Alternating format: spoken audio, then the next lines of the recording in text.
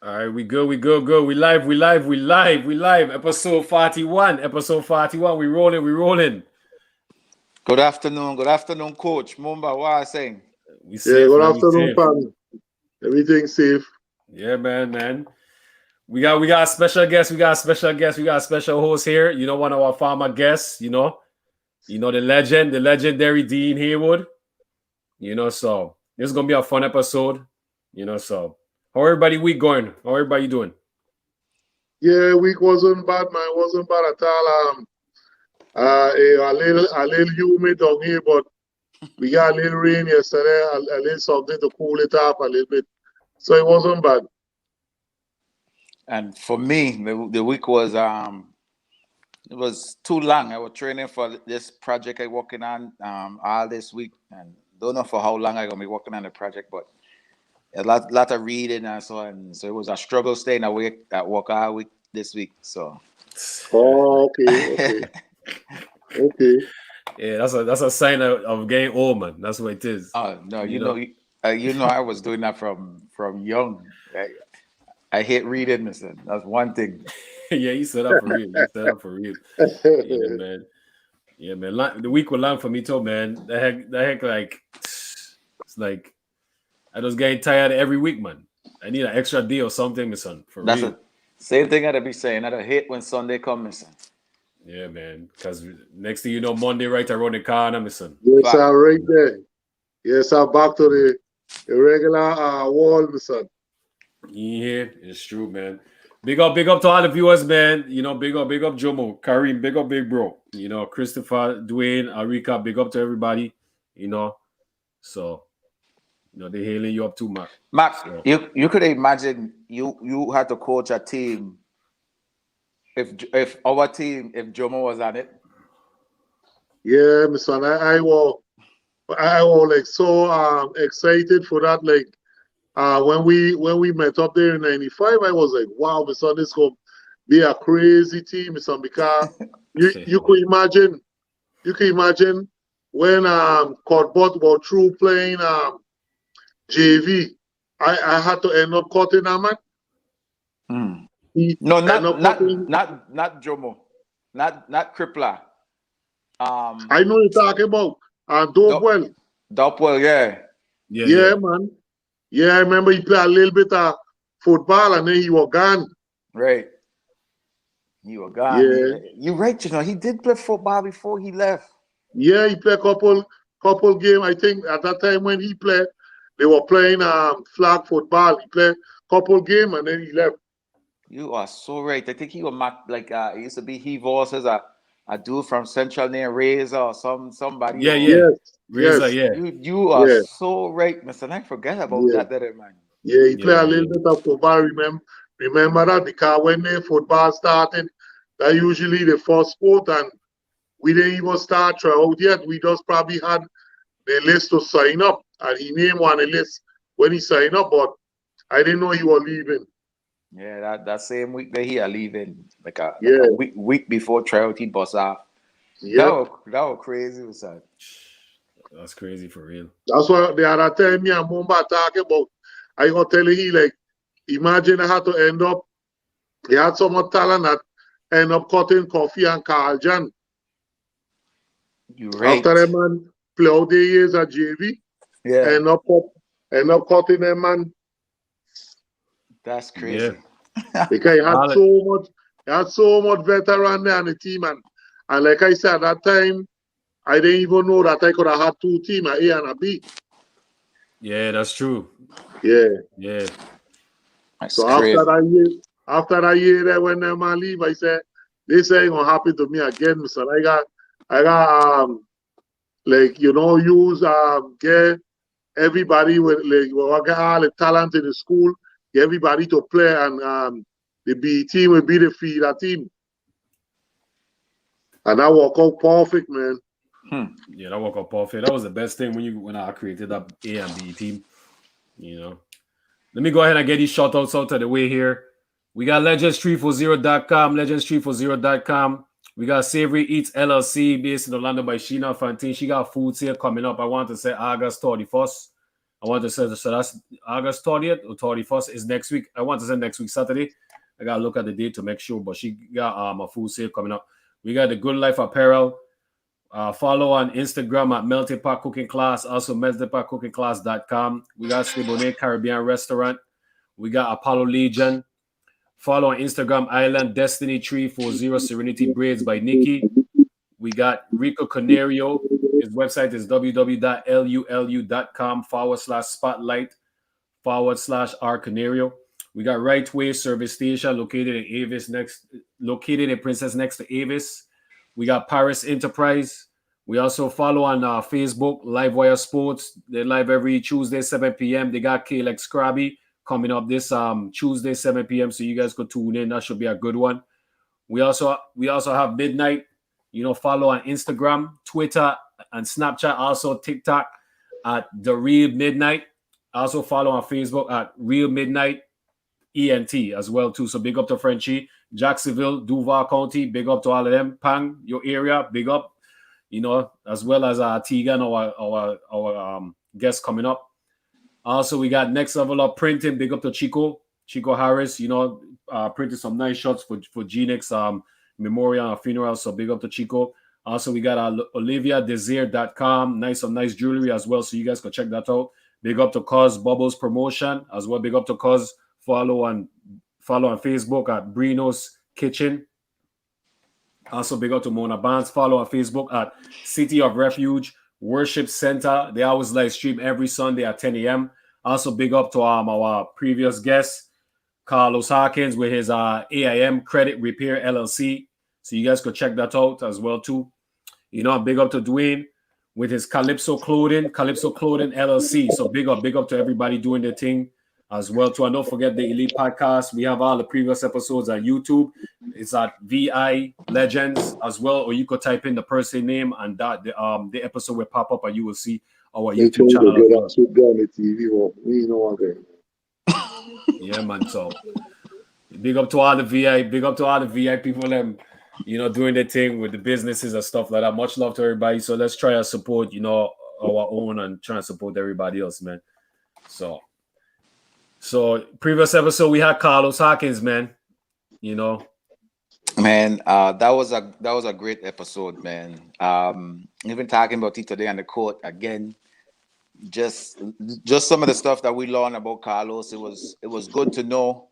It kind of finalized and put a stamp on his story because Carlos definitely left a lot of questions for people that knew him and knew how good he was then when he went away. So I gonna be the first to tell you I never knew why Carlos' career didn't go the way that we all foresaw it to go, but he actually put a stamp on that story to top it off and answer all the questions. He was very open,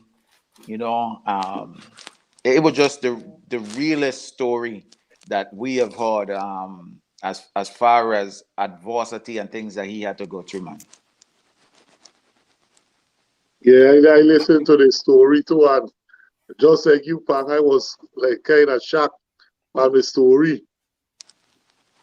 Really shocked to hear the ups and downs that he had, and it was just how you say a young man in a grown man situation had a lot of grown up decision to make, and he was just at that time immature to make those decisions. Right. That's a good way to put it. Definitely. Yeah, that's true. It was amazing to hear, man. He been through a lot, you can't, you guys pretty much touched on it, so you could tell, he bounced back. It was good that he finally got it off his chest. He was able to talk about it, and sometimes being able to talk about it, is actually helps you and stuff, and it kind of, it's a good healing process. So, I know all of us proud of him, man, and he's doing big things, and I think that everything that he's been through in the past is pretty much going to prepare him for the future. And, what he's doing business-wise is going to pretty much take him to wherever he wants to be is going to take him from what he experienced back in the days, all that adversity and stuff. So, I just can't wait to see what the future holds for him. Also, we got Jomo. We also have Jomo You know, he's in the chat. We have Jomo coming on November the 22nd. We have Jomo, so I just wanted to put that out there as well. You know, so that should be a fun one. Yeah, man. Yeah, man. That guy there, so when I see I hear somebody talk about he the other day on the episode that saying from Elena Christian, that man donkey. When I see that for myself, I couldn't believe it, mister. Yeah, definitely Jomo was tearing down rims from Ollie out from. Yes, sir. Jomo was a little advanced than a lot of us his age. He just could do things that like some of us can't foresee to play. Even Kasim was very skilled for a big man. Jomo had more handles and probably could shoot better than Kasim at the time, but Kasim had the post move them, son. Like by far, Kasim was the best post player in our age bracket. Yes, sir. If Kasim just used to just put forth that effort to get better, my son, that dude would have been dominant wherever he went. Yeah, I never see footwork like that from a high school player, my son. Kasim had some good footwork and he post moved them. Yeah, we just had a nasty squad, man. Once we got to learn how to play with each other, it was just almost smooth sailing through the VI interscholastic. We only had trouble when we buck up on E-Direct. That's the only time we really had trouble because they had just as good post players, guards, and everything. Yeah, we were just like I said, we were the tag that year because the school had just opened a new school and try to get all our athletic program together and get established as one of the powerhouse schools. So we were trying to actually, like you said, put things together and get ourselves on the map. And then when we had our tournament and you come through with that big black, Mr. What that they said that propel us forward from then. We went forward from that time, never look back, Mr. Never look back. And the only time we had trouble, like any type of issues or like, is when we went to RAC tournament. Every other game from that tournament on to RAC tournament, we had no trouble, my son. Like none. Yeah, you're right, my son. You're right. That's how it was. Well, that brings me to today's guest. We have one of our hosts, our panelists, changing hats today. He gonna switch on from a host hat to a guest hat. I gonna start with my first meeting with Tigan. I remember sitting up in the bleachers in Complex. I think he was in gym class playing against his classmates or whatever. And I just remember seeing him play, and by far he was more advanced than anybody in his class at the time for gym.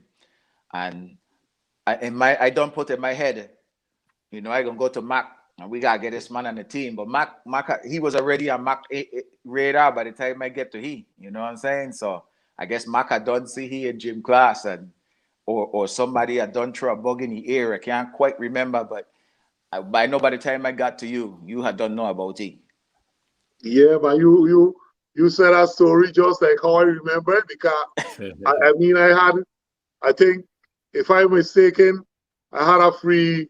Me and Janos were teaching gym that time, and I think I had a free period, but Janos had the gym and he had basketball. And I down the side talking with Peter them and I watching them man play up and down, Tigan and play up and down. And when I look, I said, what this dude that could pass this man? I said, I telling Miller, like, this man, like, he get eyes behind the head, my son. This man could pass, yeah. So I tell Janos, which one Tigan teacher, I tell you, when he done, tell you I want to talk to you. So Janos call you over. And I tell you when I like your game, I like your skills. I tell you when the show start, I want you to come. First thing he tell me, I could play a little bit and no coach, but I can't shoot. That's the first thing he tell me, Pak. He said, I could play, but I can't shoot. So I tell you, right there when we were, I pull you over on the side basket and I tell you, take some shot for me. Let me see how your farm look. And when he take the shot, I said, man, you don't get the farm and everything. It's just to pour all the mechanics together. I tell you, I'm gonna work on that for you, man. I said, I'm gonna work on that. I said, I'm gonna come easy for you. I Once work on it, and he start to get confidence in his shot. The rest was like history, man. He start to light up everybody in the territory.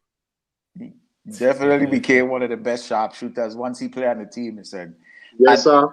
I see he did like how he buffed. Tigan was the skinniest thing in the gym, he said. And I was skinny, and Tigan was more skinnier than me. Yeah. For me, you know, I know Tigan from since he was playing with you know, Wim Tribe in Winfrey James League, just because Tyrone Lake Neg, you know, that's like my brother, and that's his cousin, you know. So he told me about Tigan, you know, so that's how I knew about him. Tigan didn't know me then, you know, but then when I went complex, you know, I met Tigan and stuff like that, and that's somebody I kind of you know, somebody I look up to, somebody I set my goals at, you know, somebody I challenge every day in practice, somebody that really motivated me, you know, somebody that really helped me out a lot. Somebody who was instrumental in my career and me moving forward to having a college career. You know, that's somebody I look up to. He was somebody that worked hard, and he was like the first person I actually play with that I felt like work as hard as me or work harder than me. You know, so you know, we always joke on the podcast about Tigan always shooting. And we said that about Bogus too. But the thing about him, even Bogus too, is that they used to work hard. So they had all the right to take all the shots. He worked hard. You know, he put in all the hours in the gym, man, working hard, trying to get a basketball scholarship.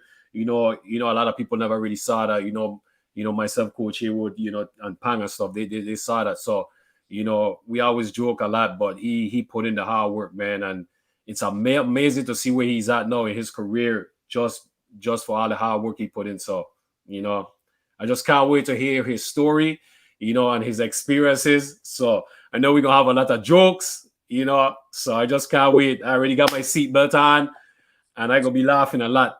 So, you know, so Haywood, we give you the honors, man. You the father figure. You've been an inspiration to all of us.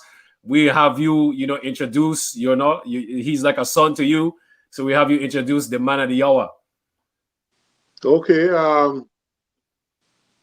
Is my son that I met in 1995. Ever since then, we've been like we were married. So this is my son, Kevin Tigan Sheppard. Like everybody call it the people's choice. Let's come on home, Tigan. Oh man, you guys was perfect. You guys knocking this thing out the park, son. Wow. Well, welcome, man. Welcome. 18 minutes? Jesus. Hey man, good night to my brothers, man. Good night to Pops Haywood for sure. Yeah. I've been doing this since this pandemic started because a lot of other people got a lot of platforms like this. But this is probably going to be my best one out of all the stories I've told. So it's been well documented, but now we're going to take you into some deeper waters today with my story, obviously.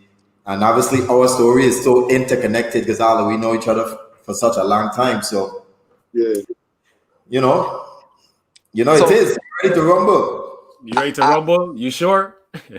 Are you always talking about me and why Havana? So you got something special on. So let me see the drip there a little bit. Let me see what's on your chest. This is my last gold medal represented the Virgin Islands national team in 2015. We won gold medal. The senior men national team, we beat the Bahamas, and that was the last ever international game I played. So it's very special to me. So let me check out that shot there that you're wearing. It looks like one of your favorite. Yeah, my wife wanted this here. It's Apollo Legion. One of his new things just came out, and you have Kobe Bryant in the back. I don't want to move too much because my back still ain't as 100%. You sharp. I used to be getting like this every once in a while. Just know I try to get comfortable in the chair. You know it is. Joe must say just so you know, he stole some of your handles. Okay. So let me just start it off, man. I could give the early years because a lot of people didn't know me the early years. So I'll just give a little background. Obviously, give a little homage to my family, beautiful Tigan family on my father's side. My grandmother came to St. Croix in 1966. My father followed with her. Our grandfather, which is my father, died when he was only 3 months old, and my grandmother remarried, which a lot of people don't know. There's only 2 Sheppards and 7 lakes. So most of my family is not Sheppard. Most of my family on my father's side is lakes. So people used to get confused when I say lakes is my cousin, but I have more lake family than Sheppard. Okay. So pretty much I'm like the last Mohicans to Sheppards, so you can say. I do have a few family back in Antigua with Sheppards, but most of my family is lakes. On my mother's side, I always wanted to give homage to her. Her family was actually Monstratton, so I always wanted to give Monstratton their love because it's always good for we to know our history, from where we come from and our people come from. That's one of the biggest things I think we as Black people don't do in general. We don't chase back our lineage the way we should. But when you meet like rich white people, these people can chase back their lineage all like 1,600 years back, maybe. I mean, they take pride in that lineage, but we don't kind of lose that kind of history. But I like to research my family, you know what I'm saying? So I have a lot of family from Montserrat who is Meade. And coincidentally, I have a lot of Meades and St. Croix who is my mother family, who is my cousin as well. So sometimes you will see my email and you will see Alfonso Meade. That's my mother's name. You know what I'm saying? So that's a little nugget you probably didn't know. Where did Alfonso come from? That's my middle name. Don't tell nobody. We done. So look, I mean, early years, I did some schooling in Antigua. Obviously, my mother was in Antigua. My father was here. You know, we used to fly like crazy. When I finally settled in, it was 6th grade. Lou Muckle, we was on the battlefield of Lou Muckle. A lot of people want to know why I get the name Tigan. I want to give love to Uroy James. Still never been found.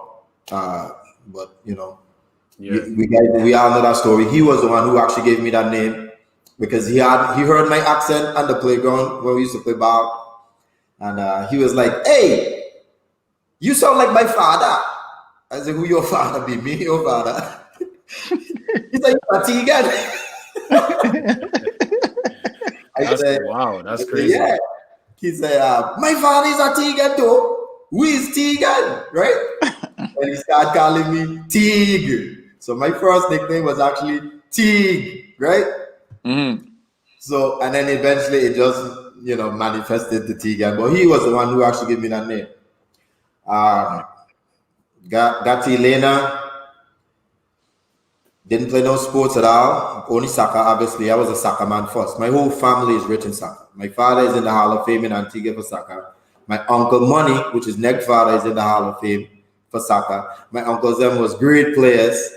We pretty much had a family team at St. Croix called Unique. That was a soccer team, which was my uncle and cousins. So it was just crazy. It was just all about soccer. So I didn't really care about basketball. I did play 10 to 12 pounds. I don't know if I met you, but I played with Alaba. He was the first to put me on a 10 to 12 team. Rest in peace to Pounder, because he was actually our assistant coach. He died early this year from the COVID, but he was actually part of that team, BB. Those guys and them guys started our first 10 to 12 team from Science Farm. We take a lot of licks. Most people who know Alaba, you know, he plays everybody. Where was the league played? In Sheppard. And you know, I was going to that. And that's why I didn't see you come because you were probably playing in the 13 to 15. So I didn't really know about you. But I know about Spud. So, and people that underestimate Spud. Spud was very good for his age when we were young. He was good. Spud was way better than me. I wasn't even close to Spud. My atmosphere. Then you had Bim Bim, Maki. You had pretty much the whole Iceman crew that was in Sheppard. You can't beat them. You beat them, they can run you with stone and stick. So it was kind of crazy. Hey, but you ain't lying, man, Tigan. You ain't lying about that. But go ahead. But still, then I didn't play. I didn't really take the game seriously. It was just something I do for fun. I used to just love playing, on the grounds with Lou Muckle, all we just chilling and playing. After I got 8th grade, I met Bogus. I met up with Bogus, and me and Bogus pretty much had all the same classes, and we got really close. So this man was just so in depth in making the basketball team, man, because he had tryout and he had get cut. Because obviously, man, Elena had some talent. And you talk about beating that team. Jomo, you talking about Jomo? I thought Jomo was a god. I'm telling you, he was way advanced than us. He was doing windmill. He was doing 360. He could have blocked your shot. He was blocking shot like Sean Kemp. You remember how Sean Kemp used to block your shot and pull it out the air? Yeah. Somebody used to do all that thing and coughing. I used to be like, when I see players like that, I was like, I know basketball ain't for me. I can't compete with man like this, that. But then I see Tyrone came and play against Joe Modem, that same team. And my son, I promise you, Tyrone probably had about 60. Jeez. And I said, Jesus Christ, they got better than Joe around here? Basketball definitely ain't for me. You know what I'm saying? I ain't want to do after them do that. I feel you on that one, Mr. I feel you. You know what I'm saying? But man, Bogus used to just push me. And growing up with Bogus, you gotta watch out for that punch. Mumbai, I don't know if you ever get any. When Bogus can't get, he pointed to you. Bogus used to lose a box in your chest when you're paying attention. Yeah. And about the time he boxed me, right? It was just crazy, but at the end of the day, he always had my back. And he just said, man, let me try out, man, let me do it. So we tried out. Peters was our coach. We played, it was just playing for fun still. I still was playing soccer, winning championships with Elena. And I was playing, at that time, I was getting older, so I was playing soccer in the big leagues. So I was really getting good in soccer. I mean, I was really, really good in soccer. So I didn't really care much about basketball. So transitioning now to complex, even when I got to complex, I still didn't even want to try out because word was out. Man, they got this new coach named Haywood, my son. He mean like shit. And he only like to pick Westman. So I used to be like, what? I was trying to find out why you got a Westman thing from. Yeah, that was so far from the truth. Yeah, because I said, man, it was crazy. I was like, man, I ain't trying out Bogus. And Bogus was like, man, dude, we getting that child. We're gonna outwalk them Westman. The same like what Bogus said in the story. It's all true. yeah. It was no fake. And like Haywood said, I met Haywood. And Haywood was said, man, I like your game. I want you to come and chill. But I still wasn't sure, Mumba. So I making up all kind of thing. Hey, you know I can't shoot, right? You know? That's funny, Mr. So you were I intimidated? don't try out good. I did not want to play basketball. I didn't. And at that time I was 15. Yeah. Were you intimidated? Were you I wasn't intimidated? intimidated. I was just so good at soccer, and I'm gonna give you this story. I was playing with. We didn't have the national team yet. We had a junior national team, and I was playing on a 15 and under team. And I met this coach from England, right? He came down and he was coaching the team. So, and this is a funny story. I gotta put this one in. So he actually balancing kids, right? But he talked like an Englishman. So like a day he was coaching week, and his name is Coach Rajas. So the guy's name was like, why is this man talking like an Englishman when he from St. Kitts? He's like, hey, I love people. It's really funny. Facts. That's true. He never like Well, he grew up mess in up. England. He never mess up and the Kitish accent come out, then he by mistake. Sometimes you can hear like one or two, but he basically had that English accent. But anyway, when I met him, it was rough, and I was so talented. I was super cocky in soccer as well. And he met me, and I was doing all kind of crazy thing on the pitch, on the field, like what we call it. And after we went to Puerto Rico, I scored in every game. He was like, dude, I'm ready to send you to England. So I went home and told my father. My father obviously said, hell no. I obviously didn't want to go either. I was only 15 years old. But he actually sent 2 other guys from Gudo at the time to England. I know Hayden probably know those guys if he watching. He can probably send the name of those guys who went to England. I was supposed to be on that list. So my journey almost didn't even meet you guys. That's how crazy it was. Because I could get shit. That's You crazy. know what I'm saying? But I was just so good in soccer, I just didn't care for basketball. You know. Anyway, Bogus forced me, like you said, we try out. You know, I guess Before you jump into complex, like who was some of the people that when you make the Elena team, who were some of the people that you had to face? Like you was already you didn't want to play because you saw how good Jomo and other people was. When you did make the team, like who was like the people I faced, the names that we gonna know? Well, you probably don't know all of them. I remember playing against Coffee. Valence was a beast back then. Valence was at the little roundabout move. You know, I don't know if Bogus can clarify this. I think we had 2 teams. You know, I think we played on the JV team for Elena. I think they still had a varsity. Yeah, I probably did. You saw 2 teams. We didn't play varsity. Yeah, we never played varsity. We played JV. I think. Okay. I think they were still a varsity team because Gonks used to coach that varsity team. Peters used to coach the JV. I think that's what happened. Yeah, he used to have a varsity and a JV. When I move up to varsity and getting ready to go central or because I played JV in 9th grade, and then my second year was my second half a year in 9th grade.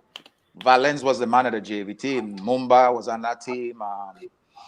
A few others. So I'm pretty sure that's the team that you went up against. Yes, I played JV. We didn't. Them guys putting it in the chat now. I didn't play varsity. I played JV, which further gives you the idea that they were still better man than me, right? So right. in my young mind, it didn't matter. You remember playing against like Winsbot and so? Because Winsbot was the yes, Winsbot was at Woodson. Yeah. Bernard. I don't know if Marius was on the team that time, but those guys was at Woodson. Woodson was tough too, but we used to beat up on Woodson. Balance them used to beat we down. Kane used to coach that team. I think Kane used to coach that team. Right. Yeah. But you know, in my early years, basketball was just all fun. And then man, when I saw you first play Pan, because I used to hear a lot about you. First I knew your brother because I grew up watching Cheese them playing in San Farm. One of my big idols at the time was Gunman. Mm-hmm. Gunman used to jump so high on his jump shot, son. and float across the room. Jump shot. And I used to be like, man, I want to do my jump shot like that. So in my early years, I used to jump really high on my jump shot because I used to want to be something like Gunman. And I used to see Iceman them shooting from half court. Paul Jones was a monster in his days. Iceman used to play in San Farm too? Yeah. I didn't know that. Yeah, he used to come to San Farm. And I used to just watch. I wasn't allowed to play with them guys because I was so small. So that's why we used to run to Luke Muckle and jump the fence and play on Luke Muckle court. Because we couldn't play on San Farm court. That big man didn't want we to play. You know what I'm saying? And then one day, the man just say, hey, man, they need a next man. And I start playing with them, man. And that's why I started playing with them. Okay. It was crazy, but I heard about you. So I was like, man, they saying about this dude named Pang. What the hell they call you Pang for? He like a lot of bread or some shit. My name ain't got nothing to do with bread, but I would never tell that story. So I finally get to meet Pang, son, and I see Pang on the court, son. Pang was, you know, one of your favorite moves I used to love to see is your reverse. You used to go up on one side of the rim and literally sit in the air and stick, and then reverse it on the other side. A man could have swear he had a black and Pang. Yeah. Pang used to be so super talented, son. And I used to be like, wow, if I could play this sport, he gotta be my benchmark, son, because that talent there is out of this world. You know what I'm saying? So you was like our world for me, man, Pam, once you was on that team. And then what made you so cool? You were so good, but damn, you were just humble, dude. It was like a different thing for me because I was good in soccer. I had cocky like hell. I mean, we used to go try out. I hear we used to say run 12 laps. Pan used to just and just run 12 laps and go for his business. Yeah. Like, Yes, this sir. That's one thing where he used to come and just do he walk over way quick and just cool, my son. it's crazy. I mean, if I knew just. I did that all the way up to college. When I done running, like when we running, and I done, ain't nobody in sight behind me, like nowhere. It's So we used to crazy. have to run down the street and come back, and then come back again. No, and nobody would be nowhere near me. Zero man. You had energy for days, my son. Yes, sir. And man, early years with Haywood, I was a petrified puppy, man. Because Haywood voice was so deep. So when Haywood used to talk to you, well, my God, even when I did the future line, I trembling. I remember a day I missing a lot of free throw. And he was like, my son Tigan, you can make my damn free throw them. And I look across and said, yes, sir. And when I hit the 2 free throw, I hear, thank you. But So let me ask you a question. I know you told Mac when you first met Mackie you couldn't shoot, and we all know that you were lying. But really and truly, where you learn how to shoot? Like anybody teach you how to shoot, or it just came natural for you? Just watching them guys on Science Farm. I used to want to shoot like Gunman. I just like Gunman, and then Ice used to take it to a level where I didn't see nobody shoot like that. Man, when Iceman catch fire, he don't miss, man. This dude was amazing. You know, I didn't know Haywood and them man like that yet. I used to hear about Zoe, but I didn't met Zoe and stuff like that until I got to Complex. So it was like these guys was like literally gods to me. You know what I'm saying? I used to just go home and practice. You know, I guess it was just a gift. But right. Yeah, it was just a gift. But I honestly didn't want to play on Complex. That's just the truth. I don't even remember you in tryouts. Honestly. I really did it. And then Haywood was tough, dude. Man, Haywood put all the way in a truck pan and drop we on the bottom of the beast and say we meet we to the top. I'm like, what a madman thing. Yeah, that's with Ronnie Christopher. He carry his truck. It was crazy. And we had to run up that beast, son. And I see nobody else complaining. I said, what? We gotta run this hill for real? Mumba, you ever run the beast? No. I've seen the beast, but I never run it. Man, you run the hill in LaGrange, Mumba? You saw what? You ever run a hill in LaGrange? Yeah. Oh, that's why I carry them man with the bogus them with the weird vest and thing I hear. Yes. Yeah, I run that hill before. Oh, okay. Yeah. Right. My Haywood was tough, man. He was super, super tough. But it was good. That kind of training, and we had very tough-minded players in them times. Not like the weak players now. We was very strong, tough-minded. If you weren't strong in your mind, you'd have quit. You know what I'm saying? Because the workout was high. You know what I'm saying? But obviously, it worked out good for all the week. So yeah, man, I'm doing that training. The real motivator, like after Pang had moved on and saw the motivator were bogus. So you can't quit on a team and bogus there, you know. What? Bogus got your case all day, sir. That's true. I was just you are experting like good leadership there. Yeah, man, the enforcer. Yes. Yeah. And let me tell you, after Pang left Mumbai, like you said, and I realized I become the man, me and Bogus, that was it, son. I was on cloud 9, brother. You better believe that. How was that transition? Because you definitely like being on a team with us. You were younger, so you kind of like played your role, even though you was one of the star on the team, but you never tried to like outshine anybody. You just play the game, let the game came to you, and you just dealt the cards. You just fit in wherever I could and just win. Yeah.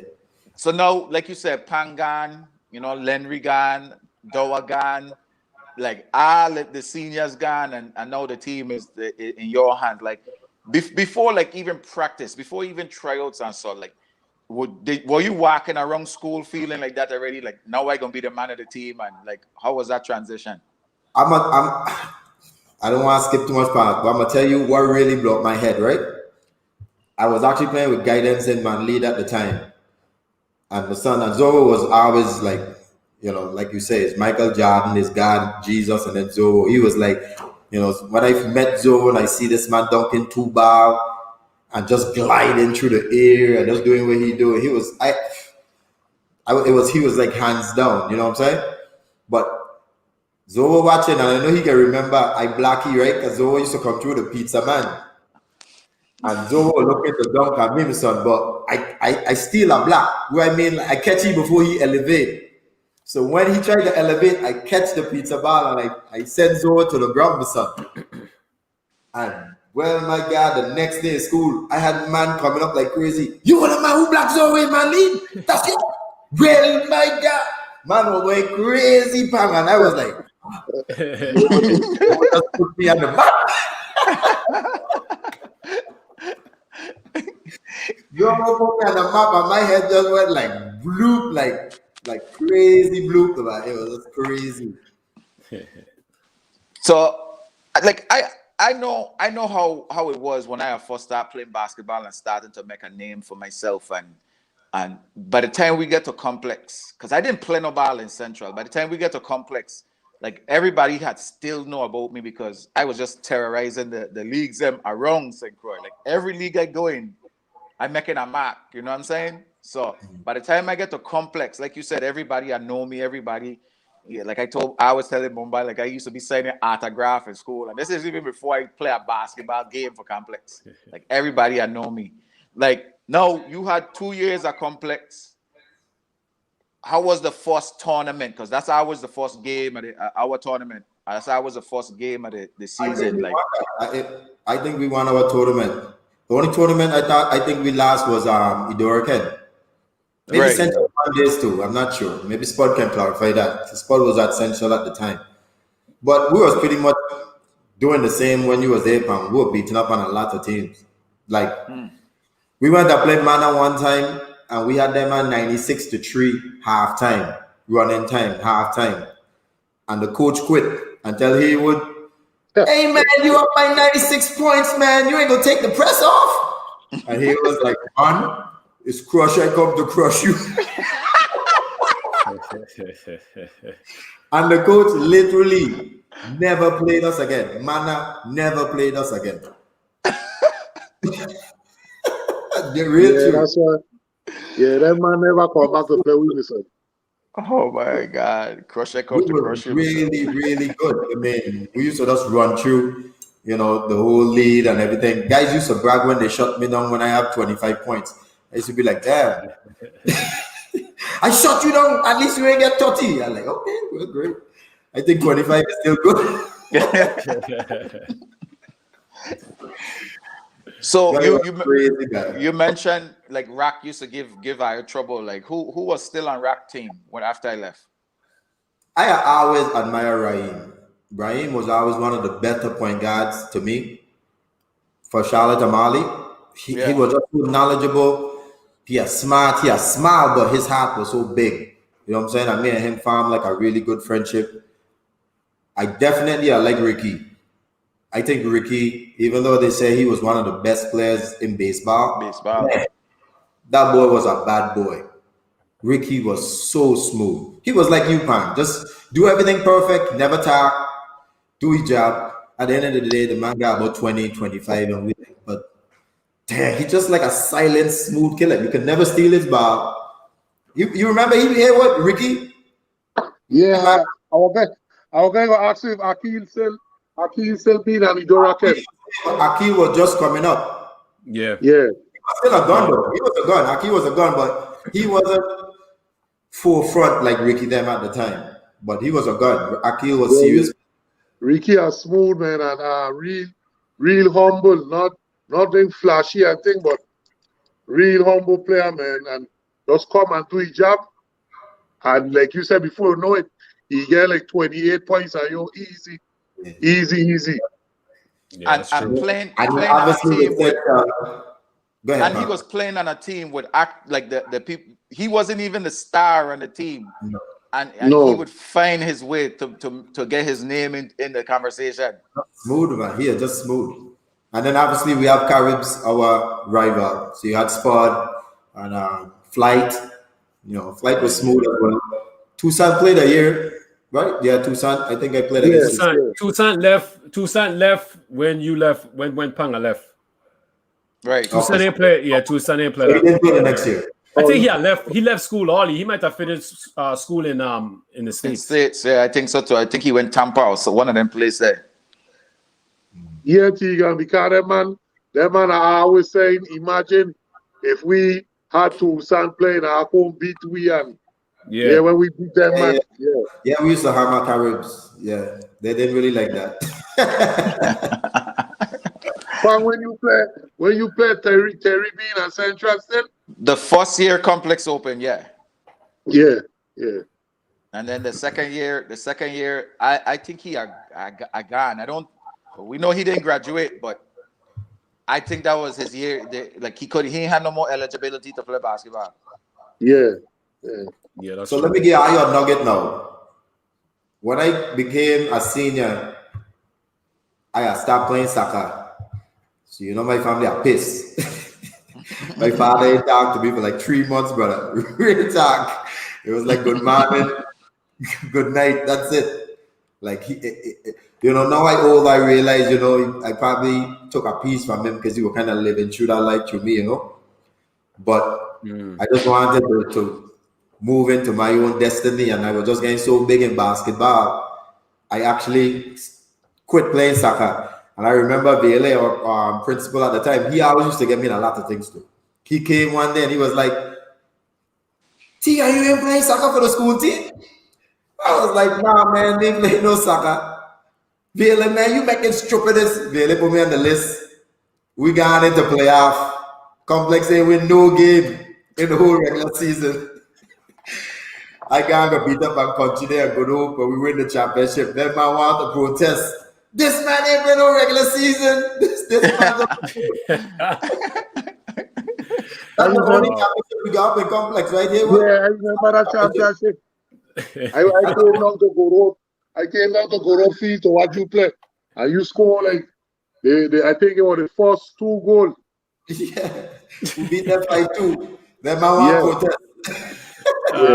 protest. Were they successful in protesting? No. I was part of the school. They couldn't protest. Yeah, they couldn't protest. We got a championship. Yeah, so that soccer championship in Complex, give it to me.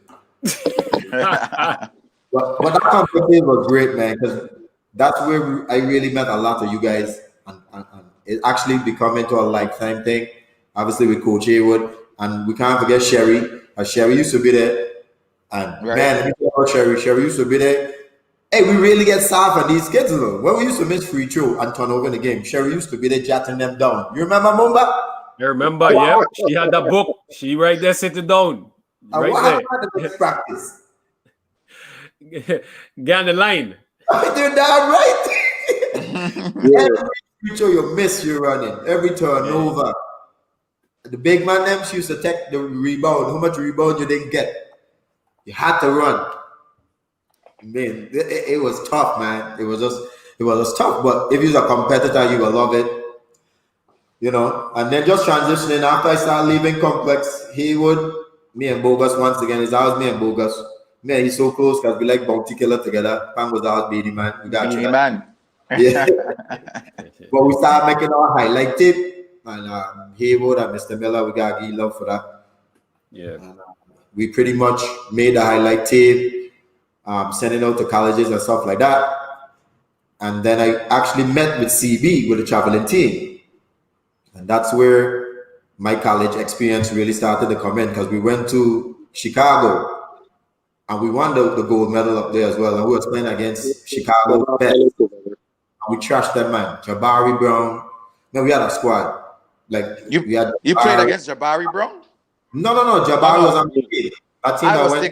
I was thinking about somebody different. Jabari Parker. That's what, when you said Jabari, that's what popped in my head. But go ahead. Man, that team there was crazy good. I don't even know if you remember Josiah. Killer. Yeah, I remember Josiah because he took the reins from when Killer them left.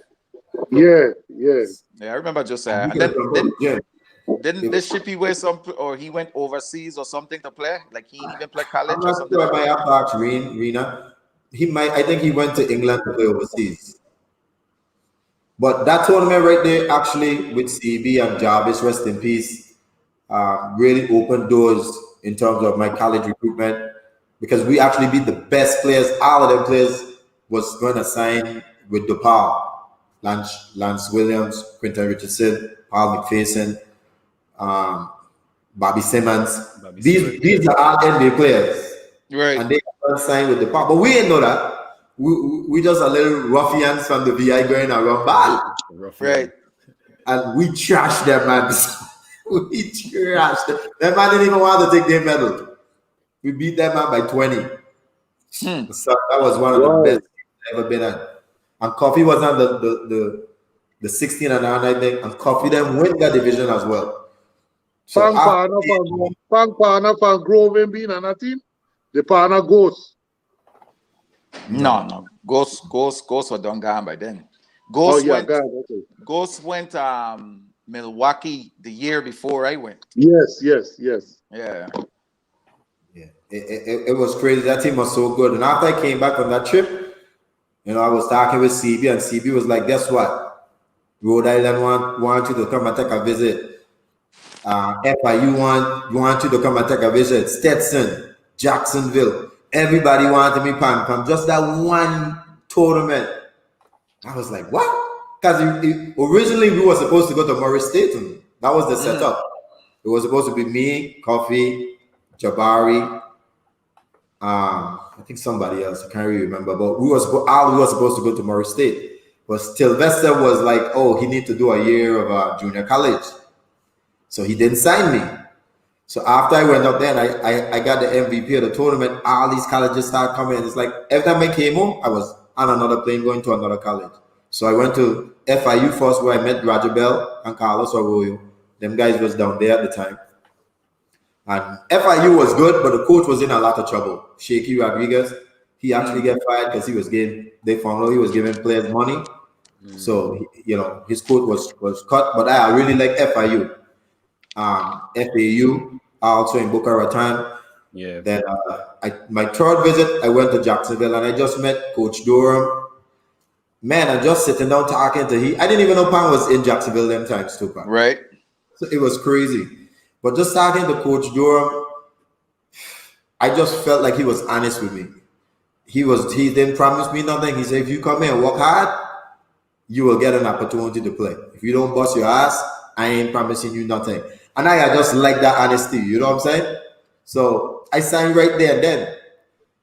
After I signed, CB called me, hey, Georgetown want you to take a visit. I said, oh God, my favorite school with Allen Iverson. Allen Iverson are just leaving. And they had the lefty. Victor Page. Yeah. I love Georgetown. When you were doing all of that visiting, I was still in St. Croix. I wasn't in Jacksonville yet. Yeah, me and you actually went Jacksonville the same year without knowing that we were going Jacksonville. Because once I had left school, I was home. I wasn't doing nothing. I was working in Kmart. So that year, you and Mumba and Bogus were tearing up I was still in St. Croix, but I never used to make the games then because I always get to work. Oh, okay. I didn't even know that. Only thing I used to do is go man league. I was able to make man league games. Yeah, because those games were in the night. Right. Yeah. That's true. Yeah, but it was just weird it was actually the best thing, which I could get to later when Pam come, because we kind of found that band because we was on an island. We were pretty much on our island by ourselves. Yeah, rough. Right.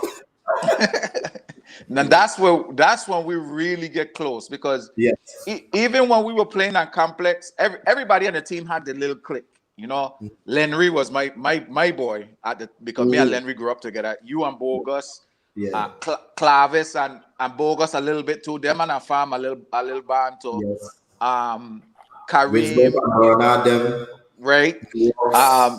everybody just had their own little clique, you know what I'm saying? But it's after me and you went to Jacksonville, and that's when we really start to build our band. Yeah, it was a blessing, because man, I don't know if I want to talk about that first year, but it was probably the hardest time of my life, dude. Yeah, Yeah, let yeah, me hear yeah. about it. Yeah, talk Let about me hear it. about that first year. Because I got there now dominating St. Croix, thinking, okay, I'm going up here to drop couple nuggets, being in the starting five, whoever. Sometime I didn't play a minute. I used to go game after game, sucking bench, my son, and everything I do in practice, this old man used to just cuss me out, dude. And I used to call Haywood and CB every night, dude. This man don't like me. This man ain't like me, my son. He don't cuss me for everything. If I put a ball to my legs, this man cussing me. If I come on a fast break, I shoot, this man cussing me. This man used to just ride me, P, for no reason, just ride me hard. Man, sometimes I used to cry. I ain't even like to argue. I used to just cry. And he would used to be there and just stick it out, man. He just tried and test you and see. We used to say the same thing. So those guys was really instrumental for me because they kept me on the right path. Because if it was somebody else to say, man, fetch this coach, man, come home. That man full of crap. You know what I'm saying? Yeah. I probably would have never, be where I am today. Right. But it was not easy. I had one day the coach looked at me and said, "You don't know how to play." I said, "What the hell are you talking?" He said, "You don't know how to play." I said, "What?" But then I went, walk out the practice, slam the door, bang, gone over, sir.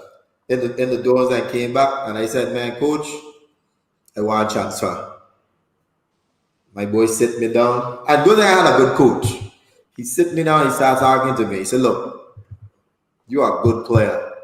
You are very good, but you don't know how to play." I said, "What do you mean?" He said, "I gotta teach you how to play. You don't allow me to teach you." You know what I'm saying? So I said, "Man, okay." I get another shot, went back practice, got to deal with all the guys them on the team watching me funny because they think guys are prima donna. Remember, these guys are seniors who don't play walk.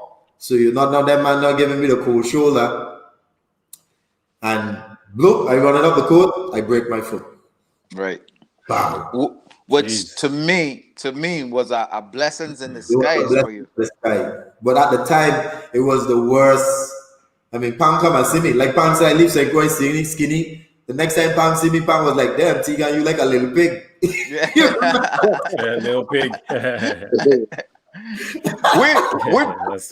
we both have put on some weight because even though I wasn't playing, I was still hitting the gym hard. Yeah, So we we both have put on You was some bigger weight. than me. You was really lifting back. You was like, you was monster. But man, that when I broke my foot, man, that just tore my heart out. I almost quit. I was at that threshold, like, Bowden came up one year. We getting ready to play Florida State with Barry Sora. I probably get his name wrong, but he was with Florida State, Charlie Watt. And I did it warming up hard in practice, man.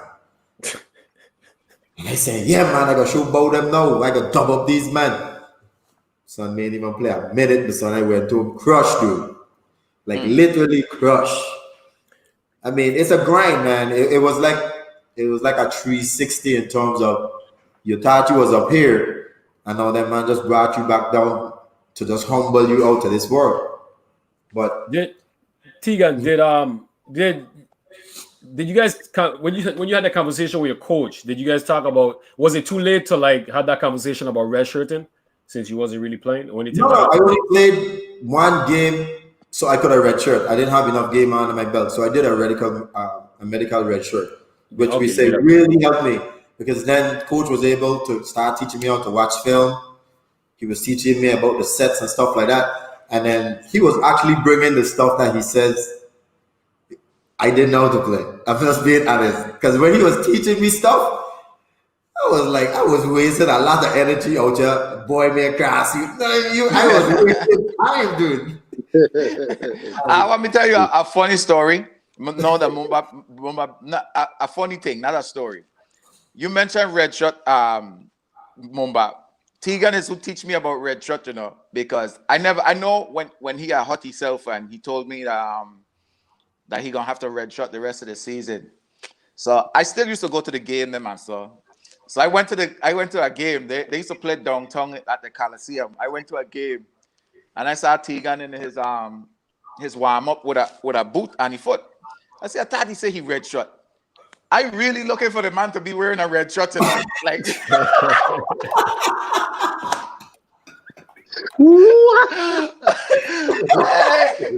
I never heard a red shirt before until Tigan told me. And I really looking for the man to be in a red shirt.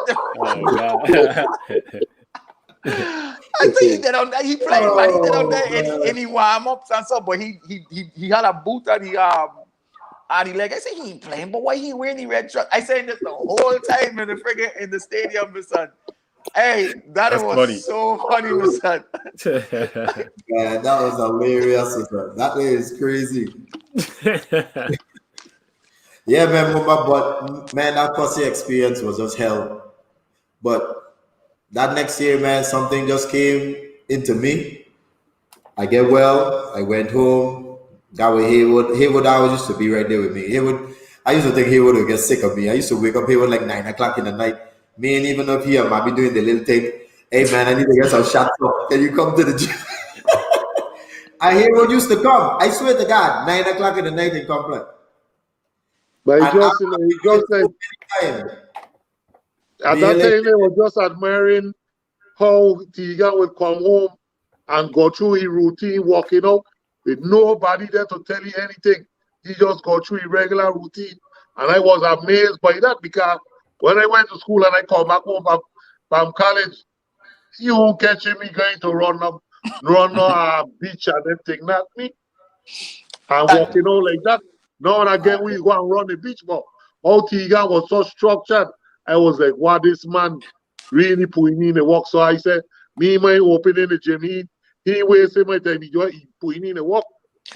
One thing I will show my respect for, and like Mark said, I witnessed that.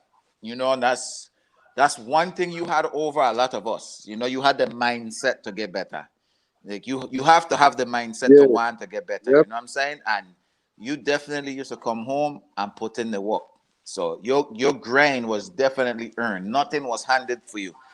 When people saw that you went back to school and your next year was better than the last, is because your summer routines wasn't no slouch. You know what I'm saying? You used to put in the work to get better, and you definitely develop every year.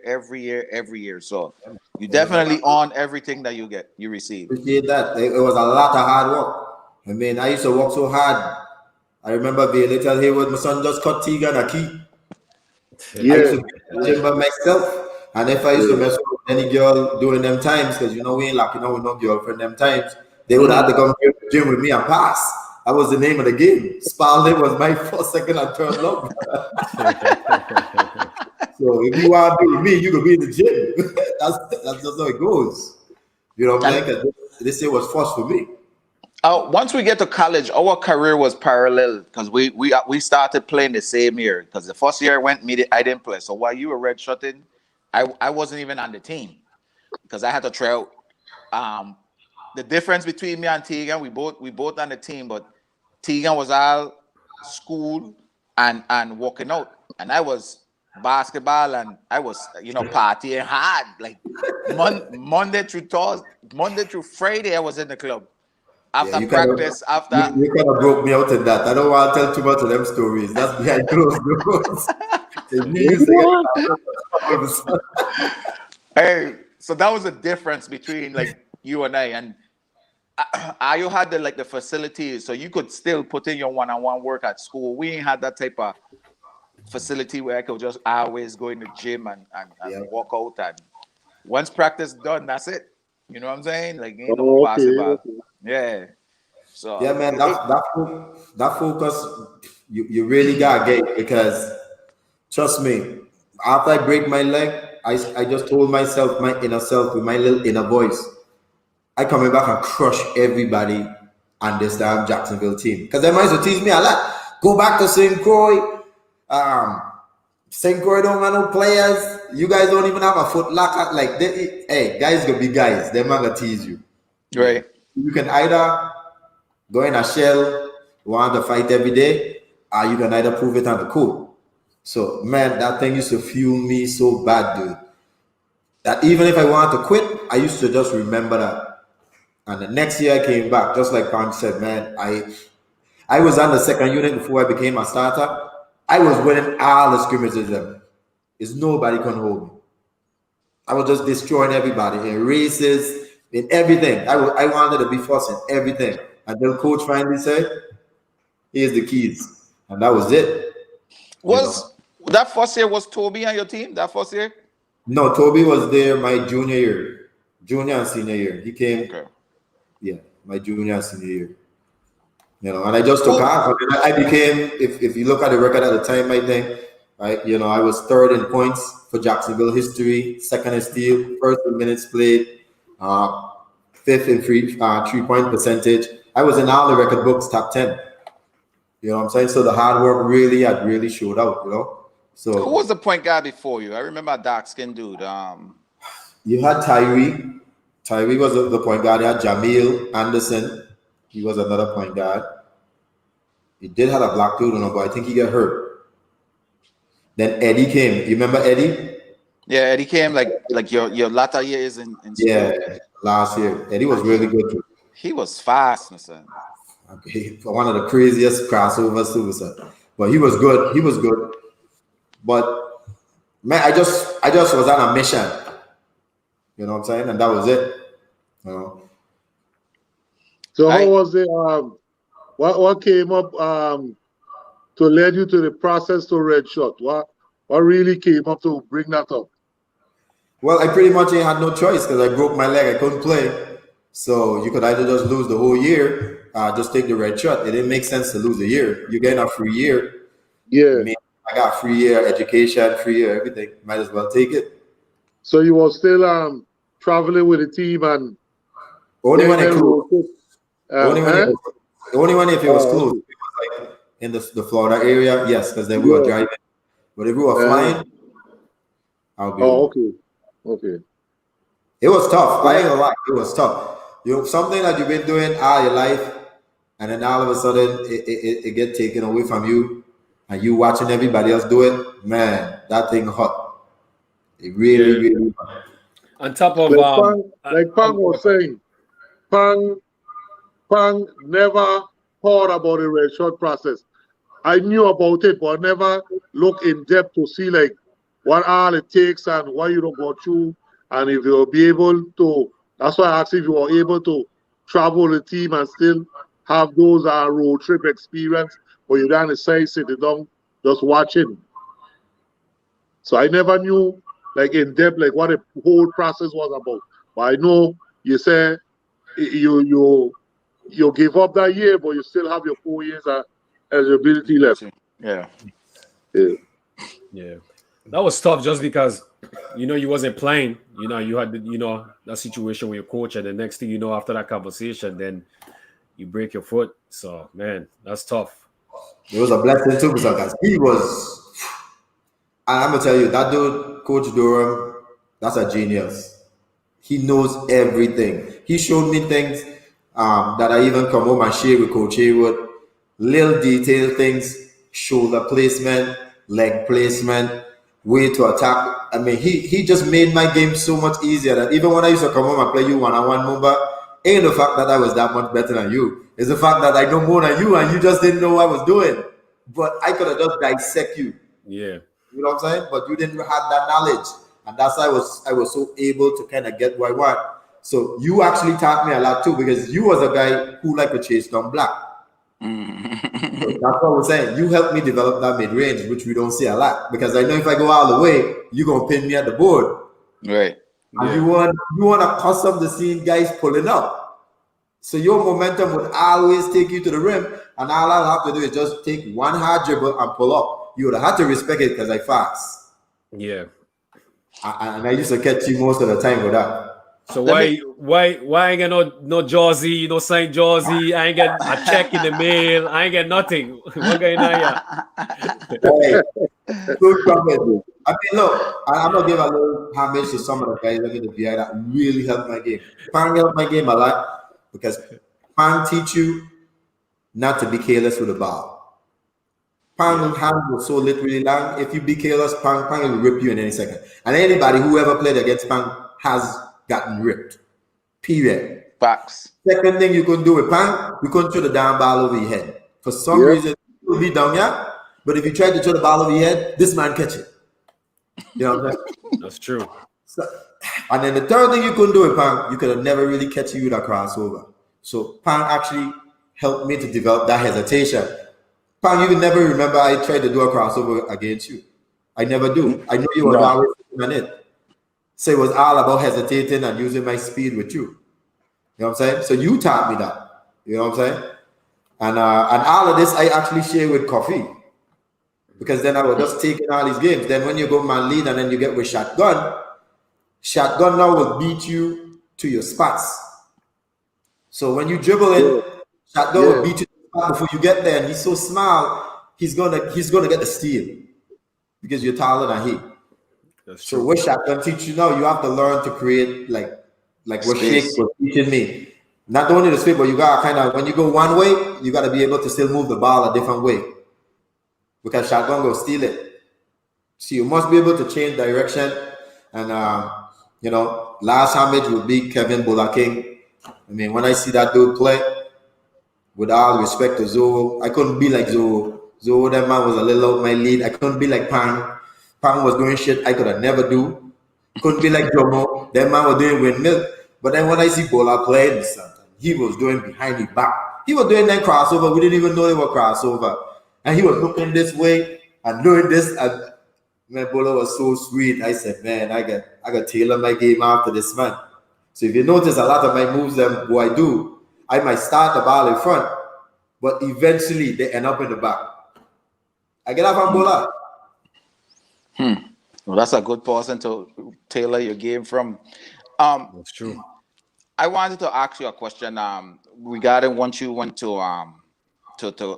JU. So coming from a all-black school, I think we had like one white person in the school, and he played soccer. I don't know if you remember the white dude that played soccer in Complex. Who the hell is that?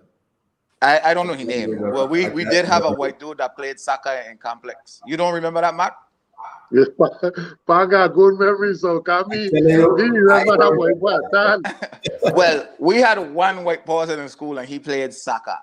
So how was it and for me, when I left school, I went to a HBCU. So I went to a school where predominantly black. We had like maybe 10 white people in school, well, 3 white people in school at the time when I first got there. How was it transitioning to JU when JU was a predominantly white school? Like how was your acceptance in the school? And you also coming from the island, and you was on a big campus. It was nothing like my campus. Like you had a big campus, and like it was just it looked like royalties of college campus. You know what I'm saying? Like how was that transition? We did have like a super campus. We had golf course and all kind of thing on our campus. It was crazy. Jacksonville got too much money, but that's one of the most expensive schools in Florida.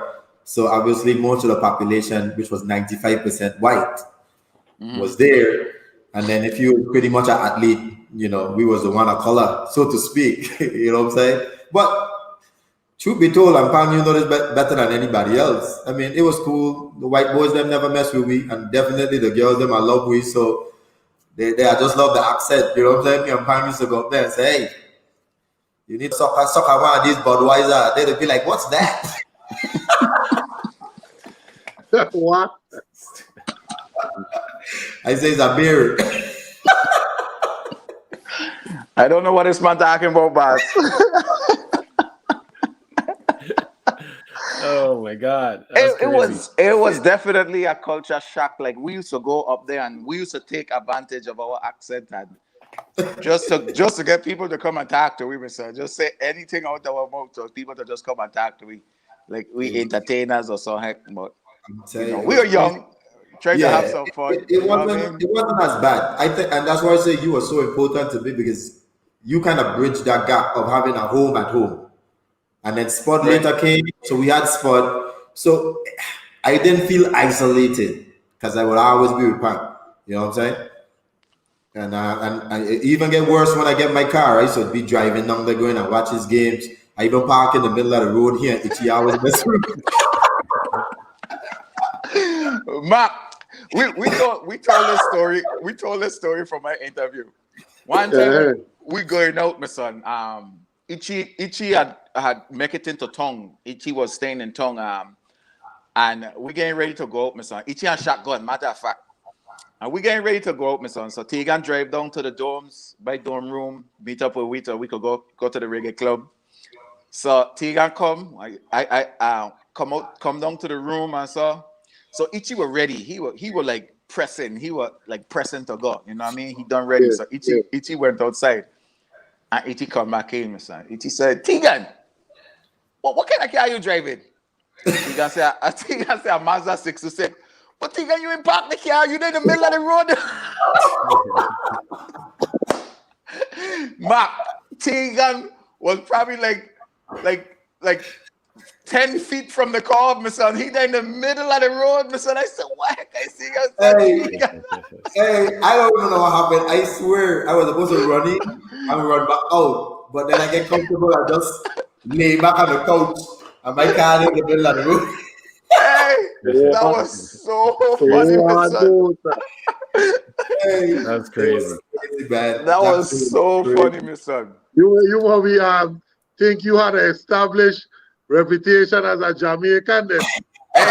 Them man ain't gonna touch them man right at all. Talk about another thing that we used to do to pass time, like in your dorm rooms. Not on the phone. Oh, we used to chant. Oh God. We used to be chanting, making crazy songs. Tigan developed a hobby bomba. One time I got by Tigan, my son, and I like to hear, like I walking up to his room and I like to hear it's Tigan. Like something just keep rolling in the background. Tigan. I was like, what the hell is that? Next thing I know, I hear my boy coming chanting. My son, I said, wait a minute. My boy start to make music. My boy start to make music now, Mumba, making his own beats and so. Like, the man start pick up this little hobby, my son. So now me and Tigan in the room till about 3-4 in the morning. Write the song. Tigan got me in there, write the lyrics and so. And we then making yeah, man, Tigan. I just dropped my lyrics. Tigan would tell me, okay, we're gonna do it over again because I want you get like a echo or repeat in the background. So I want you to chant over your lyrics and so. Yes. So Tigan doing like wicked production. And, man, the man are being professional in there, brother. He got some CDs. But you want to hear a funny story? I brought one of them CDs home, and I don't think Pam was with me, but it was me, Telbert. We used to go out all the time. Remember, we used to come up. Them times, man, going out was it. We used to go 3 clubs all at the same time. Anyway, Telbert listening to the song, Mr. Telbert was like, Mr. Tiga, what kind of shitty song you listening to, man? And then that's me. Hey. But one of the first song that we have met, I remember you were writing a song for Tamika Abbott. She had just had a situation with her ex-boyfriend or so, and you're trying to, dedicate a song to her. So I remember, Tigan write the lyrics and do his song and said, "Sometimes you gotta do," because we both know you got drop some lyrics for her too. And I remember this was the first song I have never written a song. That has never even crossed my mind to write a song. But I just remember just being around he. The vibes were just like, it was so infectious, my son. And it just starts. So now I am a big Michael Jackson fan. A lot of people may not know that. So one of my favorite songs came from the I think it was Free Willy, the Free Willy song track. So that's how I start my lyrics. I start my lyrics like I got a Michael Jackson beat in my head, and I like carry her across the waters. Yeah. So she will be safe with, and I just went from there, my son. I just went from there, my son. I just start right there, my son. And Tigan gassing me up. I said, yeah, man, pang, this is some wicked, Mr. And we just got in the booth and just start to chat, Mr. And from there, we got about like four or five songs in our books. It's crazy. That's crazy. I was always a big fan. Like I said, Bounty Killer. That's why me and Boas was always so close. Bounty Killer was I love Sound Clash. Let me tell you. You remember Dagat and Stonewall? I saw used to come to St. Croix and clash. Man, I just love Stonewall. Kilimanjaro. Oh my God. Yeah, Kilimanjaro. Anything with Sound Clash, I used to go crazy. But you know, Kilimanjaro was Beanie. That was Beanie songs then.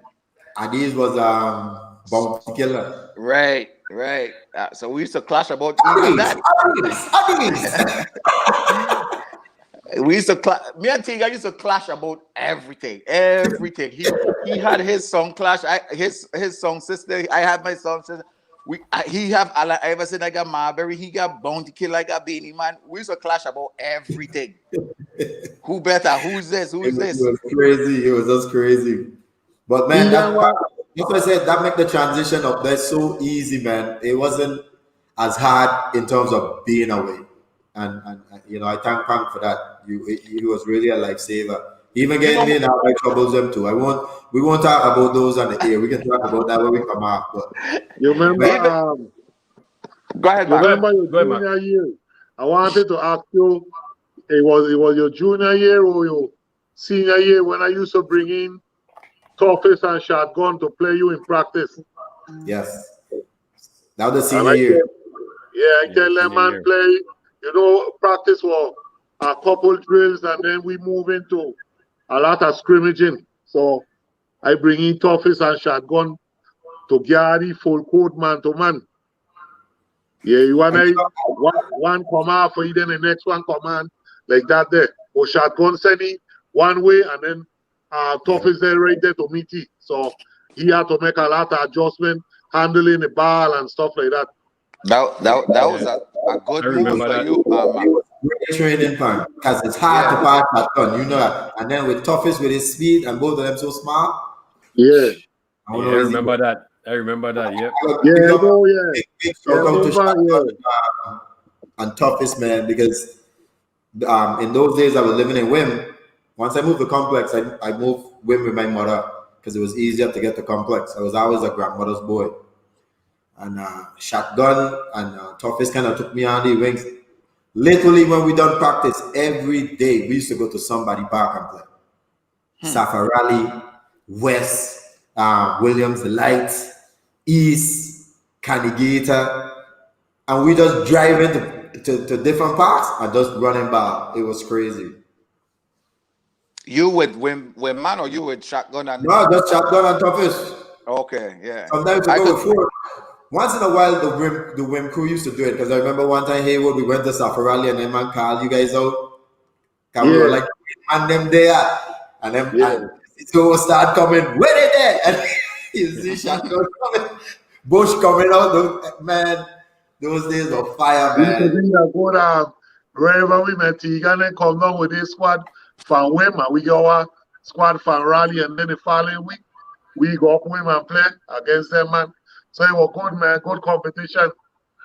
Yeah, it was awesome, man. Those help build your game, you know, and not only that, it give you that kind of respect around the island because we basically played everywhere. Everywhere. You know, so that's true. You know, Toughest and Shotgun definitely are look out for me. Yeah, then there's two man you can go in a foxhole with me, son. Oh, yeah, Toughest and Shotgun, and you better believe you can come out of there with them, man. Them man there. Is some dog, so that man don't play wrong. Toughest is the only player I ever see the bop when he running. He the bop when he running, and I don't want to see his son. His son live Jacksonville. One of his son that live Jacksonville. This man will play just like Toughest, the exact same way. Them is the only two man I don't see they got bop in their run, son. Like they don't really bop when they running. Tigan has the one who play with Central. Yes. Okay. He finished up and he went back up Jacksonville. He finished up with Central. Yeah.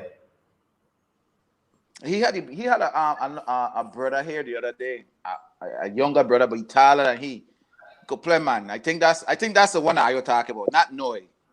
Noy is the one that live here. The other one live, I want to say Fort Lauderdale with his mother. But Well, I ain't he seen was no one. I never. no. I think he played high school ball up here in Florida, but he bad though. He could But play. the one who can play. Yeah. So Tigan, going into your senior year in college, you could kind of talk about your sophomore, junior year in case I'm kind of stepping forward too much. But what was your mindset? Get away from this so we can get into the professional realm. Okay, so about 6 o'clock. So what was your mind? I know. So going into your senior year, your last year in college. What's your mindset? What's your goal? Did you have any personal goals or anything? What was your mindset going into your senior year? Every year, man, I just try to reinvent myself. I think that's always been one of my biggest strengths. I always felt I could always get to a next level. So I just always try to reinvent myself, get better in some of my weaknesses. The beauty about our generation, and I gotta give all of us the credit, it made me and all of us grow up loving competition. That kind of way. Right. Even though we played on complex, when we played the outside team, we never play with each other. I never played with Spud. I never played with Pan. I never played with Mumba. I never played with Coffee. I never played with Mac. Only one time when we found that big team with Mandem. Pretty much was a crazy team. But other than that, we had our own respective team because we love the competition. You know what I'm saying? So I always used to just seek out competition. And the beauty about it is those times I was with the national team, so we were still traveling. So we're still playing. So all that helped my game a lot. Right. While I was in college. So I was actually getting to see how professional players play while I did in college. So I knew it had another level to get to. You know what I'm saying? A different style, because overseas ain't no joke either. That FIBA ball style in those days was almost close to fighting. It's rough.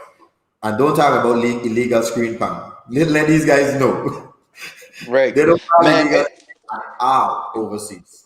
That's when I know, like, when you're playing against competition, these people don't care about you. They train to this. Like Mark said, man, I come to crush you. That's the mentality they come in against us. They don't care where you're from. They don't care who you is. They don't care what kind of name you got. Them international players, they will hurt you, brother. Yes. And they're gonna try to do as much illegal stuff that they could do to try the referee to see how much they're gonna call, and they don't get away with it. They just know how to play. They just know the rules, the regulations, and what not to do, what to do, when to do it. And if you ain't ready for it, my son, hey, you're gonna get left in the dust, my son, and you're gonna get hot. It could beat you down. I was caught with a couple of them there, Pang. When I played at the national team, they had at that time when we played Puerto Rico, they had Picoling, Jerome Mincy, and they want to call Tarzan. And I run into some screen with that man. And I was out, my son.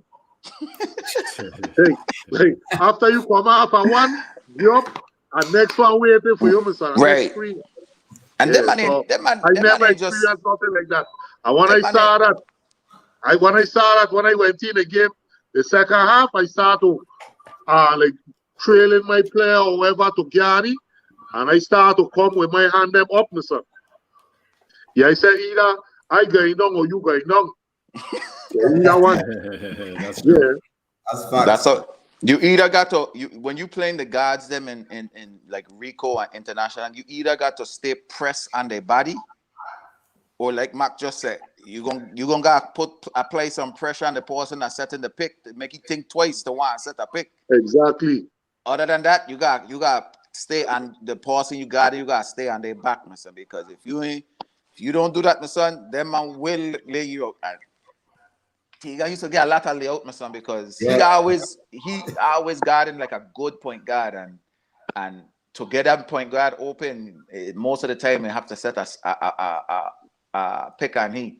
But one of Tigan techniques to get a call, he will always scream out or ball out when he get hit. Oh God, ref! He always faking. He always flaring on the ground like LeBron. Pang never understand that strategy, you know. And I have to tell Pang, they used to, I actually learned that from playing overseas. You know. They will do that to you. Yeah. And you don't really understand. You will think that they just flapping. It's a design to it.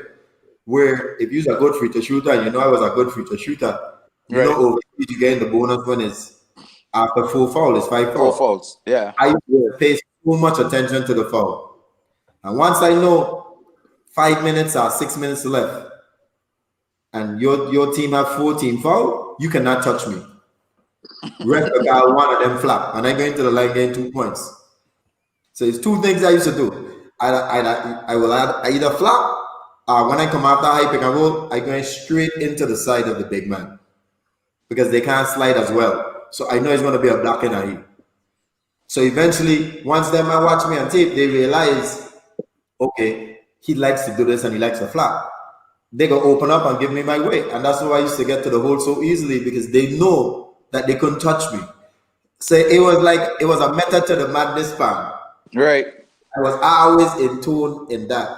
One of the things that Coach Doan teach me, instead of going up there pressing for the game, I already knew how I was going to score. Free throw was one of them, especially when the game come down close to the line. I was going to be the one who taking all the free throws. You couldn't get no bonus with me. I always used to have like a play where it's going to be the run stopper. Most of the time with the national team, that's Coffee. As much as he would like to play in the wing, when we needed a basket, I will always send him down to the post and let you post up. We're either going to stop the run or get 2 shots. You have to have these things in your mind because you can't just be playing, and then our team is on a 10-0 run and you don't respond. So it's either Coffee inside or me high screen to the top. So this is how my mind was always thinking when I played the game. I wasn't just out there playing. I already had a strategy and everything I wanted to do. Now, at the highest level, everybody has their strategies, just who can enforce it the best. So now kind of touch on, take us on that journey from your senior year, going into, your professional career. Well, with the professional realm, it was actually a smooth transition because just like we talked about, I was already playing against pros with the VI national team. Okay, we gotta give big up to Uzi Richards and Ronnie, rest in peace. Those guys did a lot for us, and we already had like it was like getting a preview of it. And the beauty about it is the college VI team we played on, where we went up with Yao Ming, that was coached by Jose Paris. Mm-hmm. He was actually a coach, and he was an agent. So eventually, he became my agent. So that I already had an agent way before I even come out college. You know what I'm saying? So getting a job wasn't really as hard because most people have already heard about me internationally. Now, the first job was really hard. So let's get into the first story because everybody would like this. So I went to Spain. That was my first job in Barcelona. I played for a team called Argentina. That was in League One. They have ACB and then League One. So that was a little lower than the highest level, which is still good. Spain has a lot of good leagues. Coffee played in that league before, also with the highest league also. And Spain is a country where, man, if you really want to be a real professional player, that's a country to learn from. These guys are so organized. Time, you had to practice 2 times a day. You had to watch film.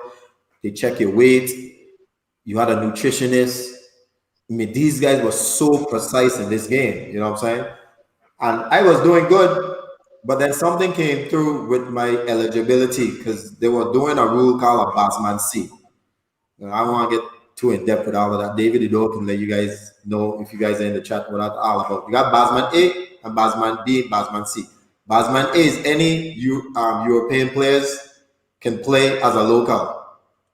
Then you got Batsman B, will be like the African countries then from the European nation, and I will be Batsman C, where the European nations then control the Caribbean countries. So we are called Batsman C, meaning like ancestry from the European nations.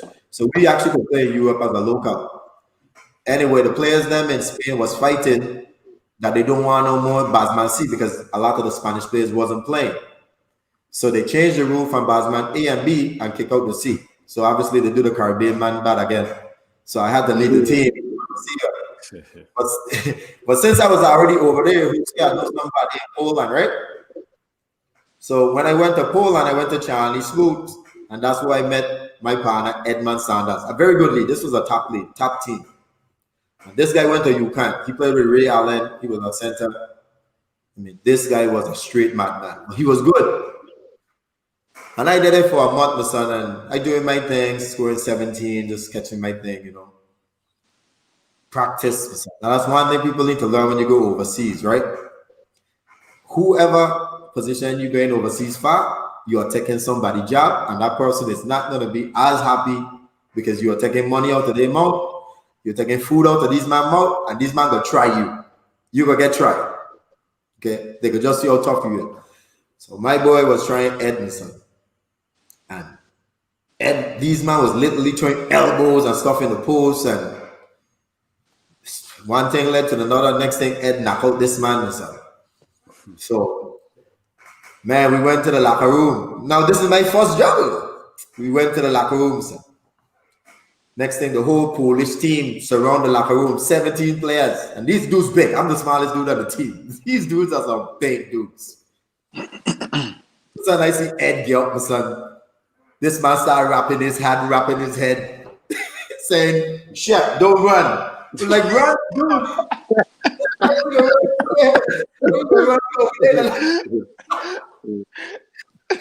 I just said in my head, wow, my first ever job, I come in Poland to get trash, man. These man got this. I see my boy put his back against the wall, my son, and he was like, come in here. I'm gonna destroy all of you Polish bitches. What? I ain't lying to nobody, and I don't care who say I call on that. I am frightened. I want to fight because you gotta defend yourself. But dude, if them dude that come in, we would get trash. Serious. Anyway, word got back to the owner, and you know the owner was like one of the big mobster man, and he came and he tell them, man, nobody touch the Americans. And that was it. One thing you learn with these overseas teams, a lot of them owned by a lot of rich, powerful people. When these man talk, these man is bad man. Like they have so much respect. When they talk, right? It's crazy. But man, that was a crazy first experience, son. I told Jose about that. I laughed like shit. I said, dude. In a country that man got. We going to eat and I see Hitler, Hail Hitler, and all kind of thing, all on the back of the wall. I was like, what the hell? This is a crazy place from St. Croix to Jacksonville, all the way to Poland. It was crazy. That's crazy, man. Man, eventually we got through it. Time to get paid. What's some of the stuff, because you knew overseas. What's this? And you ain't with the national team. What's the type of stuff that you did to make it through? Run up your mother phone bill, like spend all your money on cable, make sure you get like US channels. Like what some of the things you do to get through those years, first year? Poland, the mobster man, he had like connection with cards, so we used to get cards like crazy. So I never really spent. When you go overseas, you honestly don't spend no money. I used to get $1,500 a week. You're not gonna buy $1,500 worth of food. So it's a business and all. That's a lot of things we didn't understand in the Virgin Islands growing up. We always thought it was just NBA, but man, there's so much places around the world that you can make some serious money. And this man is super professional. You know, I had a driver, we had a cook. You know, they treat you good, but the only problem was, at the end of the day, I was supposed to get paid. I was only making $8,000 a month. I was there for 3 months. This is my first ever money out of college. My son, that man ain't pay me an Ed, my son. Ed is going crazy. Ed looking to fight everybody. Jose telling me stick it out, my son. I said, wow, we'll see. Man, it's my first check. Can't get nothing. All the money I got is all the meal money these man give me. Lucky thing I was saving, you know. Ed eventually leave because he was getting out of control. He fighting everybody in practice. He's fucking mad, right? Wow. A gangster. It is a So gangster. I stayed another month hoping I would have gotten paid. Never got paid, my son. So Jose was like, so this is my first year. Jose was like, leave so you can start making some money. So I said, okay. He said, what's the next spot? He said, let's go to Israel. Would you like to go to Israel? I said, damn, Jose, you ain't see how many people they killing on TV and suicide bombers? You trying to get me killed, man? Once you bring me to a place, they say, hail Hitler. I know you sending me to Israel. What the hell? It was crazy. But I didn't want to come all the way from Europe, all the way back home. So anyway, I said, okay, let's go to Israel. I went to Israel, and it actually was one of the best times of my life. Israel was one of the best places in the world, just like New York City. And the first day I landed, one of the teammates said, oh, you was watching CNN? I was like, yeah. Everybody laughing after all of you guys who watching CNN. All they do is just talk bullshit. It was one of the prettiest, safest places in the world. Yes, they have little problems here and there, but it was nothing like what you see on the news, Mumbai. Israel was like top class. And they had so many NBA players, ex-NBA players over there.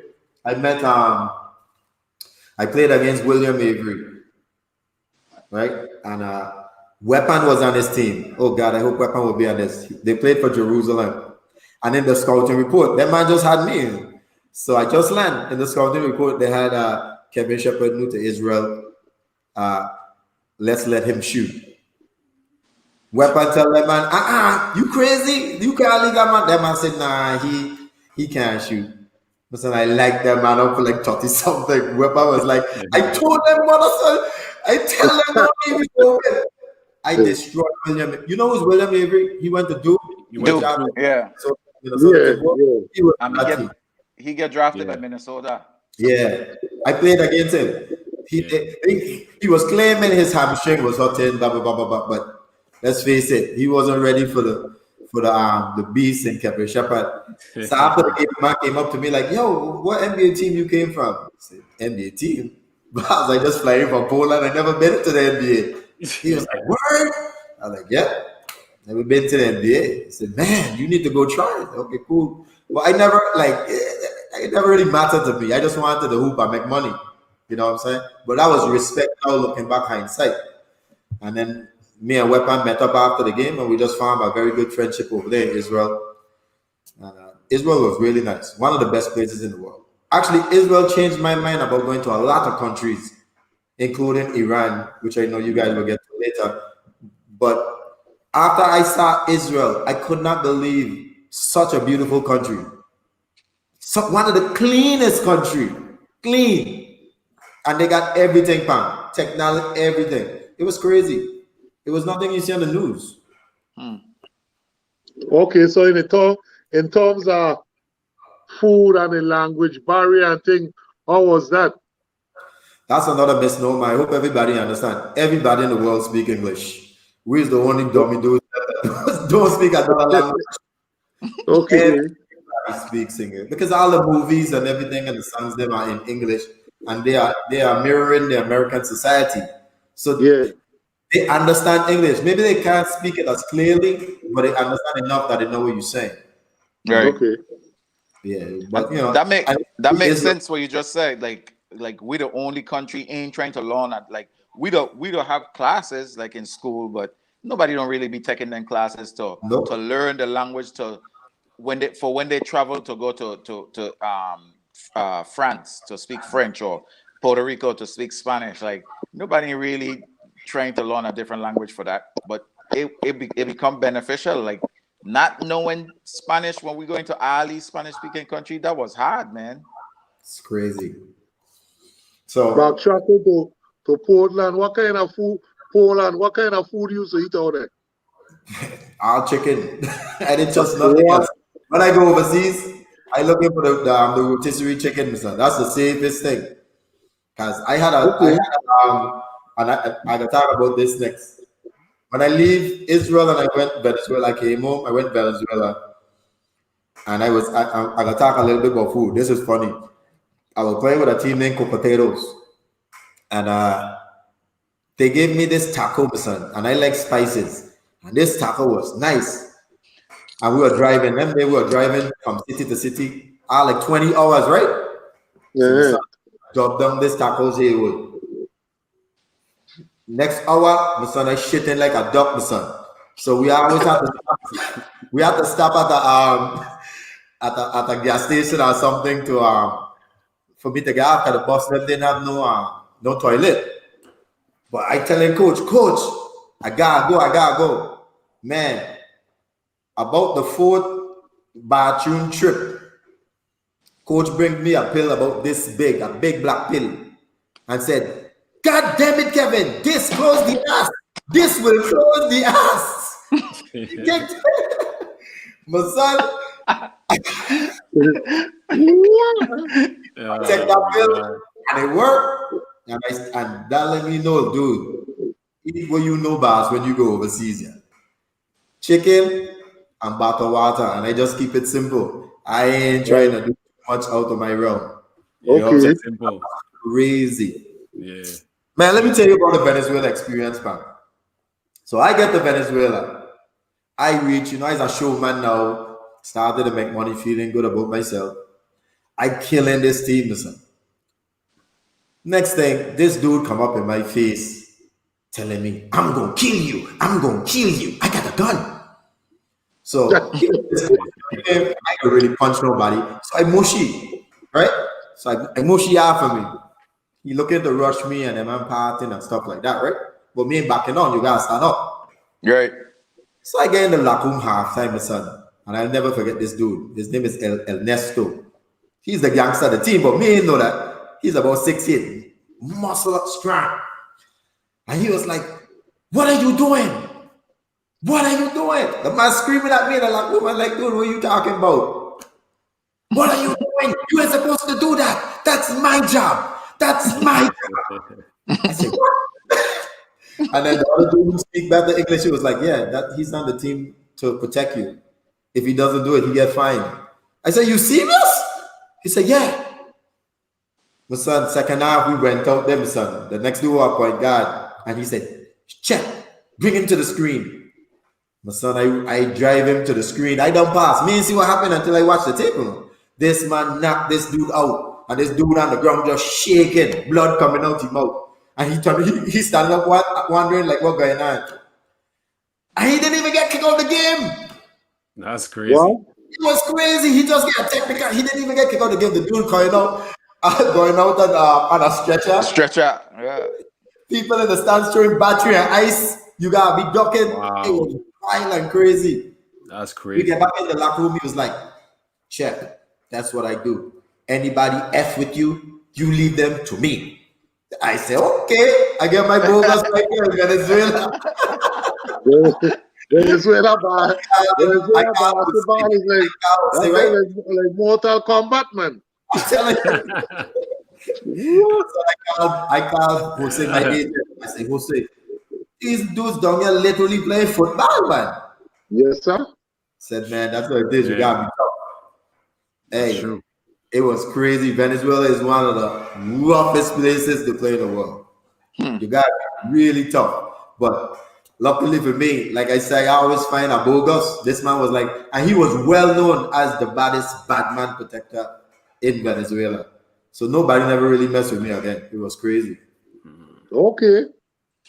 As far as basketball wise, how did you do like down there? Like how did your team do and how did you do? Dominated Venezuela. I mean, I remember my first game like yesterday. I scored 21 points, 11 assists, maybe a couple steals.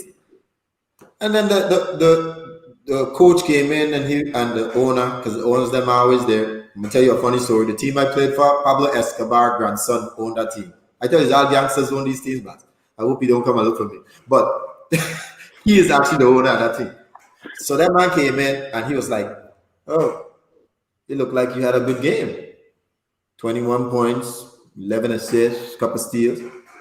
But I don't need all these assists. I said, what? I said, I point guard. He said, no, I need points.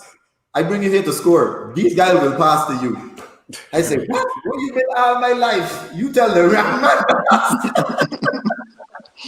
you just tell the wrong man to shoot more. You in trouble. That's one thing. That's one thing about these overseas teams. They bring you in for a purpose. Like when you say you gotta be good at your role. When you play overseas, you gotta be good at your role. If that man bring you into rebound, you better rebound, or you're gonna be on the next thing smoking out the tongue bass. That's right. It's crazy. These guys are super. Once, like Pang, you just say the best. Once you have your role, that's your role. You come to score, you go score. Use a point guard, you point guard. You'll still do a little thing here and there, but your primary goal is to do what you signed for. And man, I always said, man, we need more points.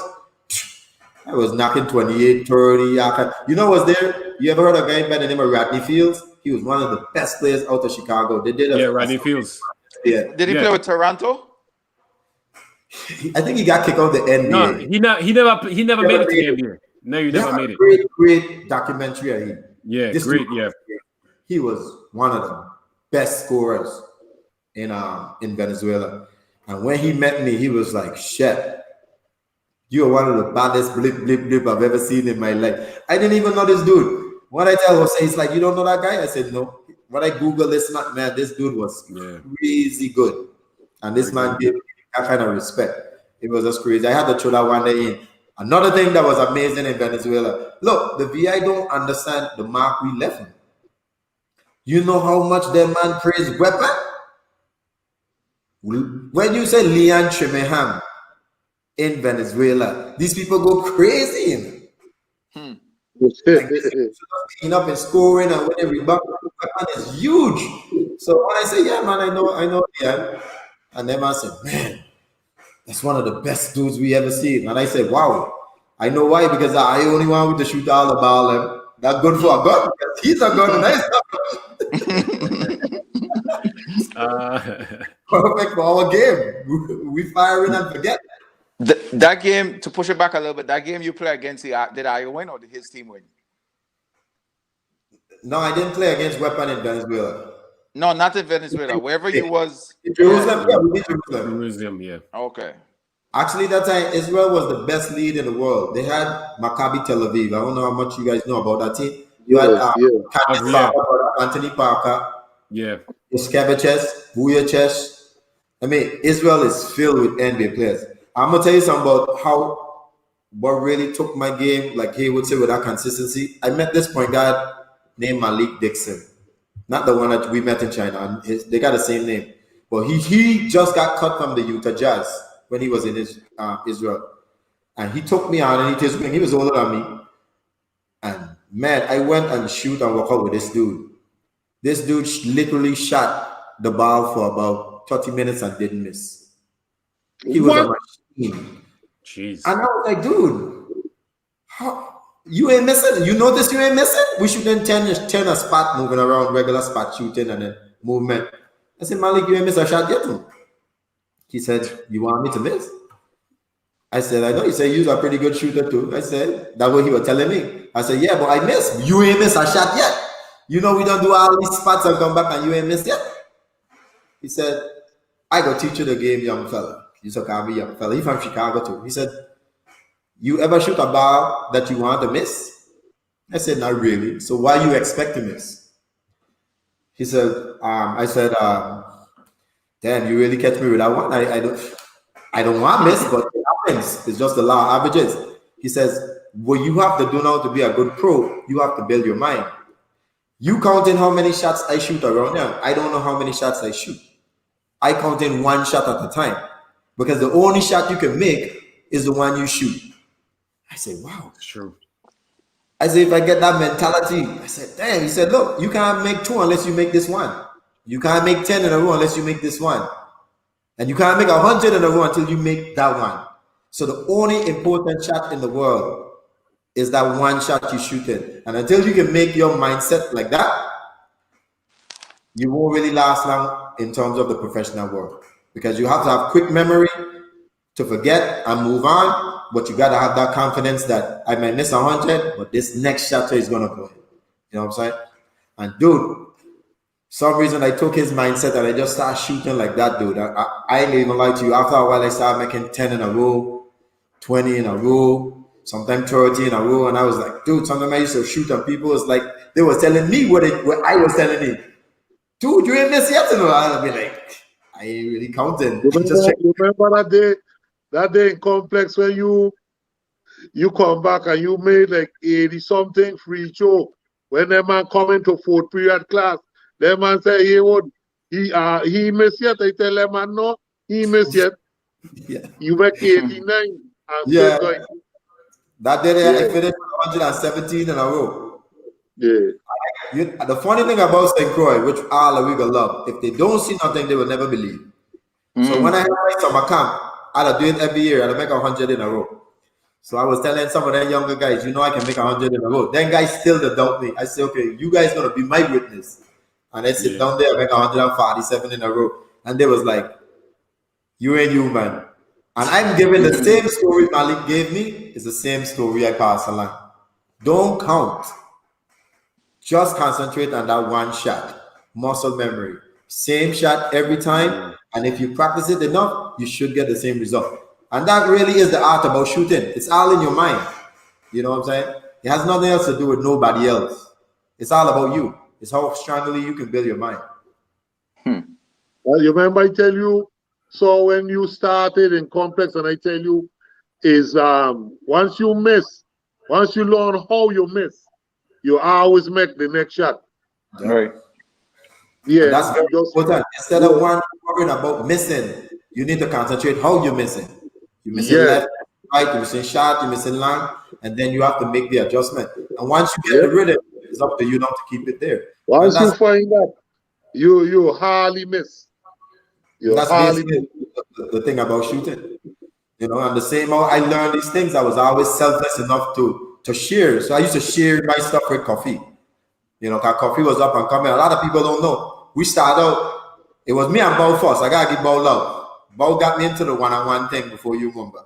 Because that time we went over in high school, like we said, Bow kind of bring me to the side, and he was really, my ego was down a little bit when I shoot so much ball and I couldn't make nothing. And Bow was like, don't worry about that. I got work for you. And literally, I used to just go by Bow, and we used to play one-on-one. We used to work out, obviously, he's a workout demon. But we used to play one-on-one for about 2 hours. And Bow will not quit. You know what I'm saying? And he just get me into the one-on-one, and I won't quit either because I'm competitive like Bow. And Bow competitive as hell. Bow ain't want you to score nothing at him. Right. So it was a good marriage for me and he. And then I even remember when Tyrone came back, I wanted a piece of Tyrone so bad, my son. I don't know if you remember when Tyrone came, complex A1, and Tyrone was like, okay, so use Tigan. I playing like a little up and down, and somebody tells me Tyrone didn't play no defense. Son. So I couldn't even pass Tyrone. I was like, what the hell? I was doing round the back. That was one of my favorite moves, the round the back. Tyrone was reading that. And the only person I know that read that was Bow. Tyrone had that deep, son.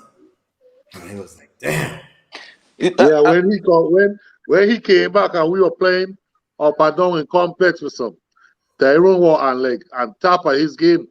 He'll come down like by that volleyball line and shoot in a pickup game and start walking back and some. Yeah, them used to be some good pickup games. They games were some good pickup games, brother. I did that when Jomo came a time. Jomo was shooting from the white line. Yeah. I see Jomo shooting from so far. I was like, damn, as soon as Bang leave, I gotta start shooting from the white line too. And I started shooting from the white line. Yeah, you did, yeah. It was crazy. You speaking about Tyrone defense, you had some good defense too, like you and I used to play different type of defense. I was going for the steal, you was going to more contain. Yeah. But you had a good like when they getting ready to make their move, you would anticipate the move and just jump in front of them to do one of your flap them and take a charge. Like you were pretty good at that. Like where that came from? Shotgun. Like I said, when I was playing against Shotgun, he was one of the first I saw that when I do a move, he would beat me to my spot. I used to be like, man, I need to learn that themselves. Now it's dangerous because if a dude cross you can't get crossed. But it's like good timing.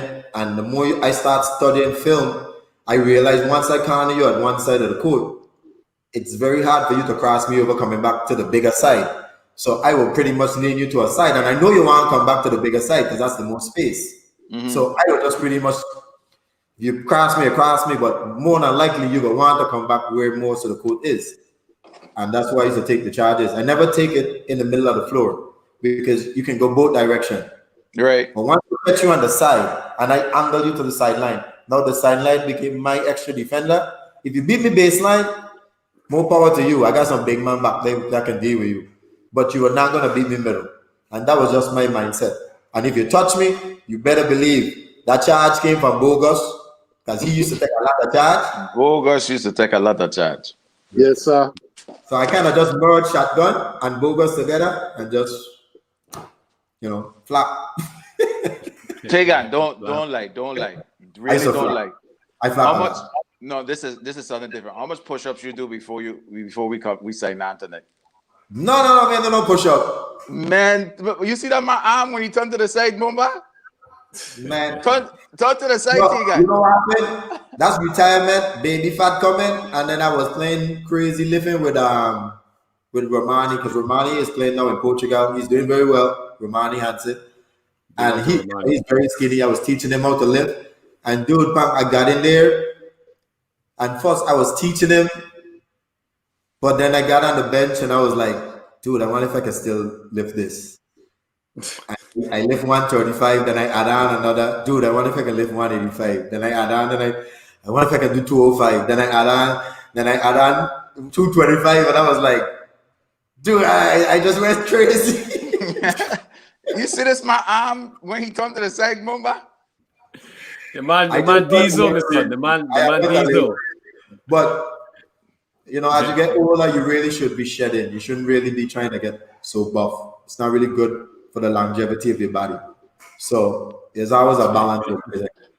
Talk about being Mumba in great shape. I see Mumba is where you still in high school. I'm like, what the hell?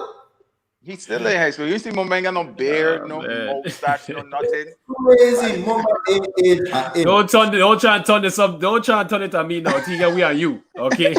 This is your episode. It's you. Yeah, but I didn't know. I know you think I do. I didn't. I don't believe that, but go ahead. Okay, let me hear about the transition from your professional level and coming back home and adjusting back to when you come home into. I know when you left high school, you don't tell me, you don't promise me that you will come back to help me with your did, and let me know how was that transition.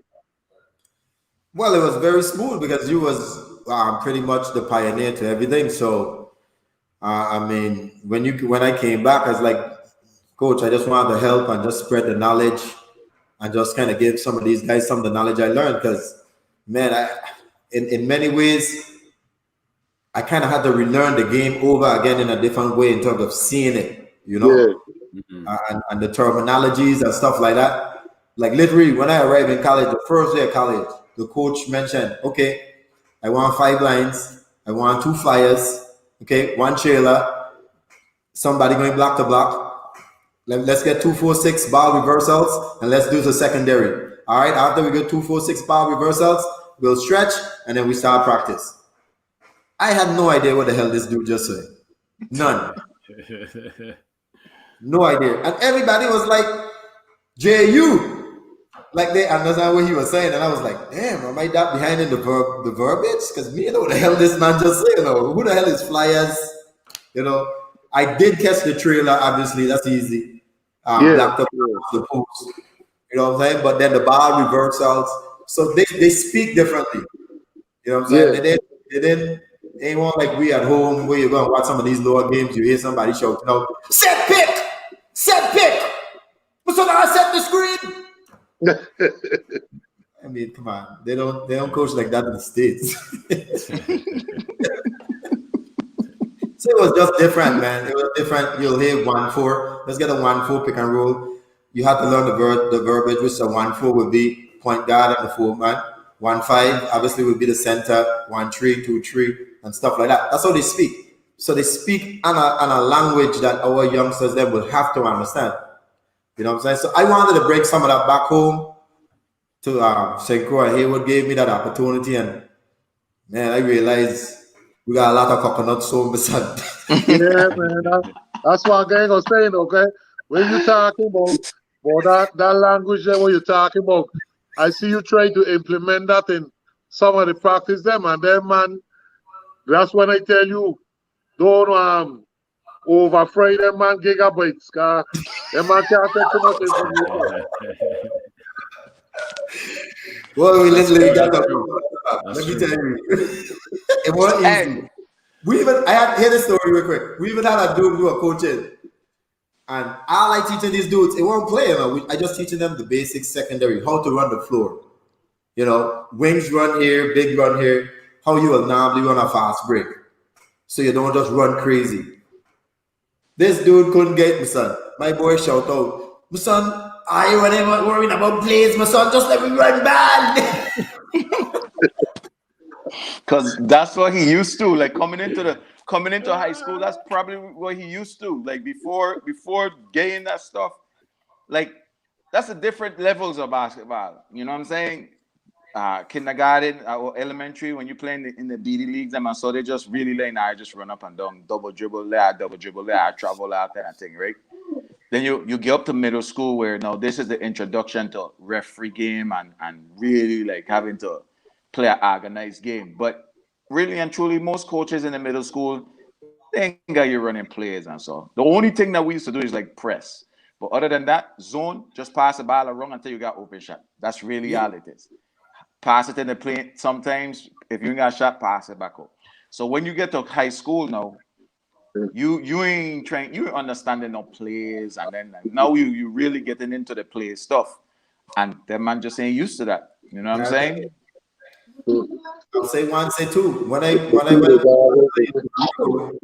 and I had to do camps with the little kids, you have 7-year-old and stuff like that doing pick and roll. Like they're doing it from early and jump, and the way how they pass. I mean, Puerto Rico is just, their players are just great in terms of passing because they take pride in passing and shooting trees. That's their game. Every country has a little style. You know, their style is penetrating and shooting trees. Our style is dunk and hard in your face, hard nose, man. I mean, once we see a dunk, we lose our mind. It even got so bad right now, guys that be missing dunk and people going crazy. What? This man almost dunked it. Like, dude, really? He missed. We don't miss. You know what suicide you were gonna do, man. That's the difference between the generation now and I had so much leadership and better understanding. Like Tigan said, when Tigan come back home, bang, that's why I tell you. But no, you come and coach this team, so my ass I gonna lose my brains, and a lot of gray hair. I say, you got a patient. I say, you younger, you got a patient. Come and deal with these man, because if they left it up to me, them man are be running a lot of suicide, Mr. It was hard. I ain't gonna lie to you, it was hard. Them man head hard, Mr. So the beauty of Haywood and myself in terms of coaching, Haywood was more the enforcer.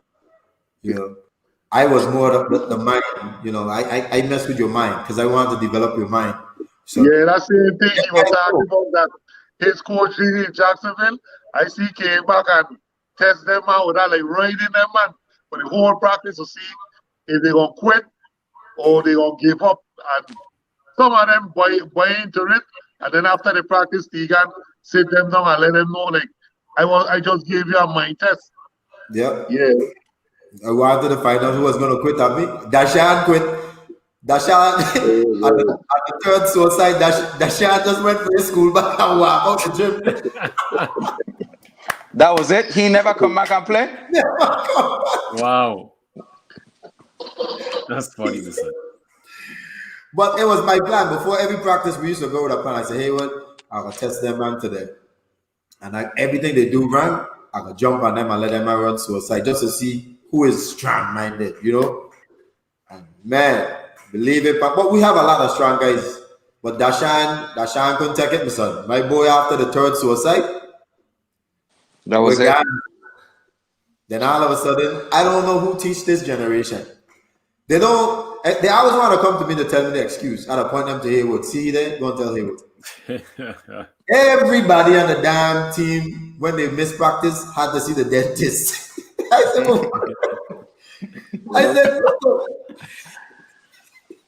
everybody using the same excuse. So Haywood went one day crazy, like, wow, we got the best smiling team in the territory, because everybody. Everybody on that year there, everybody on that team there, like they were making a commercial for Crest or Colgate, Mr. He for dentist appointment. Hey, this generation is off the chain, man. Them are weak. They like mentally weak, man. They had some tough ones that we had, but a lot of them are mentally weak, man. Where do you guys think that came from? Like, how do you think that happened? How? Because we didn't have that growing up. You know what I'm saying? We might have a disgruntled player here or there, but they still won't quit it. You know what I'm saying? Like, how are you think that happened? I think we played more though. We never really was in front of TV and playing PlayStation. Yeah, they had Nintendo and stuff out, but none of we really couldn't afford it. And we were just out playing ball all day, all night. Now these dudes literally want to stay at home. You know what I'm saying? Yeah, they're going to work like we can. Yeah, them man don't play the work. And they don't play a lot like I will, after we done practice to complex, I will go and play in our neighborhood or find a neighborhood will get run, and I will play some more, but not them man. So. I could if you see the practice for Tigan or give them, man, is a lot of stopping and teaching, which was very good.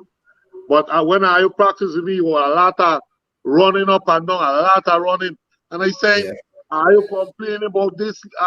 What Tigan giving? I said, Tigan go tell her why you used to do that, man. Them man, a lot of teaching Tigan or stopping the practice and teaching them, man, what they doing wrong and so. But and then man were complaining, so I said, what is this generation really start, man? Really start. When Tigan sit down, them man and ask them, man, how much are just playing this for fun? Or where like I want to father our career playing sports or whatever. Son, I think out of that group there, we only have about 2 men say they want to father their career playing basketball or playing sport. The rest of them, man, just playing it for fun. They little hype again, new uniform for the team, traveling, all those stuff. These men are just literally happy to get the jersey feet and guys. It was crazy. That is crazy, man. So how was your first season? Like, how would you grade your first season playing being a coach? There's always room for improvement, so I never really give myself high grades. I mean, in terms of the win-loss, I never really get caught up with the so much win-loss. Yes, when we play, we want to win, but let's be real. At those times, it was only Central is the true talent. Me and Haywood don't need to sit down and coach our guys against St. Joseph and those guys at the time. Now Baker coming up, we got another third team with free will, but truth be told, we used to beat them teams by 50, 60. It was never really a true teaching game. You know what I'm saying? Unless you get into the tournament where you play Essential,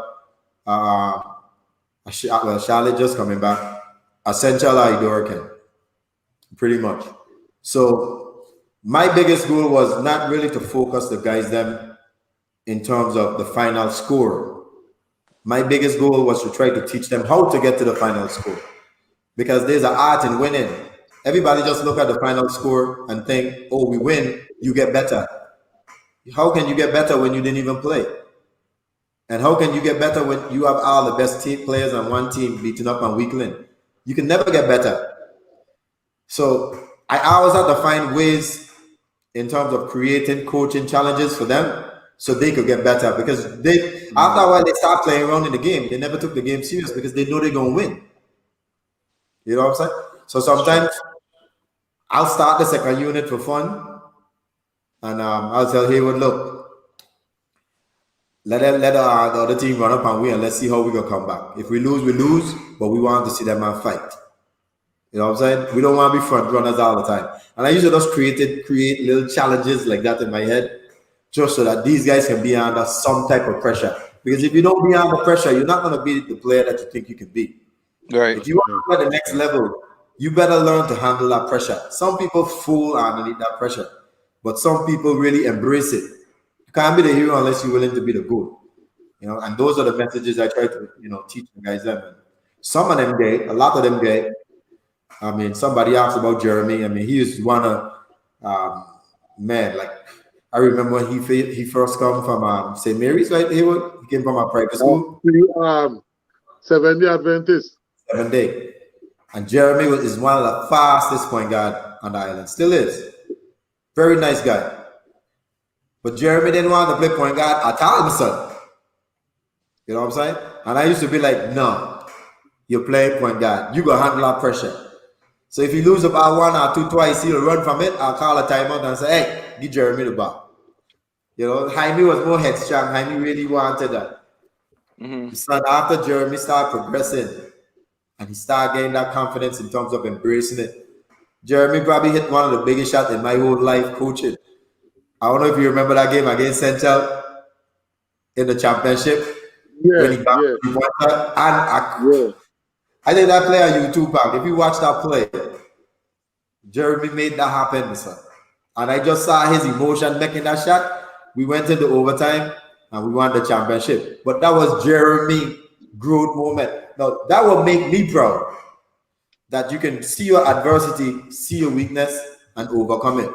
You can't run from it. You must overcome it. You got to go right towards it. That's true. That's true. So Tigan, I'm going to take it back to when you were playing professional.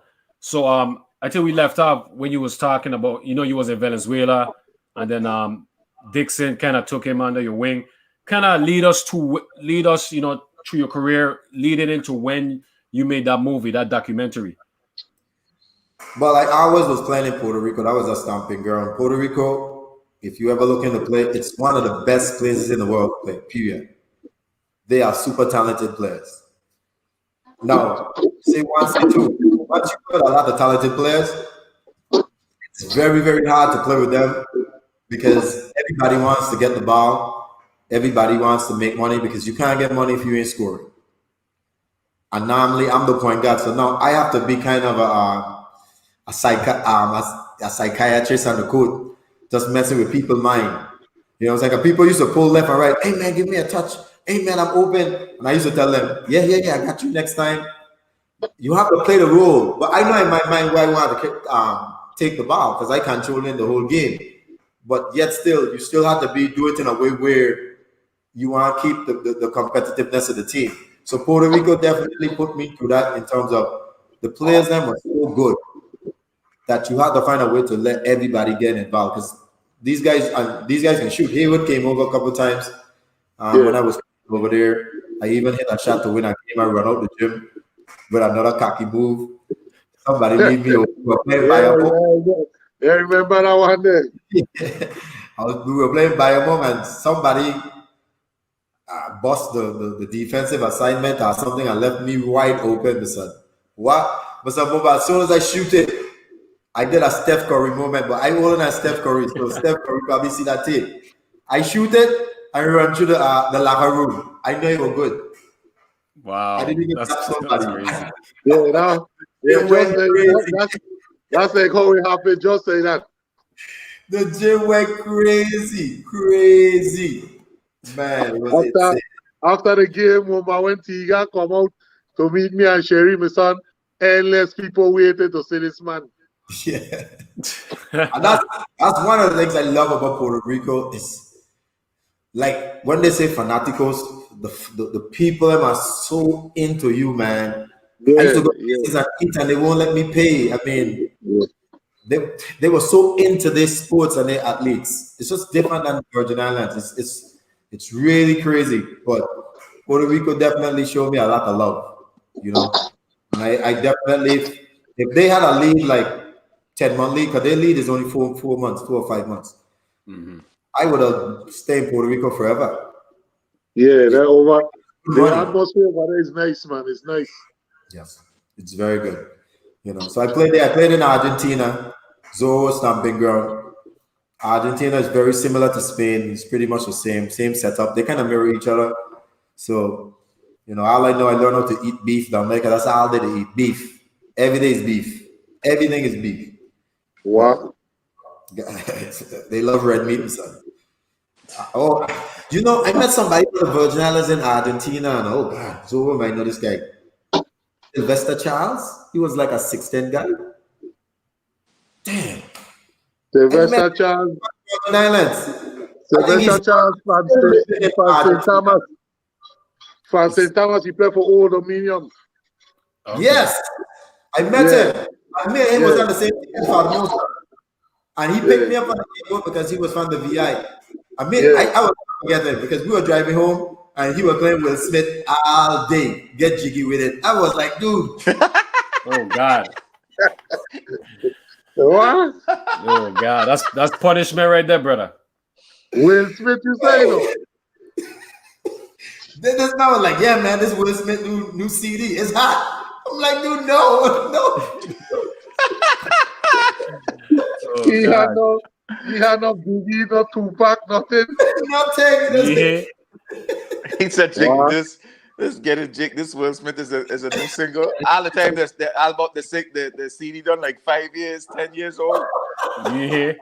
And my boy is repeating "Get Jiggy with It." I don't know if he love Jiggy, but this dude was repeating this song for about an hour because the airport was far from the city we were staying in. And he was killing me with Will Smith and stuff. My God, I almost dead.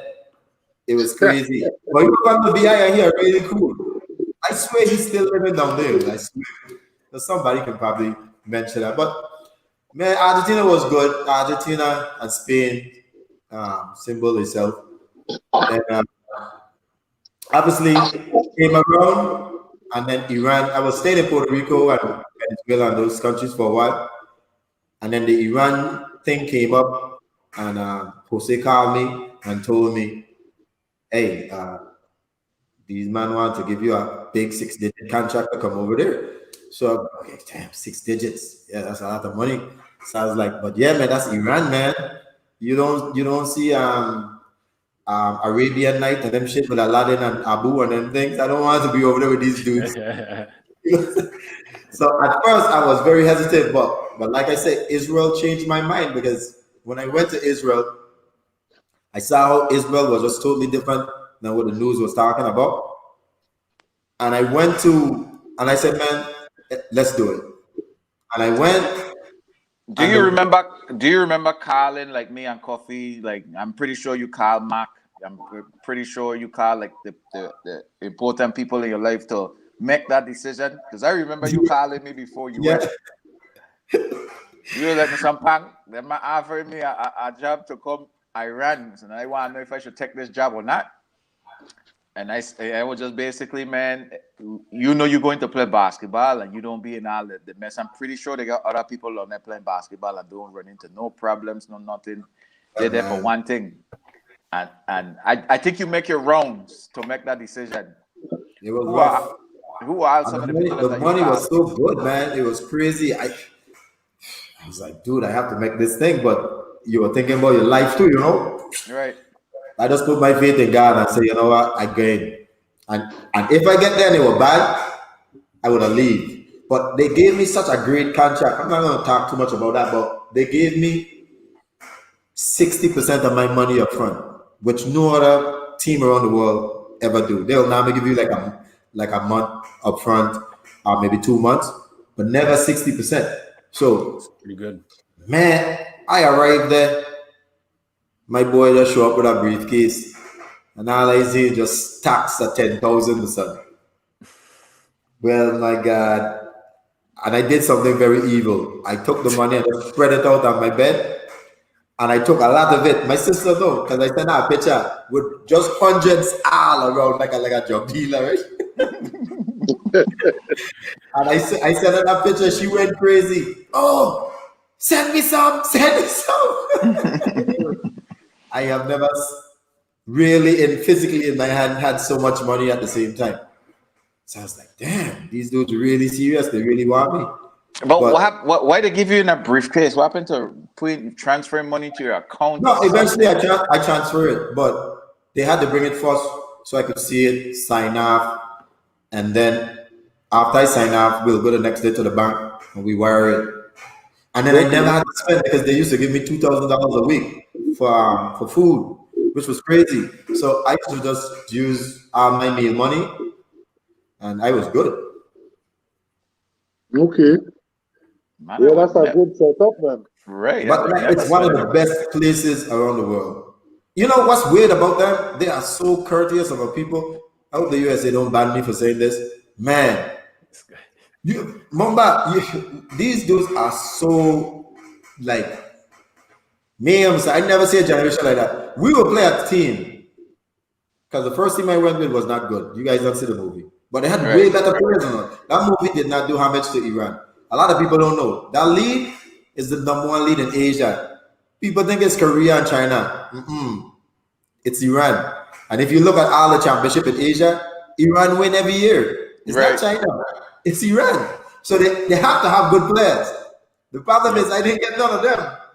But I was playing against guys that was good. Like dudes was good. They could give it to you, man. They had dudes that were good. And like you said earlier, the way they game set up, these guys were specialists at what they do. If you could shoot, these dudes can flat out shoot. If they play defense, they harassing you all game. Like they were so specialized in what they do. And then they had size. They had some of the biggest dudes in the world. I don't know if you remember Hadi. He played with Memphis. He played with Dallas 1 year. He was from Iran. He was a center. Hadidi. You can Google him. Somebody can Google him. He was from Iran. I played against him that first year. He was good. He was playing against Lauren Woods. Lauren Woods was just coming out the NBA. He was over there as well. He was giving the business, and I was like, damn, this dude can play in the NBA. The next year, he was in the NBA. Hadidi, his name is Hadidi. Somebody you say he played with Dallas. He had like a big nose. Yes. Were real skinny. No, his head was big, but he was tall, about 7'2". We can look him up later now. Somebody can free up. He was good. But the league was good. The league was good. But we will play these top teams. And we will lose. I swear to God. We will lose. I pissed like hell. Because I don't want to lose. I totally pissed. Next thing I see the owner coming around handing me bonus money. It's like, what? I look in there, I see $1,000, $2,000. I was like, what is for? He said, the owner really appreciate that you guys played a great game. I said, what? Wow. You better believe I could be playing a lot of great games over here.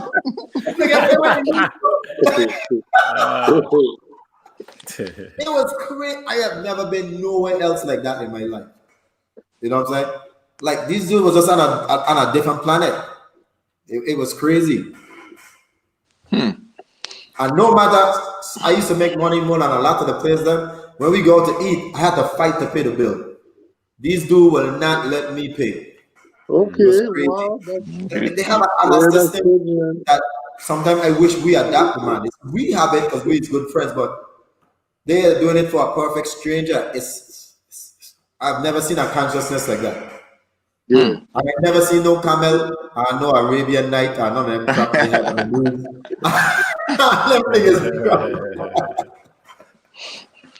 So you see not one camel in Iran? Only until I went to Dubai. That's another thing a lot of people don't know. People say, "Oh, you going to Iran where they blow up, they looking to fight and all this thing, but you going to Dubai. You don't understand Dubai is just 30 minutes away from Iran. So whatever bomb drop, they probably might drop on you. These people don't take Dubai. So that's how they brainwash a lot of people. They don't even understand what they say. You know what I'm saying? So it don't be all that bombing and so going on what people are talking about. That's one of the safest places in the world. All I'm thinking is propaganda. When I really start thinking like this, because I know you guys say it's a conspiracy thing, it's not conspiracy. My mind just got open. I remember when George Bush them. I was over there when they were doing the Iraq War, right? U.S. Iraq, when they were trying to get rid of Saddam. Yeah. George Bush went over there saying they could throw flowers at you and they threw the shoe at you and I was knock you out. Yeah. Man, I used to watch all the real news. I call it the real news. When I watch CNN, because I had all the news channels, you gotta watch because you're in countries of war, so you better watch news. Right. Watching CNN, I hear in CNN come out, we just killed 11 insurgent. I say, insurgent? What the fuck is an insurgent? I start looking in the dictionary, trying to figure out what an insurgent was. That's a make-up name they made up. When I watching the real news, you know, it's women and children like getting blow up. They'll show you the real news. These people will be running through the street after this bombing with their family over their head. Like, this thing is real. I see this thing real. Not no fake news they talk. So CNN will never say that. So they come up with something called Insurgent. Next year, I see a movie come out, Insurgent. These mother. No wonder these people overseas think we really retarded. They do. That's why they frown their nose up at us because, like you say, we got a bunch of fake They news. just see that America is a place for to paint a different picture from what the real world supposed to see. And they always see me like that. They shield we a lot, son. And from that, I start asking the question. And that's how my mind get like that, man. It happened from that war. From when I see it. They was not reporting that war truthfully. Then they was using the same people all the time to show the same killing. I was like, well, what the hell? Yeah, that's true. They literally manipulating our mind over here, you know, I'm telling you. And that's why I just asked the question. You know what I'm saying? You see now they come up with this Russia thing. They don't use it with Hillary. Now they're using it again. I mean, they don't even need to think up of a new lie. They just keep throwing the shit in our face and we just, all right. So Russia invaded America with our election. Meanwhile, USA is in Venezuela trying to overthrow a sitting president. That makes sense? Like, that's how it is, man. That's the art. That's the art of war right there, man. You know, the distraction is all about distraction. And then all, you know, not us, but you know, Americans, they just react on emotions and then they got him right there. Yeah. You know. So. It's an emotional manipulation. I'm not saying what they're saying ain't true, but we should have the right to at least ask the question why. And that's it. Yeah. You know, if you don't ask that question why, anybody can just put anything in front of your face. You know.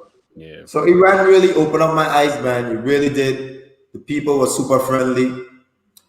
After a while, when it comes to the movie now, Mumba, they had this guy from HBO and Paramount Sports. Still, they were trying to get some Americans to do the film, but nobody didn't want to. So he saw me play, and he was like, "Oh, this guy's pretty good." And he was like, he came and he was like, "Do you want to do it?" First, I didn't want to do it either. And then I said, you know what? I keep calling home. I scoring 50-something points. I remember scoring 50-something, 56 points. I call home and tell Mex. Mex asked me if I playing against man in a wheelchair and all kind of thing. I was just getting totally disrespected. I won't get no love. I averaged like 29 points. I'm getting MVP numbers. I up for MVP. And I call home and I get destroyed. You know what I'm saying? Because everybody think I playing against guys who can't play. Scrubs, yeah. Well, what better way to show the world what this life is all about, first of all, and kind of give a preview of what my lifestyle is like. So he came, we spoke about it. First of all, I told him, look, remember their country different than us. These young ladies who was my friends, one was my chaperone, one was my translator. I don't want to get them in no trouble. Because women don't really have rights over there like that. So you have to look out for people's safety. That's true, yeah. So you have to make sure you take care of those young ladies, you know, which they eventually leave the country and they were doing well. Then secondly, I wanted it to be not a political film, meaning I didn't want it to be USA versus Iran. I wanted to show, okay, things happening around here, but you have to focus on basketball and what we're going through. And once they agree on that, I said, okay, cool. And we just started filming. At first, it was kind of really weird because he was living with me, and literally when I get up to use the damn bathroom, he'll be outside filming me, and I'll be like, dude, I'm gonna fucking piss. Where you go? Show me pissing on the TV. Like he was really pissing me off at first, and it was really weird because I never had somebody just following me around with a camera everywhere I go, everywhere I do. But after a while, he literally became invisible. I just started being myself, and what you see on TV, it was pretty much real. Now, for the people who watch the movie, he did edit a lot of stuff. When I shoot that video, the bitch wasn't rolling. He lied. I was very pissed. He put that. I didn't hit no rolling free throw. I met that bitch. I was going to ask you, this was one of the questions I was going to ask you about that documentary. Like, is there anything that you could share with us that we didn't see but happened and you were thinking it's going to be in the movie, or on what was in the movie that you didn't want in the movie?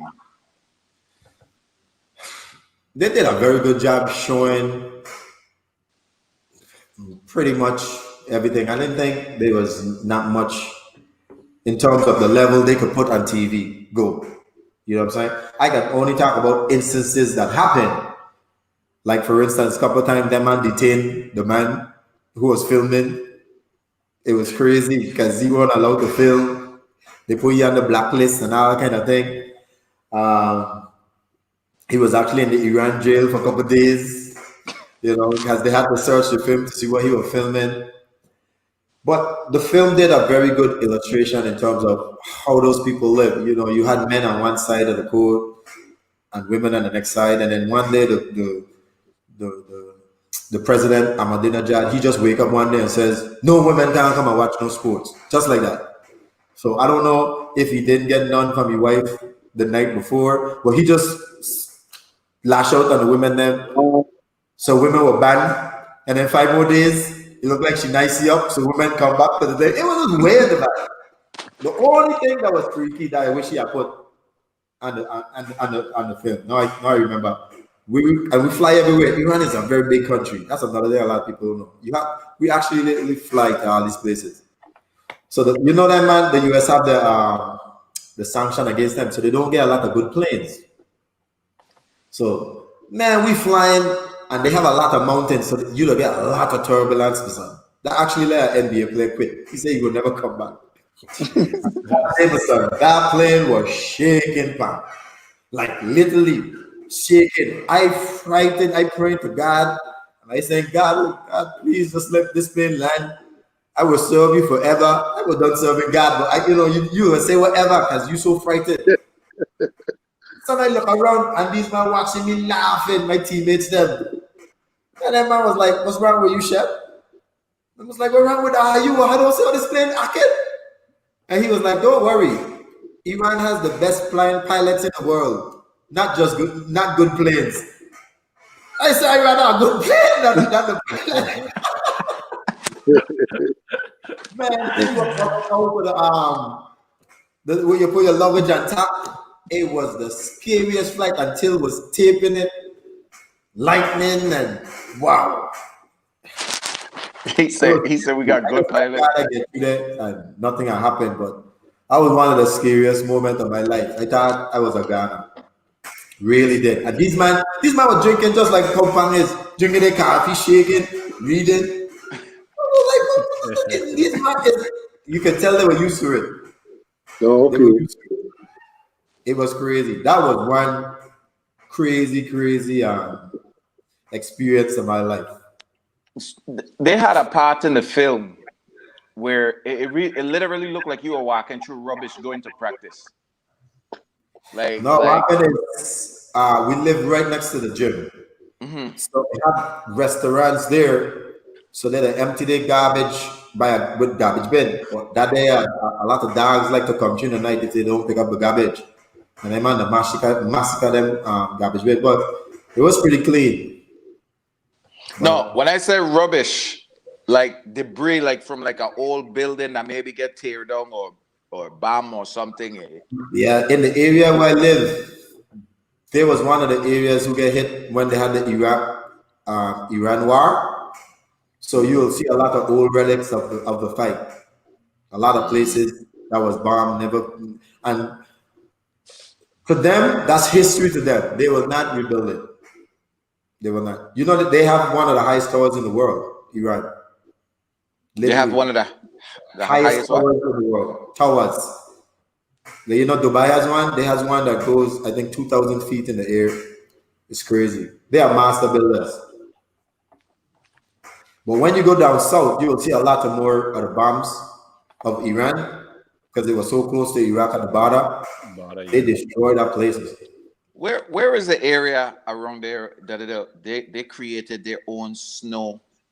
They created a dome where they create their own snow. They create their own winter, basically, over there. Well, me, you know, but I don't think Iran got any summer because that's another thing I didn't know. That place does snow like crazy because it's so much mountains. It's just snow pan. The gyms them they be freezing cold. Jeez. And they got some of the craziest fans too. Wow.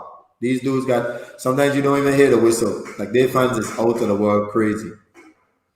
But I mean, trust me, if you are playing over there, you'd have been a big star. Because they respect the stars them, you know, they treat you really, really good. Really good. How is the gym situation? The fans them close to the court? It depends on the court. Some court, yes. Some places where the fans them are rowdy. I know you saw it in the film. That man was in army suit. Yeah. And some places really crazy. They'll be throwing stone, battery. They bust on one of my teammates' face. On my same team. We went to a place called Gogan. We were beating the hell out of them, and the referee started cheating in their eyes. And man, they just started throwing all kind of stuff. We had to run out the court and run in the locker room. So when things like that happen, what the federation will do, they will ban the town from getting games. So like your next 3 home games, you don't get. So are you playing in an empty gym?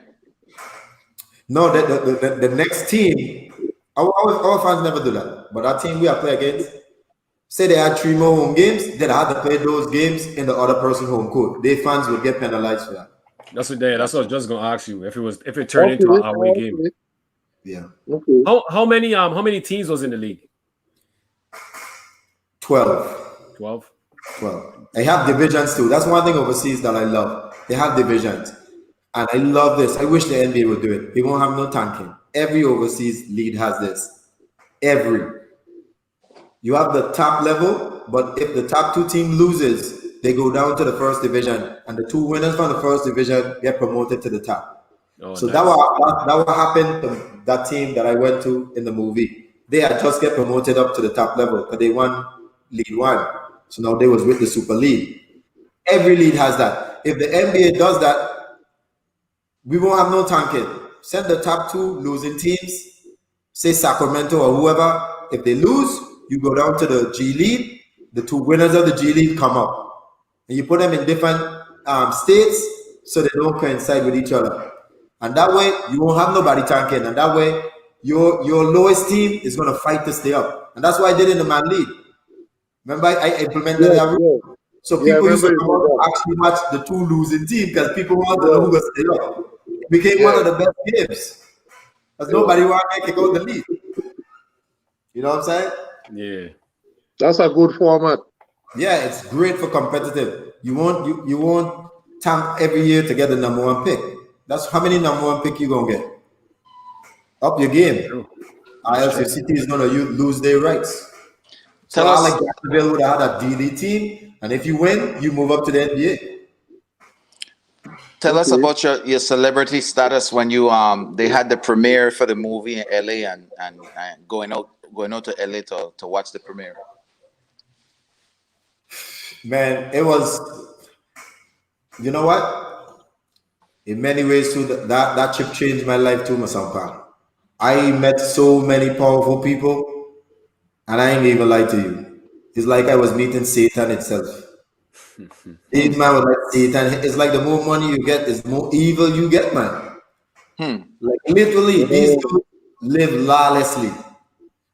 They talking about weed and them things and the little streets in the little black communities. When I tell you I went to a party and I have seen so many jugs, I tell the movie guy, dude, if you ain't dropping me back to my hotel, I'm gonna take a taxi. You know, I got you ain't catching me, yeah. They had everything, man. Oh man. Crack, cocaine, ecstasy. I tell you about it, so this ain't no news to you. And something just hit my spirit, you know what I'm saying? Because you know, I'm a very spiritual person the same way. Something just hit my spirit, like I ain't belong to this crowd. Yeah. And I had to dip. 5 minutes I was at that park, you know, we're gone. But like I said, I met a lot of people. I met the heads them of BET. I met PBS heads. I mean, everybody really wanted the movie. Did a lot of interviews. Did one on CNN. Did it on Fox. I mean, it was good. It was just so weird because they show you the beautiful side of California, which my sister probably can talk about. But you know how many homeless people they got in that place? They got the Staples Center, and I see all these homeless people. I'm like, what? They don't show these people. They don't show Skid Row. It's crazy. So it reminds me of Mumba, where Mumba said when Tupac sang that song, he outside looking for food, but sooner or later he gonna break in and take. It reminds me of that. These dudes will be eating in the most expensive places in the world, and right outside has more poor people than anywhere else. It's like Sin City, man. It was like crazy, man. It's. I won't live in California. No disrespect to my sisters, them, but They're not in California, so they're good. yeah, they probably did. I never been to this side. I mean, yeah, well, I've been there for Alrica thing, but I never explored it like how I explored Cali. It's just in a different world, man. You see a bunch of people walking around, little dog that wearing suits and all kind of crazy thing.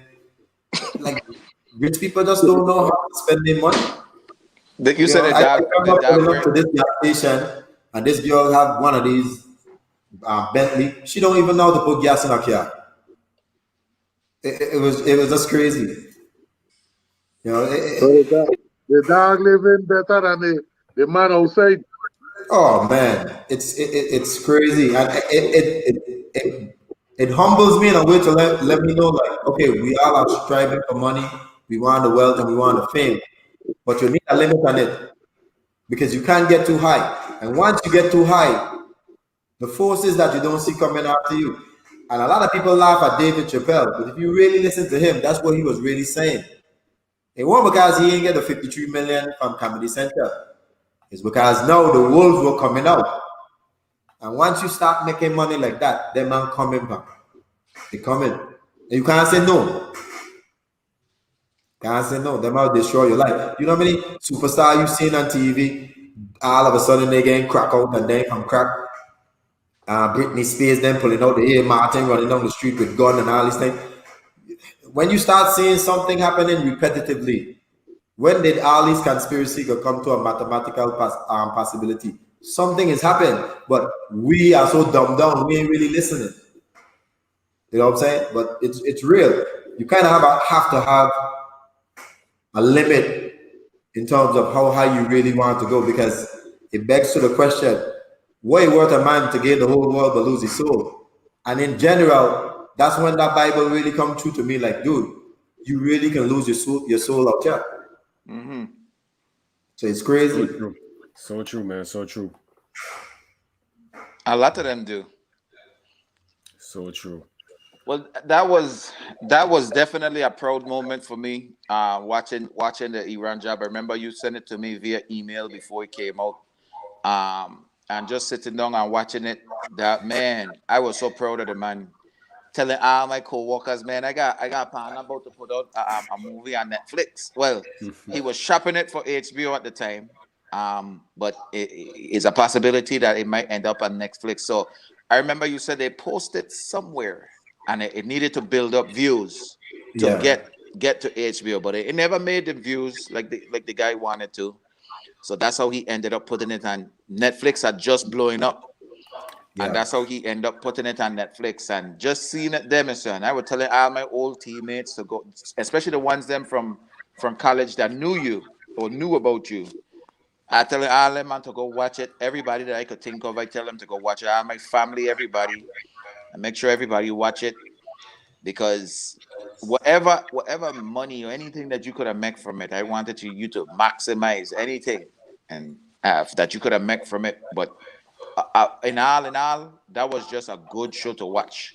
Just watching you interact with the locals and the way how the women talk about you, it seemed like one of the women I wanted to say, like, I wouldn't say something fresh, but say something about your look or something. But you could see how she started blushing up because it's so forbidden to even talk that way in public. And just it was just so interesting to see how you walking in a store and interacting with the store owner over there and he talking about he said something about do you smoke the weed? Yeah. Or something. He asked you, do you smoke the weed? Because that's the concept that they have from people from the Caribbean. Like that's all we do over there is just smoke weed, and it was just very interesting to watch. And like I say, that scene where you were walking to practice and it looked like you were walking through rubbish, like literally you walking through a war zone. That at one point it was a war zone, and just to see some of the things that you were going through over there, Iran, but hearing from you, like literally watching that movie and then talking to you in same time, knowing that that's nothing that you're going through, knowing that you having the best time of your life over there, like that was like a proud moment, man. That was so big for me. Yeah, man. I appreciate that, man. It was super fun doing it, son. I could tell. Yeah, it was super fun. I enjoyed. So people, if you never say, go and watch it, because obviously came out that Leah was actually part of that. We weren't even married yet. And at the end of the show, she get the ring and Kelly was born. So now Kelly can go back and watch it and see a little self at the end. So that was really, to have something like that, that's amazing. Yeah, that's beautiful, man. That's beautiful. Yeah, we enjoy watching it when it came out, and just to see the culture barrier between somebody for the Virgin Islands, for the little Virgin Islands, and then Iran flaming a big thing and exchanging the different culture barrier between Virgin Islands and Iran. That look nice, man. Look really nice. It was definitely a good look. I agree. Name of the movie is Tigan. Plug the movie. I posted, but plug it still so people know what it is. The name of the movie. The Iran Job. I'm getting a feedback from one eye. Okay, we're good now. And I must say, it humbled me so much when I went to Iran. It actually spurred me to start the Man League. Because we started the Man League when I was over there. And it was one of the most proudest moments for me personally to give back to St. Croix and the Virgin Islands community by just doing something. You know what I'm saying? It kind of end a little shady in the end. But I really enjoy doing it. Let we talk about it in the totality. So you started Man League. It became successful because of the type of things that you were implementing to the game that the three of us playing Man League and we have never seen before, like in playing in Man League. The four of us, I should say, playing Man League that we have never seen. You brought back fun in coming to Man League and watching these games. Tell us where some of your ideas came from and why you did it the way you did. Well, in terms of introducing the mic, right? I don't know. I just like to talk. I just wanted to be a part of the game. And since I couldn't play, I think one of these days I'm just going to commentate the game and just see how it goes. We weren't planning to do it. Me and Buji were just there watching the game. And if the game is really good, you don't need to talk. But if the game is not going so well, you really get bored, So I was looking at Buju was my DJ. I was like, Buju, man, bring your mic next game, and I can commentate this game. And we just start doing it. And I just start calling people names. And after a while, people start hunting me down. My son Tigan, when you give me a name, my son. Give me a name. I said, it got so big, like that part they just blew up. So that one with the mic was just a spur of the moment. In terms of all the other ideas, I wanted the Virgin Islands to get a feel of how it looks to play overseas. I didn't want people to buy jerseys because if you buy jerseys, you're gonna get all kind of different color, all kind of different pants. So personally, I buy the jersey. People don't understand how this thing works, but I created Choices Basketball Association. We will talk a little bit about that in terms of what we were supposed to get from the government. And every year they appropriate $25,000 to run the league, right? Mm-hmm. We never get no more than $10,000. Now, here's the situation. I'm in Iran, right? Oh, first of all, we know the government working the VI.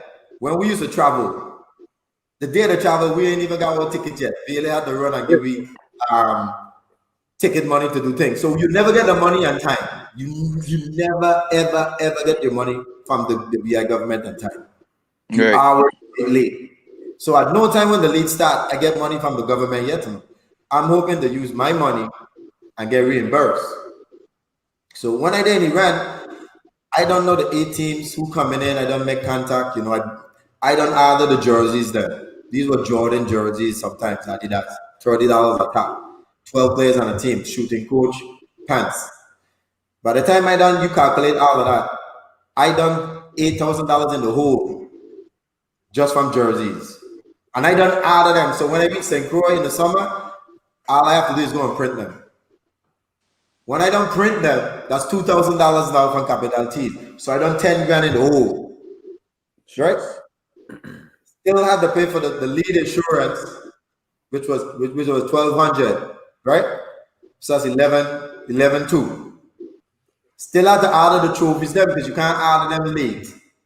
So I done order the trophies there. And the first year was ring. And then ring was, I think, $250 a piece at the time.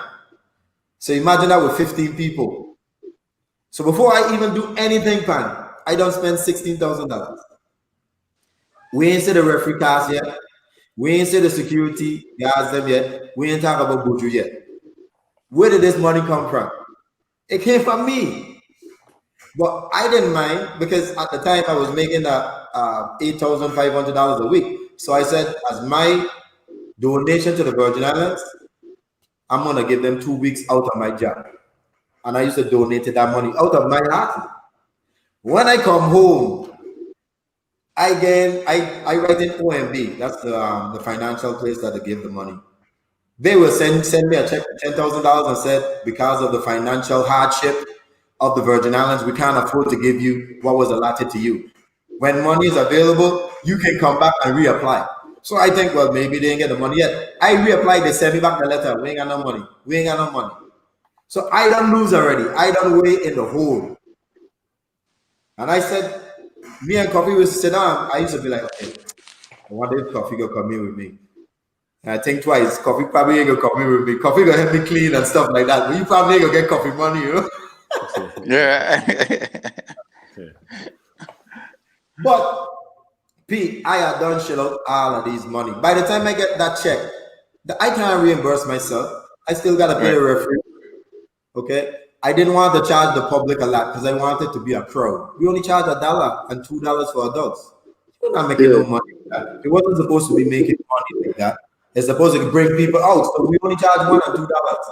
Then the concession, I used to give it out to all of the organization who trying to raise money. So sometimes Sherry will come in, do the concession to make her money. Dennis for sure used to come in to mash me up. Vanessa. You know, I used to just give it out to different people so they could raise money. So the money won't coming back to we. You know what I'm saying? So I'm already at this thing, like low. And I'm saying, okay, good. First year gone, we have good. We went to rap. Everything worked out well. The next year, my son, all of a sudden, referee money. Can I say this part? Can I say this part on your behalf? The man, this used to piss me off, my son. So Tigan getting ready to start the league now for the next summer. The first summer I was away. You know, I didn't come home, I didn't play in the league or whatever, and I was proud of the success that he had at the league. Everybody was excited about it. Everybody used to talk to me, everybody. Now, this year, the next summer, I home now. I came home only for national team. So I available to help he get prepared to the league, driving around where he trying to get his sponsors. And so now it's time to pay for the gym. Time to pay for everything. To open the gym. All these things. Right. The year before, he just had the keys to open the gym. No charge, no nothing. All he had to do was pay. I give a donation to the. I give a donation to the school. So at the end, I give them $1,000. I said, take that donation and give it to a scholarship. Right. So now you got to pay for the ref, everything, all the things that you were paying for. Like you said, you gave out the concession stand. All of a sudden, the league was a success. Everybody saw how happy it be. Everybody, even from the teams all the way up to the principal of the school. I don't know who the principal at the time. I can't remember. But everybody want Tigan to do this. Everybody want Tigan to do that. Just because all the stuff that he did last year. Everybody thinking that he make all this money. So now, the principal want to get in on this. Okay, for he to run the league, he got to pay a fee to the principal. Champ got a key for the gym. No Champ want cut for you to get a key for him to open the gym. And what was so crazy, we are walking with Champ for the summer. Yes, walking on his roof. All of a sudden, now all the teams them that didn't win last year, they want to make sure Tigan buy ring this year. And because Tigan fronted money the year before, he won't doing that again. No, not doing it again. Right, out of the question. So can't afford ring this year. So now everybody vexed with the man. Like they don't know what the man had to, to go through to get what he got the last time. But just everybody just coming out the woodwork, just wanting more. That used to just piss me off, Mister. And I used to see this with my own eye. Dude, what really burned me, P? Like really burned me. After I started the league, I stopped going to Puerto Rico, which was my next eat. I was making $20,000 a month for 4 months. I literally forgo $80,000 every summer to run the league home. That's what burned me. Not so much of our guys them talking. I mean, people can talk regardless of what. I was happy they say now the crap they're saying. People can say what they gotta say, but man, it's what you gave up to try to do something good. That's what hurt. Yeah. Because I could have been doing that. But to me, it was still a blessing because I knew the Virgin Islands made me the player I was. So regardless of what, it was my donation to the VA. Coffee used to get pissed too. Coffee used to be pissed like that. Right. I mean, because we used to be there cleaning the gym. People ain't staying to help clean the gym and stuff like that. And it was hard, man. It was hard. But I mean, like you say, Pam, the greed get too high. People was too greedy. And then what really popped me off, and I ain't watching, but man, when Positive Nelson meet me out at Beeson Hill and tell me about rings, that's when I lose it, my son. So I definitely did apologize to him. It wasn't even about him. It was just that everybody was just pulling at me left and right for everything, and literally I wasn't making nothing from the league. So when he was like, "Oh, you getting money to do the rings, you need to give people rings and stuff like that," I rushed back to my car because I had all the letters from OMB, and I said, "Read that." I said, "Read it. See it there? You as a senator, read it." "Oh, you should have come to me and tell me you had problems with the money. You should have come to me and asked me what's going on. No, you're taking words of people and let people blast me, but you know better." We wasn't getting the money from the government. That money was coming from me. So that really hurt me. I ain't gonna lie. That really, and I explained it to you.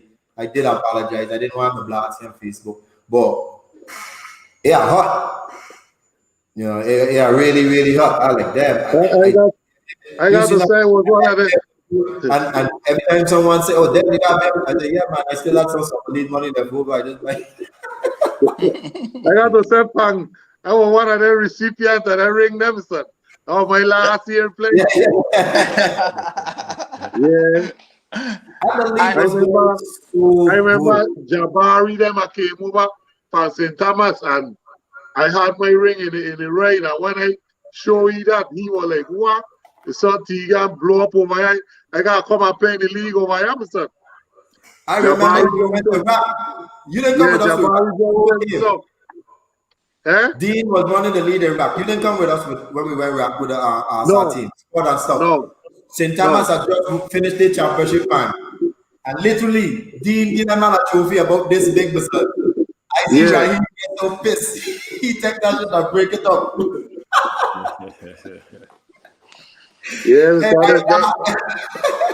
When I showed Jabari my ring, Jabari was like, what? Are you big balling over here? I need to come and play in the league over here, my son.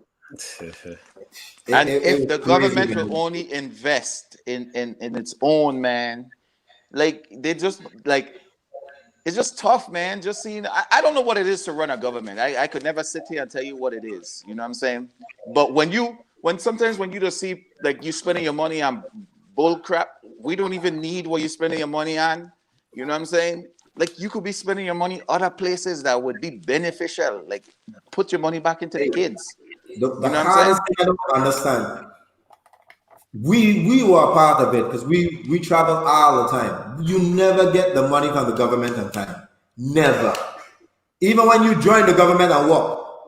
When I signed in, it took me about 4 months before I get my first check in. I don't work about 4 months and I didn't even get paid. That's just how it is. Everything is always slow. So the question you have to ask yourself, man, where did I get the money to buy 8 teams jersey? You didn't have to pay for nothing. You didn't need to pay for nothing. The money came from me. But I won't going around. I already know what I was doing and I was doing it from the heart. So it is what it is, you know. But I later just transitioned from the man lead and said I could just work with kids. I rather do the kids lead, and I always been doing the kids lead ever since. I never stopped. This is the first year I haven't done a kids lead because of COVID. I rather the kids them get them stuff than grown man who walk in telling me I'm getting rich. Nah, I'll spend my money for the little kids, and I have. It's many times people promise me money to run the leads them. That's another thing with the kids them, and it's time to pay. My son. People will say, yeah, I got you. But when it's time to give you that money, you ain't getting it. I say, no problem. He got on the league there, and he said he was charging $1, $2 for a dog. And then here comes, well, after Tigan stop running, and here comes the other person who running it. They charging $5 from the jump. Yes. $3 and $5. And he's my boy. I gave this man the lead and the platter. This man had everything in place to continue the machine. But you can't put money in front of the vision because if you're watching the money, it's suffer. Yep. So he was more trying. He saw the struggle I was going through, and he couldn't pay everybody. It wasn't easy, and he wasn't making the money like me to pay everybody. So when he gets in a hardship now, he had to get rid of Buju, which Buju probably leave, which Buju was already bringing the crowd because some people used to dress up like it was carnival just to come and listen to Buju. Right. Buju used to be with the crowd. That's big cat sounds. You can't just bring a regular DJ now because nobody wanted to really hear that. We come for that environment. We got Buju. We used to have to dance at them. We used to got so many things. Yeah, man, a lot of things going on. You also brought back something. I remember when Shaky were running the league, when timeouts and so Shaky used to have people shooting from half court and so to win prizes. You also emulated that into the league, like giving away prize money and gifts and gift card to this place. Like, and at the end of the year, because I used to, Dan, my good friend in Foot Locker, love to see. At the end of the year, we used to give away 100 book bags. Way before Sega them would give book bags, we will give away book bags. And they weren't no book bags, no frag on it. These were jarring book bags, bass. Yeah. You say you want to no. It's a fun, right? When I was about 11, 12, my mother used to take me school shopping this summer. And you had choices between LeBaron, I think, right? Yeah, LeBaron used to sell the school clothes and Mr. Dollar. Yeah. And my mother couldn't pass Mr. Dollar for nothing. And everybody know Mr. Dollar shirt. Once you put on a Mr. Dollar shirt, you can see your heartbeat. What? I said, you wearing a strainer? What? And then, even though Nike was cheap back then, because remember back then, Jordan only cost like $125 and stuff like that. Some of the top Nike were like $80. My mother won't pay less than them. I don't know. Again, I'm gonna frag and I gotta think of my shoes. So psychologically, getting teased, because you're gonna get teased wearing Mr. Dollar Shot and fragging your shoes in school. Make it who you is. You better get a strap back in the Virgin Islands. But son, when I start buying money, shoes was like crack to me, fam. You know that. I had over 125 pair of sneakers. Because I didn't have it when I was small. You know what I'm saying? Yeah. That's true. And that's why I like good stuff. Ain't because I think I'm better than anybody else. I know how I feel not having good stuff. So now I have the ability to get. I go get and be happy. You know, and I used to give love to Zoe. I used to go take my shoes to Zoe, and Zoe used to put like Jordan, Nike check, and I kind of think of my Jordans and my number. Man, Zoe had some skills back then too. So he never did a shoe for you, man. No. I didn't even know he did it until you told me. Mumbai, you remember that? Yeah, I remember. Zoe used to spray on for you. I go to Rock. You know that Rock man crazy. How you get Jordan with a Nike check? Yeah. My boy, I gonna give you 500 now.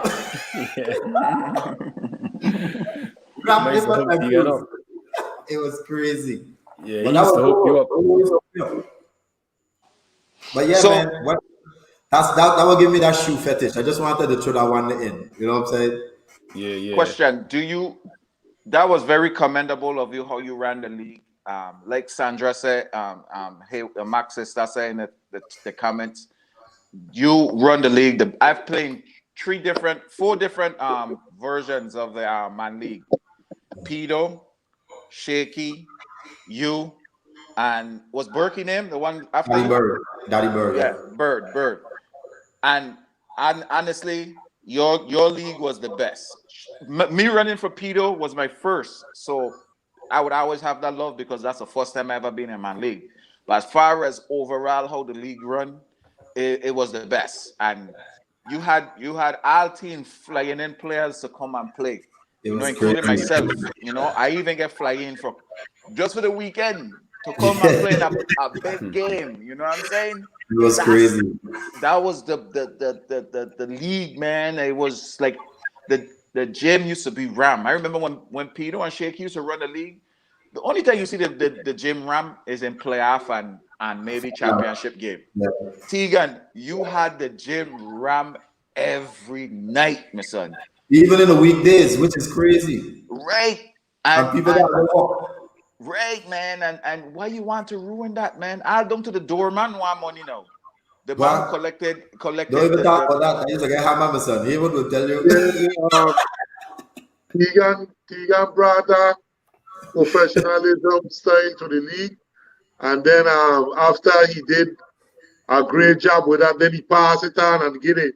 The guy, the blueprint, everything went downhill back from them, son. Like Tiga said, people wearing different color pants. Somebody got shot. Somebody writing on a number with a marker. Yeah. We got growth at that. That's the highest level of basketball and St. Croix, man. Right. I just think people don't understand the way how you dress people, whether it's fair or foul, they judge you. So how you present yourself, you're going to be judged. So when you have a lead and you're on lead, whether the players could play or not, if they're not looking like they are professional players, nobody will judge you and respect your lead that way. Right. You know what I'm saying? So the first image I wanted to put out there, why I took the thing from buying jerseys, was I wanted the lead to represent me. And trust me, Usi used to cost me a lot. Why are you buying all these grown man jerseys? Why you?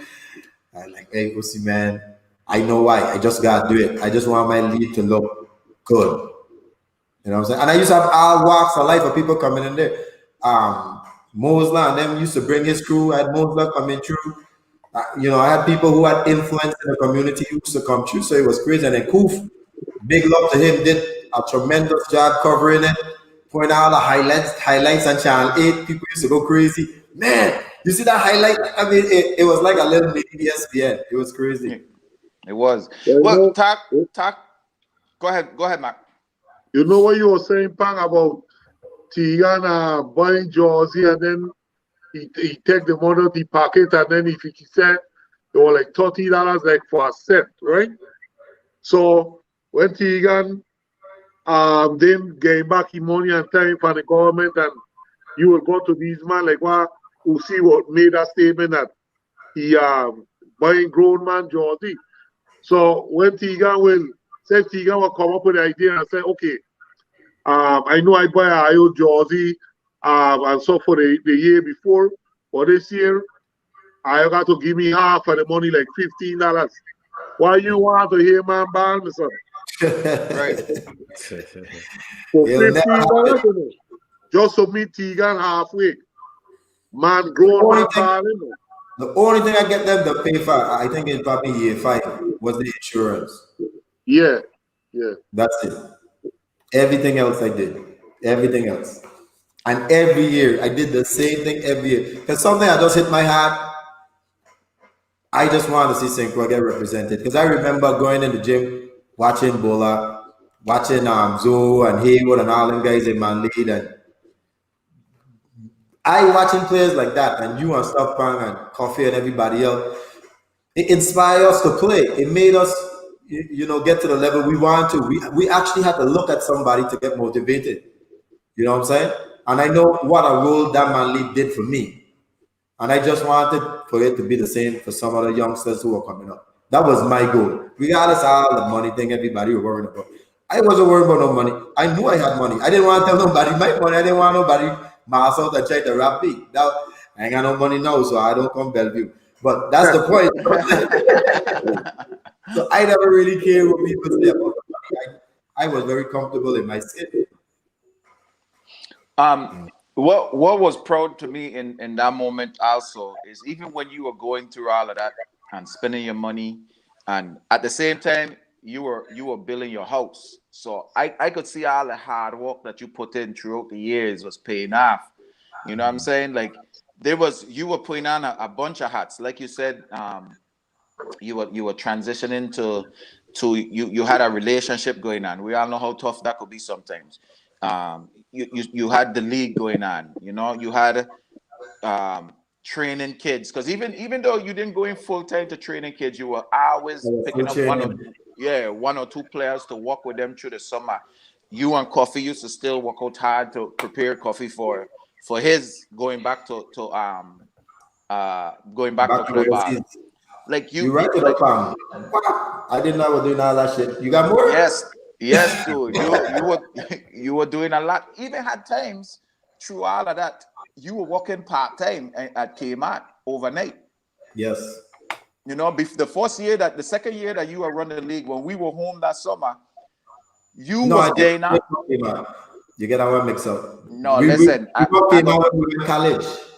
Okay, but one of them year when you run the league, I remember you were. Well, you're right. You're right about that. You were doing something because you were doing something at night when we were waking up at morning to go walk on Champ Roof. Or was that all? That was when we was in college. Okay. Yeah. Intertwined. We are so broke. We used to do the night shift, and then we wake up and go and walk on Champ Roof. I remember. That's why we get money to go back to school. We were still in school. They just told me. The point.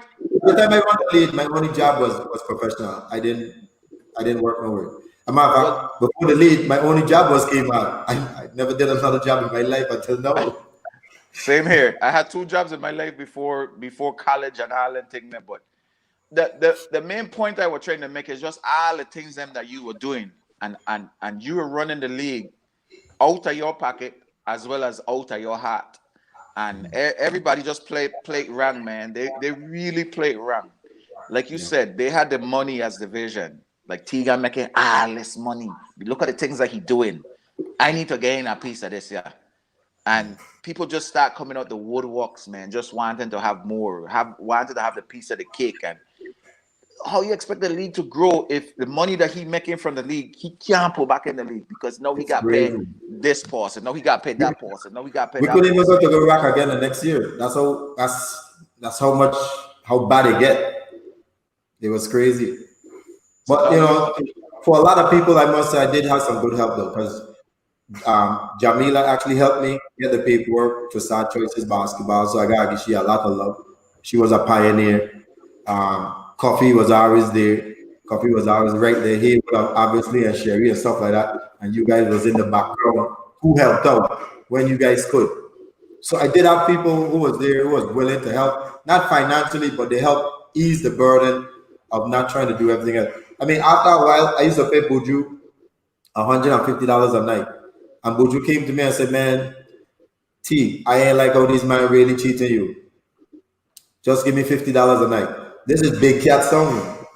And man, that really touched my heart when Buju said that. Because it take a man with a humbleness in his heart to see that and say, man, I see what you're doing. Just give me this. So Buju was really there promo. It was crazy. And he's probably the only one who didn't really want money from me. The rest, wow, man used to show up at my door for their check box. That's funny, listen. That's not from Buju, man. These man wanted their money. Well, people, I really need to give Tigan some thanks. Tigan has bought a lot of players, give people their name, their stardom, showcase their talent. It became like Man League became what NBA, like people used to look forward to come out at night to play as well as to watch the game. Even if your team weren't playing, you were in the gym because that's where the excitement was. And that was all thankful to you and Mark, Sherry, all the people them that chip in. Because, you know, as we all say, it takes a village to raise a child. And Man League was your child. And everybody who played a part, you know, thank you. And I should be giving Tigan thanks. Maybe one day he'll you know, grow the cojones to start running it again and bring back some fun. If I do it, I will want to do it on a professional level. Because I always felt we have good enough players here. We should start a semi-pro league. And I think with money involved and people understanding now you can make a career from this, I think a lot more people will take it a lot more seriously, especially the youths them. And it can build for them to have something to aim for. That's one of the things we don't have like with Puerto Rico and all these other Spanish countries has, because they have all of these semi-pro leagues. At the end of the day, you can see who you're working and putting in all this time in order to get to some place. But the Virgin Islands, with all the sport, we play, and we got great players. But if only one or two now they make it out like a Mumba, myself, or Coffee, you know what I'm saying? But with the talent you have, you were by far a professional player. So if we had that professional lead at home, you could have been a professional athlete. You know what I'm saying? So we have to find a way where we can get these businesses and stuff like that to subsidize a lead like that, especially with Lime Tree and stuff like that. It's doable. We start out with $3,000 a stipend a year. You have 8 teams, and you go from there. It will take a lot of money to run a professional league. Something like that. If somebody would do something like that in government, I'll be happy to do it again. But just to do it for fun, nah, big. Too much headache out there right now. Man come up pang and say, what? Man run a league 1 year and driving a BMW the next year. I'm telling you. All attack. I will tell you what. So what are you like? These 8 months back? Right. And like you got professional. Tigan, Frenchie say he'll sponsor that, you know, with the semi-pro. So you get one person in. That's big time, Frenchie. That's big time. Yeah. But that's what we need, man. And we need it in all the sports member, like we mentioned before on the show. Yeah. We need an end of the rainbow task for our youth. If they know we have a lead here, we ain't gonna catch all of them, but you will catch most of them. And even the one who might stray, we still want to be around it because they love ball. One thing with our youth in the VI, we love sports. Right. And the second thing we love is gambling. I know it ain't probably good to say and lie, but let's face it, anywhere we see a wild, if we can throw a pot, we gambling. So that's just how we roll. You know what I'm saying? So it is what it is. Yeah, true that. So let me get the ball rolling, man. Let me stop playing with this thing. No, it's go ahead, Pan. Well, I was going to switch gears, so go ahead and say what you were going to say. No, I was just gonna say that you know, everything you said, Tigan, is 100% correct. You know, it's definitely, you know, we have to have some communication, man, with the people in back home. We have to have some communication. You know, they got to look themselves in the mirror, you know, and decide what they want to do. You know, sports is something major. You know, you've been around the world, Tiga. You know how important sports is, Yes. and you know how sports have built so many countries. You talk about Puerto Rico, you know, and Puerto Rico is right next door. You know, so if Even if we could build a team to go play in a Puerto Rican league, anything. Exactly. You could start off that way. See if you could communicate with Puerto Rico and say, hey, we would like to bring a team in one of your leagues, and just strictly have like VI players, and then maybe be able to interact a player, or like how the other teams allow 2 Americans, maybe intertwine 2 players from someplace else, but majority of the team is people from home. I agree.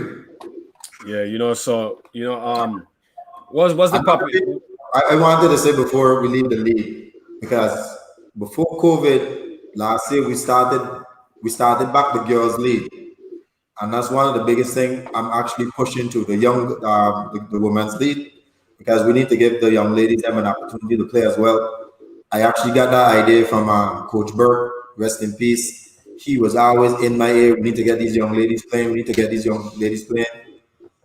Last year before COVID, we finally started the league, and it was going very well. So hopefully we can get back to a level like that and get more young ladies playing as well in the summer. And that could even be a part of man league. You could have game 1 a girls game, A girl game, and games 2 a man game. Yep. Yeah, so you know, like I was saying that you know, we got really get together. You know, I was gonna ask you, Tigan, I don't know if any of you guys know the population of the Virgin Islands. Yeah, anybody know? So if approximately 100,000.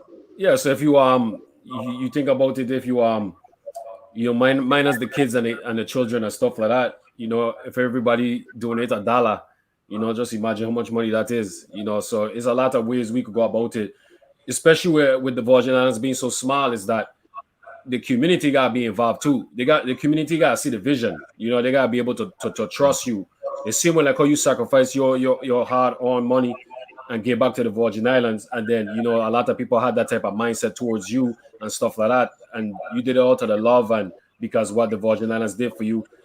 We have to change that type of mindset and that type of thinking. You know what I'm saying? It's not about us, it's about the kids.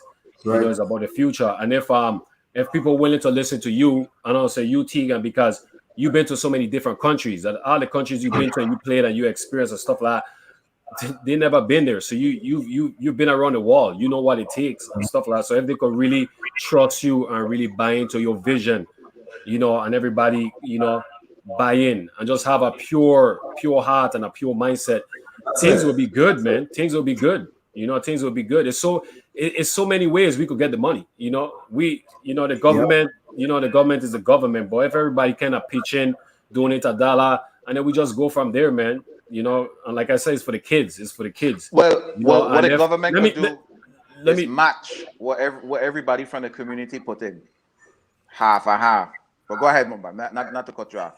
Yeah, you know, so because I think the thing that people missing is that think about it, if you have 25 Tigans come back and give back to the community, imagine how we would be. Just really think about it, because not to be negative, but a lot of people just had a lot of bad experiences that they just don't come back and they don't give back to the community, you know, and that's what hurts. That's what hurts at the same time, man. So, you know, hopefully something could happen, man. You know, and the up and up. Definitely. You know, and just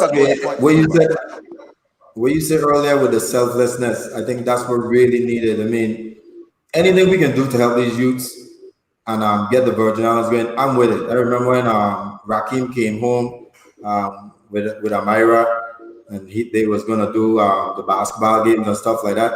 And she called me. I was like, okay, how much you gonna charge to help me do? I said, charge. I said, me want no money from you. Just tell me where to be and where to go. It's not always about the money.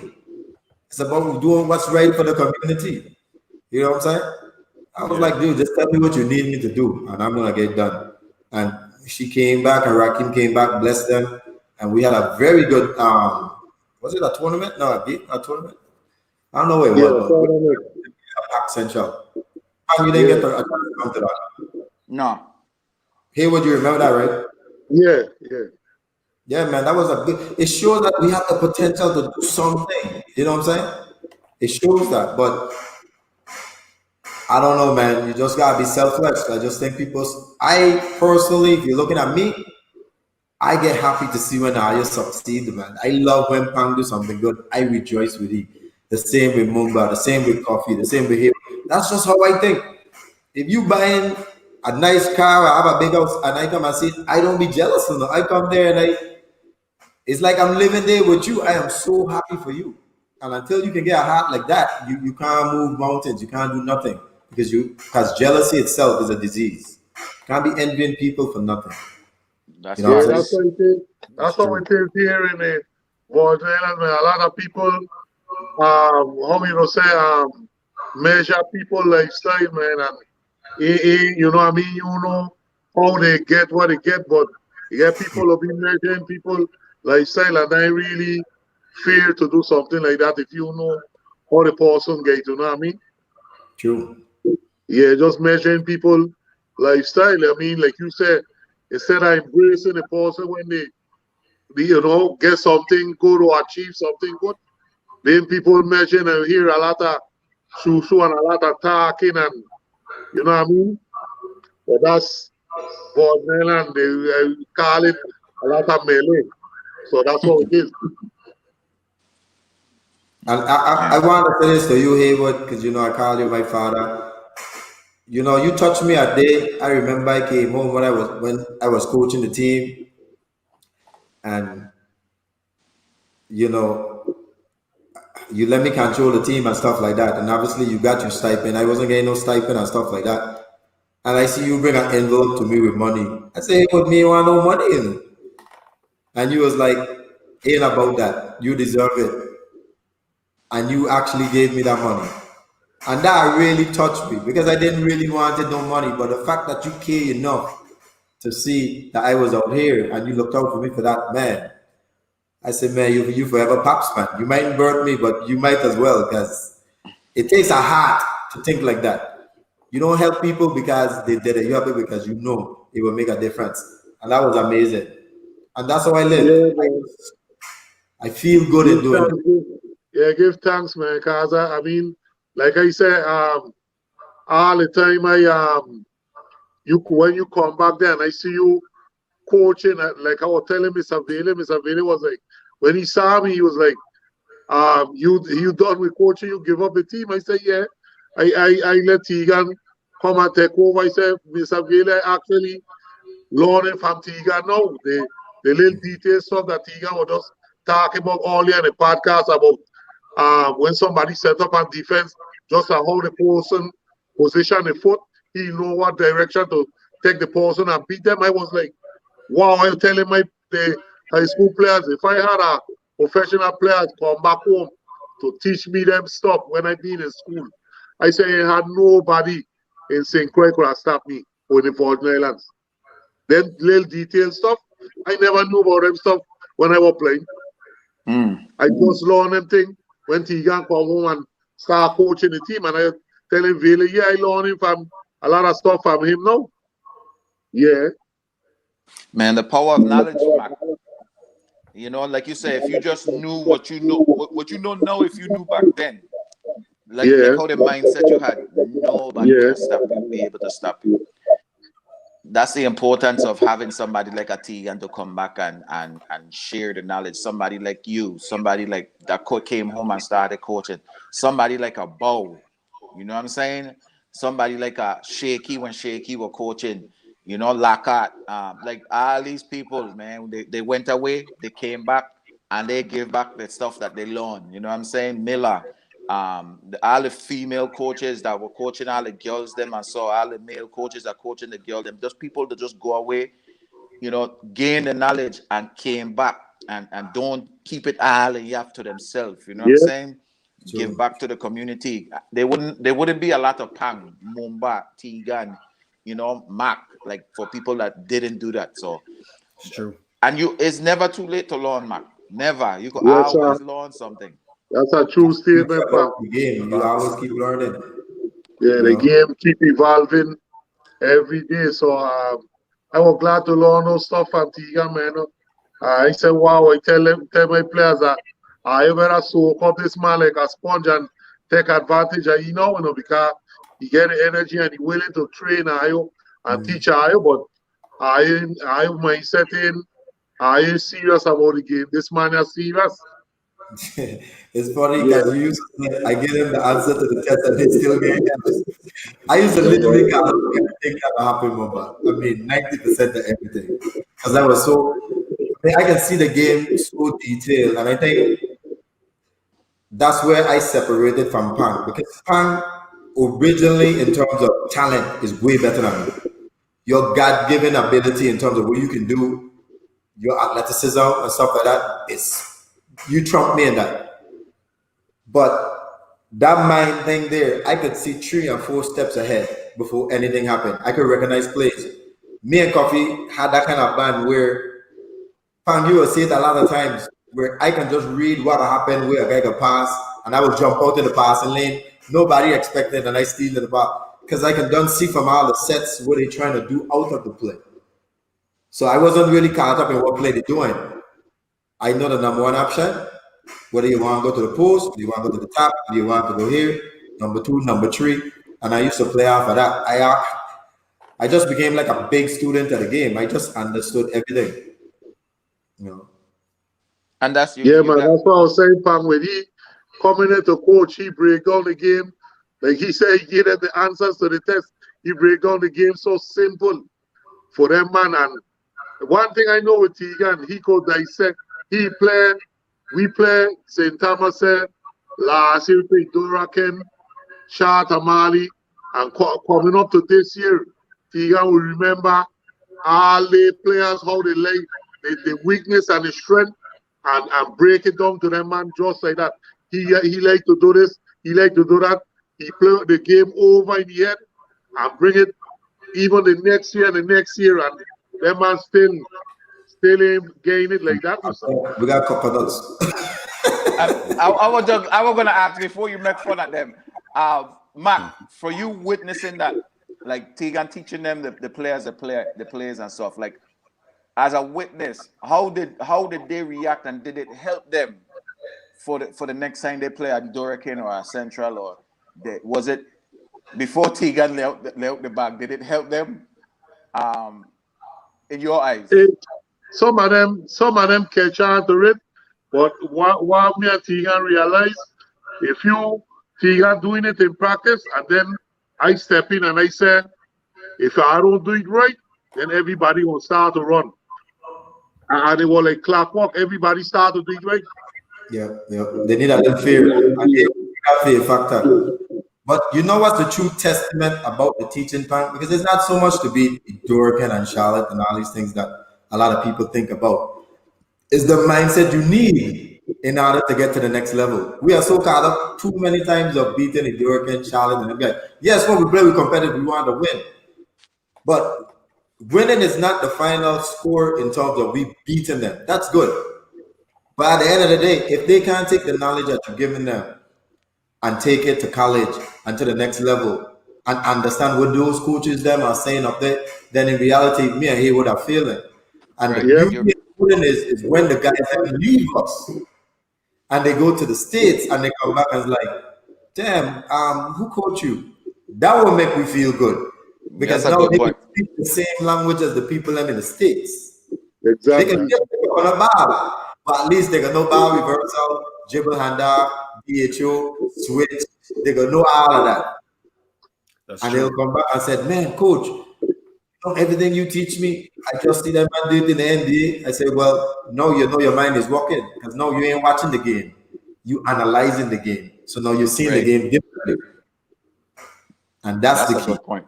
That's a good point, Tigan. I didn't think of it that way there. That's it. They mightn't get 100% great because they used to complain, man, coach, just let we just run ball because we playing against these other team and these men ain't really running no plays like that and they busting our butt. And I used to tell them, it's not really about that. It's about you understanding what you're doing out there. Because if you understand what you're doing, when you get the understanding, you are going to tame the wildness. And that's what Puerto Rico used to do to we. We used to be faithful and hard and stuff, but they understand what's the next pass, what's the next move, beat you on the closeout. If you take your head away from the player, back door, they understand all of these things. So when they scoring and doing all these fancy things, they only doing with that because they know more. But once you start knowing what they knowing, now the talent, because I know what you know, so it's all about talent, and that's where the talent now is going to overpower you. And that's where we is. We are very talented players in the VI, but we will always lose out in the brain. So if we can change the brain to go with our talent, we'll be producing waves of NBA players and college players. Waves. But that's what Puerto Rico do. They got talented players too in terms of athleticism too, don't get me wrong. But they focus more on the brain. So when them kids doing pick and roll at 7 to 9 years old, they already know pick and roll. This guy switch, you should slip. I don't think half of the people in the Virgin Islands know when people are switching, when they set in pick, the screen is supposed to slip. Because if they're switching, then the person who's switching is in front, can't stop you from going to the basket. They don't even understand that. So you're just playing. But if you do that against Puerto Rico or DR, you better believe them and go kill you with slip. Now, when you change the switch now to say trapping, you better believe they're going to be reversing it to the offside wing and he's going to get a 3-point shot. They already know where the ball needs to go. So they are playing freely. You now just playing. And wherever you get a shot, you're taking it. Sometimes it works, sometimes it don't work, but you don't know. And the key is to understand what you need to do every time. It might work all the time, but you need to know. And that's the key. It's true. That's what I'm telling you that most of the players they call St. Pan, some of them man running on 3 gigabytes and Tigan getting like 20. Overload. So it got system overload. Them are breaking down mentally. It's too much thing. So Tigan went back and simplify everything. Yeah, I had to really simple it down and just teach fundamentals in terms of positioning. I don't want to teach plays like that no more because they can't get. But then what really has struck me where I tell you what is, we in the Virgin Islands play zone all our life. Yet these kids don't know how to attack them. They don't understand attacking a 2-3. You need to do dribble penetration and bar reversal, hitting the shot corner. Those are the weak spots. You know what I'm saying? A 1-2-2, the middle wide open and the corner 3. You only got 2 on the bottom and the middle. Yet you have 3 defender on the top and somebody will shoot a 3-pointer from the top. That's a bad shot. You go to the stage and shoot that, you're gonna go on the bench because it shows you don't know how to attack against. When you done the 1-2-2 and they got 3 men up top, you got to come with a 2 front. So exactly. You got two guard at the top, and it gives the middleman like he don't know which way to, like how to balance the floor. So once he shoot one, the middleman shoot one way, you hit. They got weak side. You hit the other man up top. He could swing it real quick to the corner. The other forward flash to the middle. Boom, and it just like connect 4. Everything is about numbers. You gotta outnumber the man. So you play a 2-3 zone. That's why you have the point guard on top and 2 men on the wing. That's 1-2-3 versus 2. You outnumber the 2. You play a 1-2-2. You got 2 high and everybody else go low. You have to know to attack it. I don't know where you're gonna get the shot from, but you need to know who you're up against. But we don't just play. You can't just play. You know what I'm saying? It might work because you're so talented and you win. But when your talent meets somebody just as talented as you at the next level and he know more than you can make you look like shit. And that's what I wrote in my book. As I start going higher and higher in my level, I realizing the talent was just getting so supreme. I actually thought I was moving slower and the game moving faster. But the game was not technically moving faster because I am fast and quick as well. The game was moving faster because all the decision maker already know what decision to make, so they don't hold the ball. That will make the game more difficult. So you cheat, you're gonna get beat. Right. That's how we go at the next level because everybody knows. And that's the beauty about the game. Yeah, that was the difference between one of the big difference when you came to college. Like players made you pay. Yes. Especially when you're a freshman. Majority of the time you playing against seniors, you know, juniors, sophomores. So they already get like a year ahead of you or whatever. Even if you're that good, because when you're good, you're gonna play, even as a freshman. Yes. But then you got senior point guard. Technically, you better than that man. But because he more mature and he more seasoned than you, not because your talent is better than his, that you're gonna just come and run over he like Tigan said, he don't thinking ahead of you. You know what I'm saying? Everything that you learn and know, I got 3 years of this, buddy. I gonna put these 3 years on you. And you're gonna be like, man, when that game done, you're gonna be like, man, how this man beat me like that, man? Like, then you start thinking. No, you gonna put yourself in his shoe playing against the next freshman that come in, and you're gonna start to understand.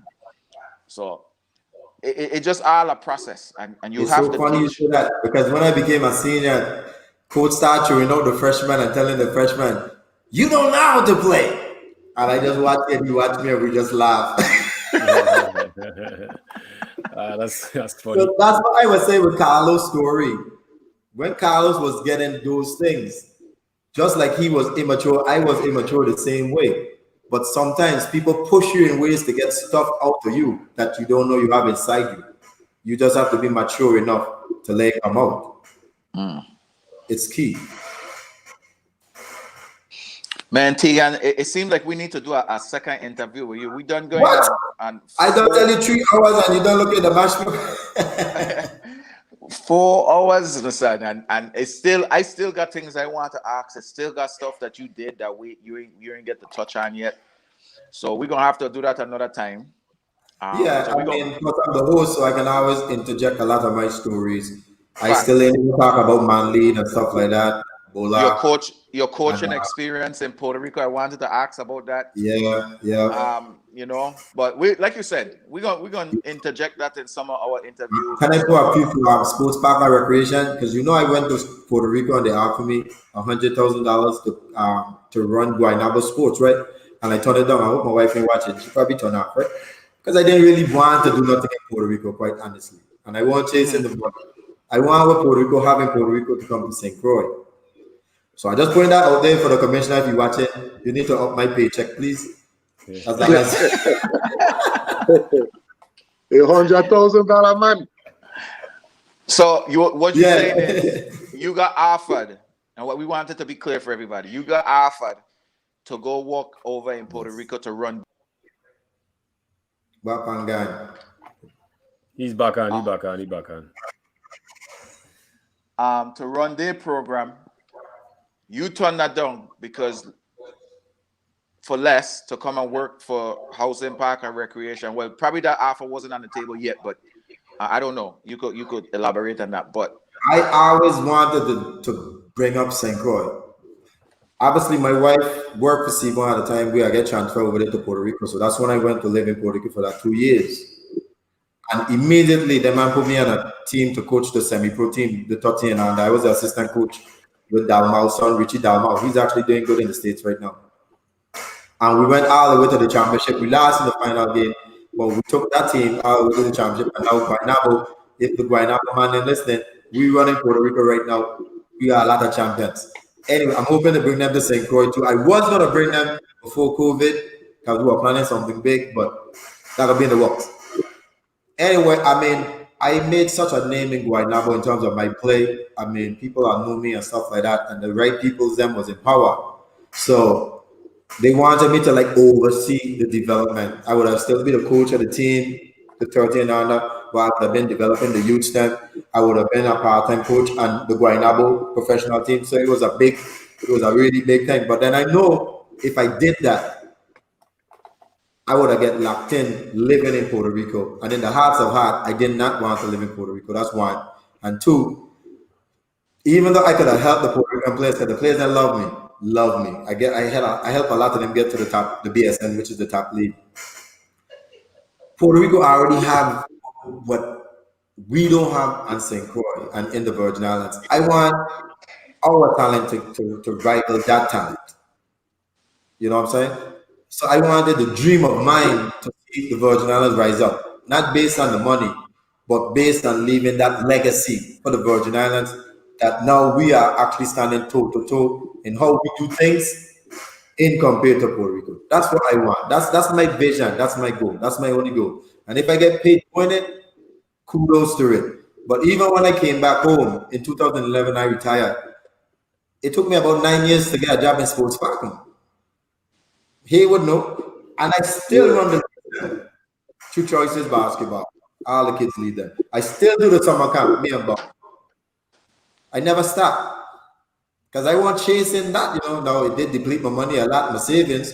But I just have a dream, man. And that's my dream and vision. At the end of the day, when you leave this place and God is ready for you, nobody will remember you for all the money and the cars and the things that you have.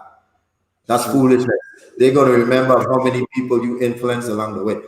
And that's how I want to be remembered. Somebody who was really out there trying to make the Virgin Islands better. And that's it. That's only it, you know. If money come, money come. If it don't come, oh well, I'm good. I don't even buy nothing no more anymore, Pang. I already had everything really I had.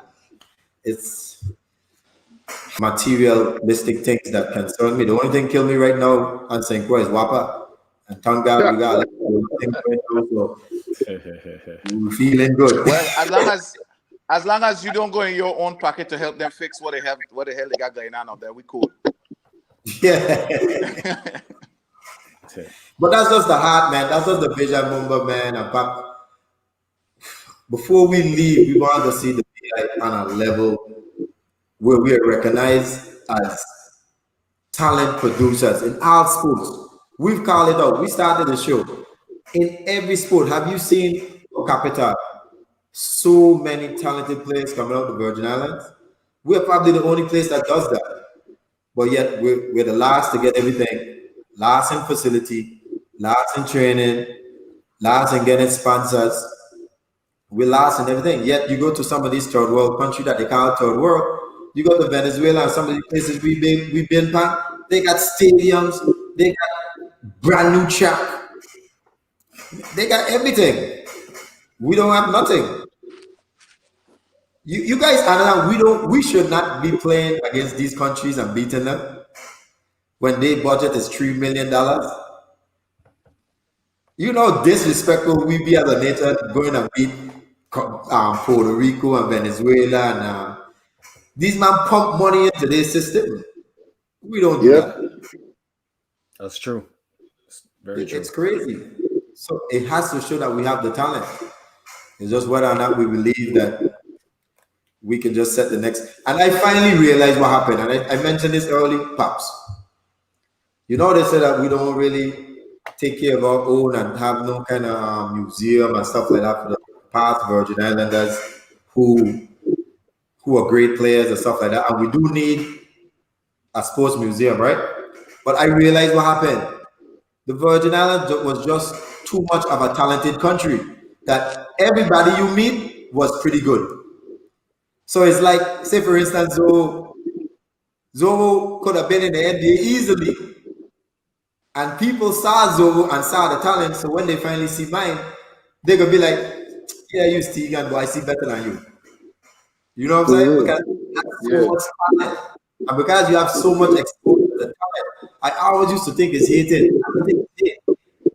I just think it's that respect for those that came before who was probably more talented and didn't get the opportunity to go anywhere.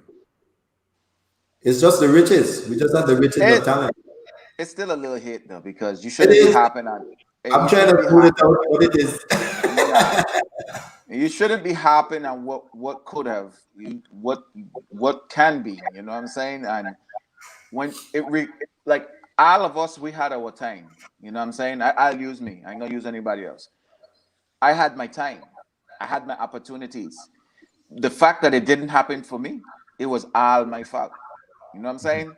So a Tigan coming behind me, I should never put any type of hate towards what happening for he, because what happening for he is meant for he, and you should applaud that. This is somebody that's coming from the same place you came from. This is somebody that went through the same struggle you went through. This is somebody that he's in your shoes that you once had. It didn't work out for you. You should always wanted to see it work out for him, because that's gonna only make where you came from look better. Should never hold no hate in your heart. True. You know what I'm saying? I gonna have a kid one day. Somebody gonna get a kid one day coming up in the Virgin Islands. They're gonna need the opportunities that we didn't have. That's right. And the opportunities that they get gonna come from stuff that you did, Bumba, stuff that you did, Mac, stuff that I did. Mm-hmm. Who wouldn't feel good about that? You know what I'm saying? There should never be no hate for nobody becoming successful from the VA. It should be our love and support.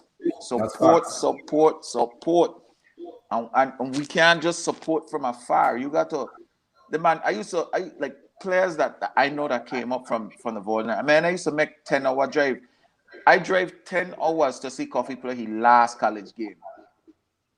10 hours from Florida to see Coffee play his last college game. That's my boy. I want to see my boy succeed. Surprising with me and his older brother, surprising with his mother. And we drive 10 hours to go see Coffee play his last college game. I used to go and see Tigan play. I couldn't go and watch every home game because I had my own thing going on too. But and any free moment I had, I go and watch Tigan play. That's my brother. I want to see this man do good. Man, that's what I'm talking about. But that's the heart we have, and we need more of that heart. And that's the spirit we need to spread, especially on this platform. That's what we need. If we had everybody thinking like that, man, believe me, a lot of the things that we're missing now in the community, we definitely would have. Because we can't be blaming now the man, so to speak, holding we down, because everybody who is in the Virgin Islands come from us. All the senators them came from us. You know what I'm saying? We don't have no bunch of white people and they making rules. We are the one who governing our own estate. So it starts from the top in looking out for we, each one teach one. And we can't blame nobody else, just like you said, but unfortunately, we ain't over that yet. This is a dog world, son. Right, man. It's crazy. Yeah, people naturally in the Vornen, like a lot of times, like you mentioned, Pang, they're afraid to not afraid, but don't want to embrace people when they're doing good, man. You know, and to see the journey that people come through struggling to finally start, you know, in making an impact and doing good things. A lot of people take a while for them to embrace them, and they more talk about when you were struggling. Like you said, that this is like an example, like somebody who are probably used to being on crack and come off a crack and they're doing positive things. They more talk about when you were on crack, because that's the person doing good now, but that's a way to knock you down. Yeah. They bring up the past and talking about the person, but instead of embracing the person and say, my son, I'm glad you come out for that. You're doing so good now.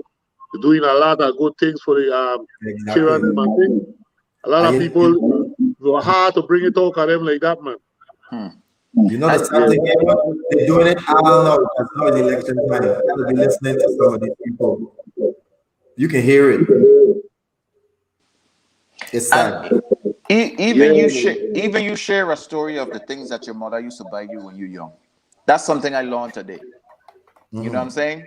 That your mother come past Mr. Dollar and stuff like that. That's what she could afford, and rightfully so. That's where she's supposed to shop if that's what she could afford, right? I ain't never know that until today. But I didn't have to know that to feel good for you to be successful. True. You know what I'm saying? Like it just that's how we should be, man. We got one to see. Even 2 Cent used to be a rival of ours in Complex. 2 Cent went to a different school. It wasn't even like a Barra thing, a Carriage thing. Man, me and Johnson used to drive down Daytona to go and watch 2 Cent play. You know what I mean? Like, because we know this man come from where we come from. Yeah. That's all it is. That's all. The only reason I need. he came from the same place I came from. Yeah. You know what I'm saying? That's the only reason I need. That's all I want to see. And that's how it should be, P. That's how it should be. That's the level of consciousness we need to get to. Like someone said in the chat I was reading, they ain't just doing it with sports, man. They're doing it with everything. And you can see it, especially coming around this politics time, it's the worst. That's true. All they can speak about is everything you do bad. But then you have to understand the same type of energy you putting out there, the youths them now are actually watching you. So when you're doing this, even though you think you ain't doing something in terms of committing a crime, you are setting a very dangerous example for somebody who watching you, hating on somebody else because they vote for, say, a Map, vote for a Brian. So that means you should get fired because you are like he and then like he. Not whether or not you can do the job, but because they voted for Mumba. That's a level of hate that they don't understand. The kids them in the gangsterism. Yeah, need to get away from that. You know what I'm saying? Yeah, that's dangerous, man. I mean, for you to hate somebody because of whatever, I mean, I just can't understand it, man. Man, it For you happened to live, and it's sad. yeah, for you to live your life hating, man, that's sad, man. That's crazy. I can't Tigan understand said it's it. a politician time. They come out, they preaching for the they show the kids in front. Like they gonna do it and do that for the kids, man. It really sad. And I have been hearing this. I mean, by the time I been in Central back in '85 and 80, way back then, and up to today, it's still like singing the same song, but when the time comes, they're not putting out like that. They putting putting your money where your mouth is and what you were saying when you were campaigning. It ain't coming out like that. You can see the struggle them in the school. You see it, man. Like 20 years or how much years ago when I been at the complex, it just recently we start to get a little better with the travel and so when that lady Miss Tuma Bonnie start to oversee that stuff, we start to get the money, the travel ticket and everything in hand, working with our Tigan wife at Seaborn, everything was up to par. We were ready to go to Friday and the money was there, the hotel was paid for, everything started to go real good, man. Yeah. But it takes a lot of years to do that. Yeah. So it's the same thing. Well, it's just a collective collective change, man. Like everybody got to play a role, starting from the government down to parents. You know, parents got to play their role too, man. Keep their kids, do their best to keep their kids out the streets, get them into some type of program.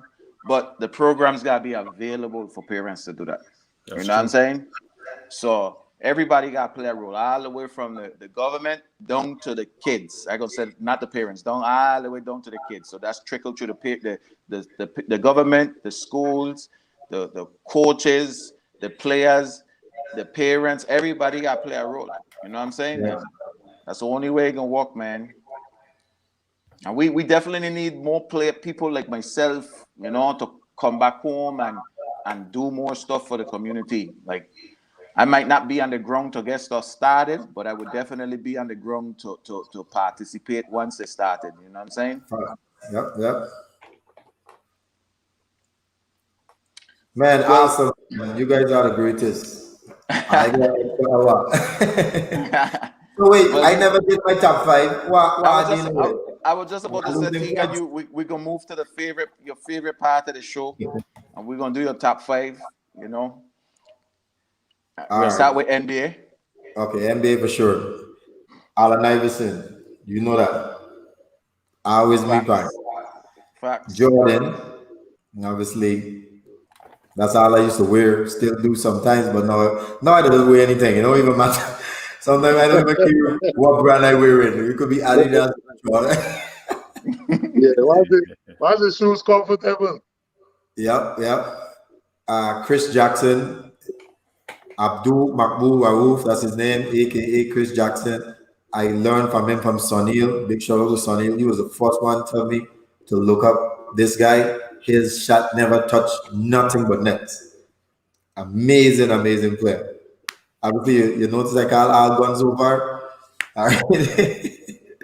Let me see if I can get an assist man in there. I love the bad boys. And a lot of you guys will think Isaiah Thomas. No. You know who I love for the bad boys? Joe Dumas.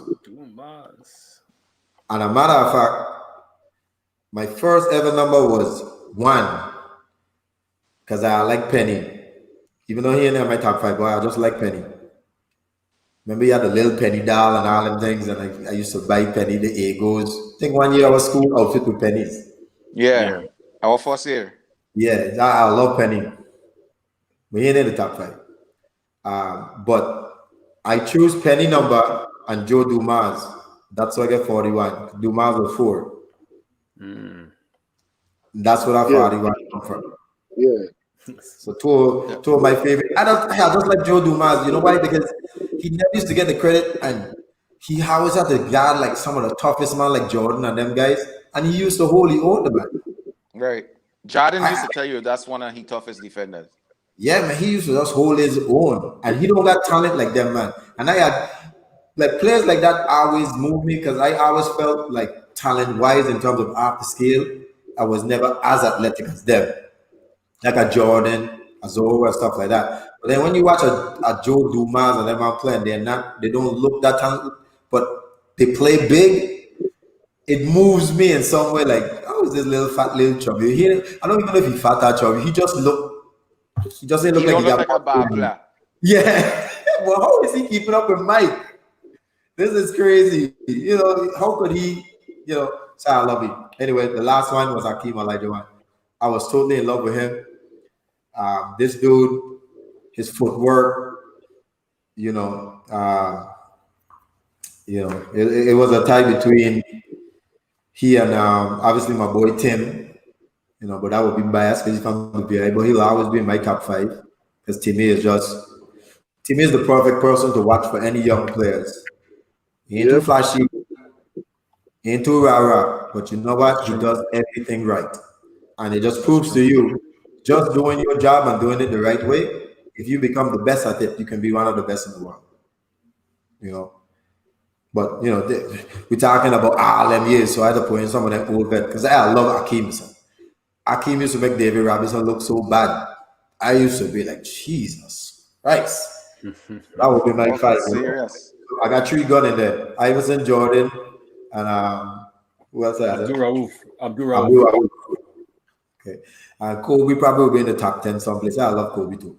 But Abdul Rauf, man, I wish the world I get to see him play. This dude was amazing. Top VI5, excluding my brothers them here. So I can't mention Ayo, but Punk definitely would have been in it. Because when I first met you, your ass was like, dude, I was like, yeah, man, this is the Punk that man talking about. I said, Jesus Christ, this man bad. But I can't mention it. You said you had a Punk story that you wanted to tell. Yeah, make it tell it out there. All right. I was thinking about it, but so all-time favorite player was Kevin King, Bulla. Yeah. A person I could see his moves, I could practice and do. He could dunk and stuff like that. He was fast, could shoot trees. Man, I just like how he moves on the court, how he glides. Like, dude, I remember the first time playing against him in my league, and Eugene were coming on, and Bola were coming on in full speed. My legs literally was in sand. I was just saying in my mind, please pass the ball, because me want to fall along. I was that nervous. You know what I'm saying? He really. He don't get pretty high, and he jump shot to my son Tigan. Yes. Yep. Yeah, very high. I remember that game when they brought Chatola and they bring over Bolo. Yeah. I get that in Central. Somebody tell Bola something. My God, Bola went off. Like the first or second play of the game, my boy went through the middle and dunked that whole fight. That was it. He was raining trees. It was crazy. So Bola definitely number 1. Okay. Now I'm gonna take out the ungodly because I want to call some people because I done put them on name too much on the show. So the ungodly, which is godly, but the ungodly will be Zoe and Tyrone. They're man from another planet. Can we just leave them out of the top 5 from now? Because everybody always got their money. You know what I'm saying? So Zoe and Tyrone, I'll take a back seat. I'll use the top. I love Iceman, obviously. I tell you, he was one that I saw like, dude, can shoot from anywhere. And he was a legend in Tartola as well. I didn't even know he was so big. Yeah. I was a real legend, so I was just in love with ICM. This might surprise you a little bit, and I know you're watching. Cobra, Mr. Cobra had one of the craziest crossover pull-up shot I've ever seen. He'll lull you to sleep, and the snake will just bite you. Like Cobra was deadly. I mean, Cobra was super deadly, right? That's 3. Okay. Let me see what else, because I have a lot. I just want to make sure I get the right players, then the credence. You don't want to kill nobody.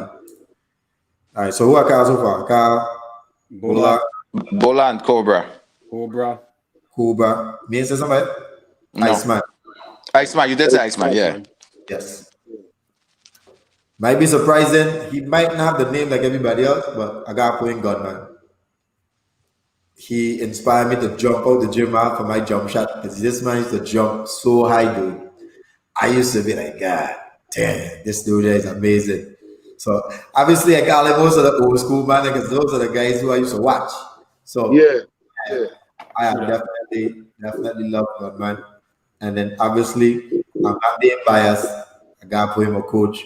Not because he's here, but I have to put him because his game was really transcendent because at those times nobody Haywood size was out there shooting no damn trees. And he out there knocking on trees, banking, hitting backboard trees. We there in school and he taking people's sneakers, just shooting backboard trees. I mean, Haywood was amazing. Plus, when he grabbed the rebound, oh my God, you ain't want no part of that. You know what I'm saying? Them elbow clearing, you ain't wanted no part of Haywood. But Haywood was definitely tough. That's what I tell you, man. Me and Bogas thing, boy, me and boy had our battle, but one thing with boy, small in size, but he handled the position well, Mr. Well, I mean, like I said, I end up breaking his nose twice. What? Yeah, twice. Yeah, but he was knocking up man, he's the craziest. I pull a rebound and that man pick my pocket as soon as I bring down the ball. He knock it off and score, my son. And I mean, the next time you put your hand in there, you'll pay for it. You brought trash talking to the VA too, because nobody was trash talking like you. Man, hey, what you say? Even trash talking big man, and we played against him, and we did the basketball team. He definitely used to take me on the bus. That's crazy. Like Tigan said, me and Kasim had our battle to Kasim for playing at the school team, but you were playing with your gym and things. So me and he had our little battle. Kasim said, I will take you to school, old man. So me and he used to go at it, but it was all like a friendly thing, man. Yes, sir. So Gunman was 4 or 5? No, that's 5. That's 5. Okay, that's 5. That's 5. Marco 5. Yeah. Oh, you did say that. That's it. More the vets. I give more the vets all the thing. Obviously excluded. I didn't want Tyrone and Coffee and Zoro. Coffee and Zoro, that man. Because obviously that man is godly. Yeah. I don't understood. I mean, I'll just tell one story real quick about Tyrone. When I finally get to play with Tyrone, we was on that Puerto Rico team. When I see the toughness of Tyrone, Jose was giving me some drills, some 3-man weave drills. I think we had to make 100 points. So you know that's a very tough drill because you got to score to 100 in like 10 minutes or something like that, 5 or 10 minutes. And man, people start getting tired like crazy. And I noticed the point guard line was just depleted, son. And nobody was going, listen. And I see Tigan cussing, whopping, I am a sack, listen. And I see literally see Tigan went 3 times in a row pack. You remember that? Yeah, I remember. And dunk on the last one. 3 times in a row, full speed. And when I see that, I said, this man got heart. And I just wanted that type of heart in my games. So Tigan definitely inspired me. How hard this man works so hard. Yes, sir. He don't queen walk. He brings it. He brings it. And I love that. We were always blessed to be around some real dogs. Listen, Tyrone was a dog. Raja was a dog. Raja ain't no joke. Right. Raja used to look to get fight with every damn game we play. Everybody we play, he getting in a scuffle. Raja jab kick, remember in St. Thomas, Raja donkey kick a dude on the Bahamas bench because he pulled his shots. Like, what the hell? So Raja was tough, man. Raja was tough. So we were always lucky to have that type of dogs, man. It was really good. I think that year in St. Thomas was one of the best ever teams we have in the BI. Right. And we all played collectively. Yeah. That team was awesome with Jabari Brown, Roger Bell, Yupang Ming, Calvin White, Shakes, Coffee, Jason. Man, Jerry, did Edwin was it? Jamil was it? No. But that team was great, man. That team was great. You know when Jamil first he run with the national team, Jamil got a job offer it. His first ever run with the national team. I was in Venezuela, right? I don't remember where he was, but he fly out from wherever we was and he went straight to Argentina. Or he was already in Argentina, he never left, or something like that. Yeah, his first run with the national team, he became a professional player. Wow. What question is that, Mumba? I've seen that question there. That's from Frenchie. He said, ask Mac if you remember when he coached me and Pang and Tigan seniors versus juniors, and he said, I got to tell this man nothing because he got the 3 best players. That's Frenchie. They got the Frenchie. Yeah, Frenchie. In that game, that Frenchie showed me an alley hoop, my son. And I came out of nowhere, my son, and just tear it in. And it was another play in that game there when Tigan catch fire. And when he, like, you know how Steph Curry, when he shoot, he just turn around, don't even watch when the shot going. So when Tigan was shooting, that's what I was doing on the wing. When Tigan shooting it from the top, I just turning around, I running up court because I know this shit don't wet, Mr. Yes, I was bullet. And this is freshmen versus juniors and seniors, and we destroyed them, man. Yeah. Destroyed them, man. Mumba. Crazy. We just totally run over them, man. I think Dowa, Ghost, Terry. I can't remember all the seniors, but just think of that team that, like, just Terry and Dowa alone. You know, we got to deal with. Man, and we destroyed them, man. Run, circle around them, man. That's a good memory, Liam. So, Pang, you really got a good memory, you know.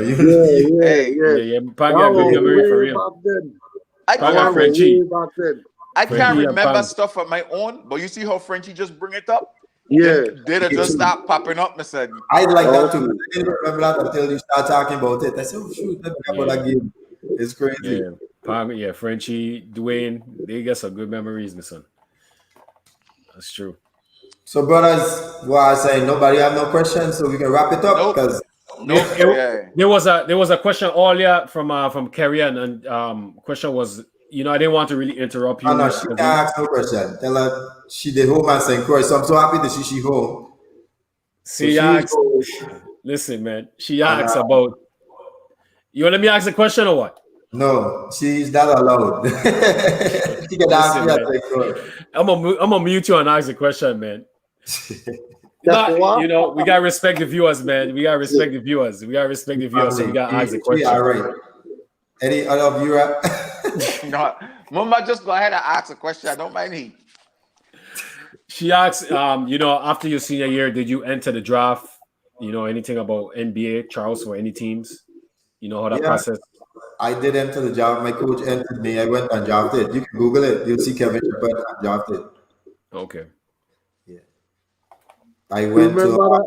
did a You workout with remember the day, like when you're 2000. talking about Tigan with the tape with you and Bogus we make our senior year for high school. Remember Ogami? Yes. Yeah, Ogami I edit them tape and put a little music in the background with Bossa Rhyme. Yeah. I remember that. I remember put your hands where my eyes can see or something. That's the song. Yeah. Put your eyes there. Where I can see. I remember them videos I make. Because I remember Tiga, I would tell you I was still home at St. when I was seniors. But it was so ironic that I didn't learn about you coming to Jacksonville until I got to Jacksonville. And that was so crazy. All the time we friends home, and so I ain't know that's your plans. You don't know that's my plans. Well, literally, my plans happened like within 3 days because I went on a trip to Venezuela and I came home on Wednesday. Look at all the college application them that came back, and I was on a plane Saturday to come up Jacksonville. And I think you was already up there. Yes. When you called me, I was shocked. I was like, "What? I gotta find Edward Waters, man." Man, we literally like 20 minutes away from each other. We just we do separate each other from a bridge, but it was not a far drive. No, it took me literally 15 minutes to get to Tigan. And every chance I won't drive in, obviously, but every chance I get, I used to deal with Emerson. Okay. There was a question if they wondered if I go back in the studio and make some music. No.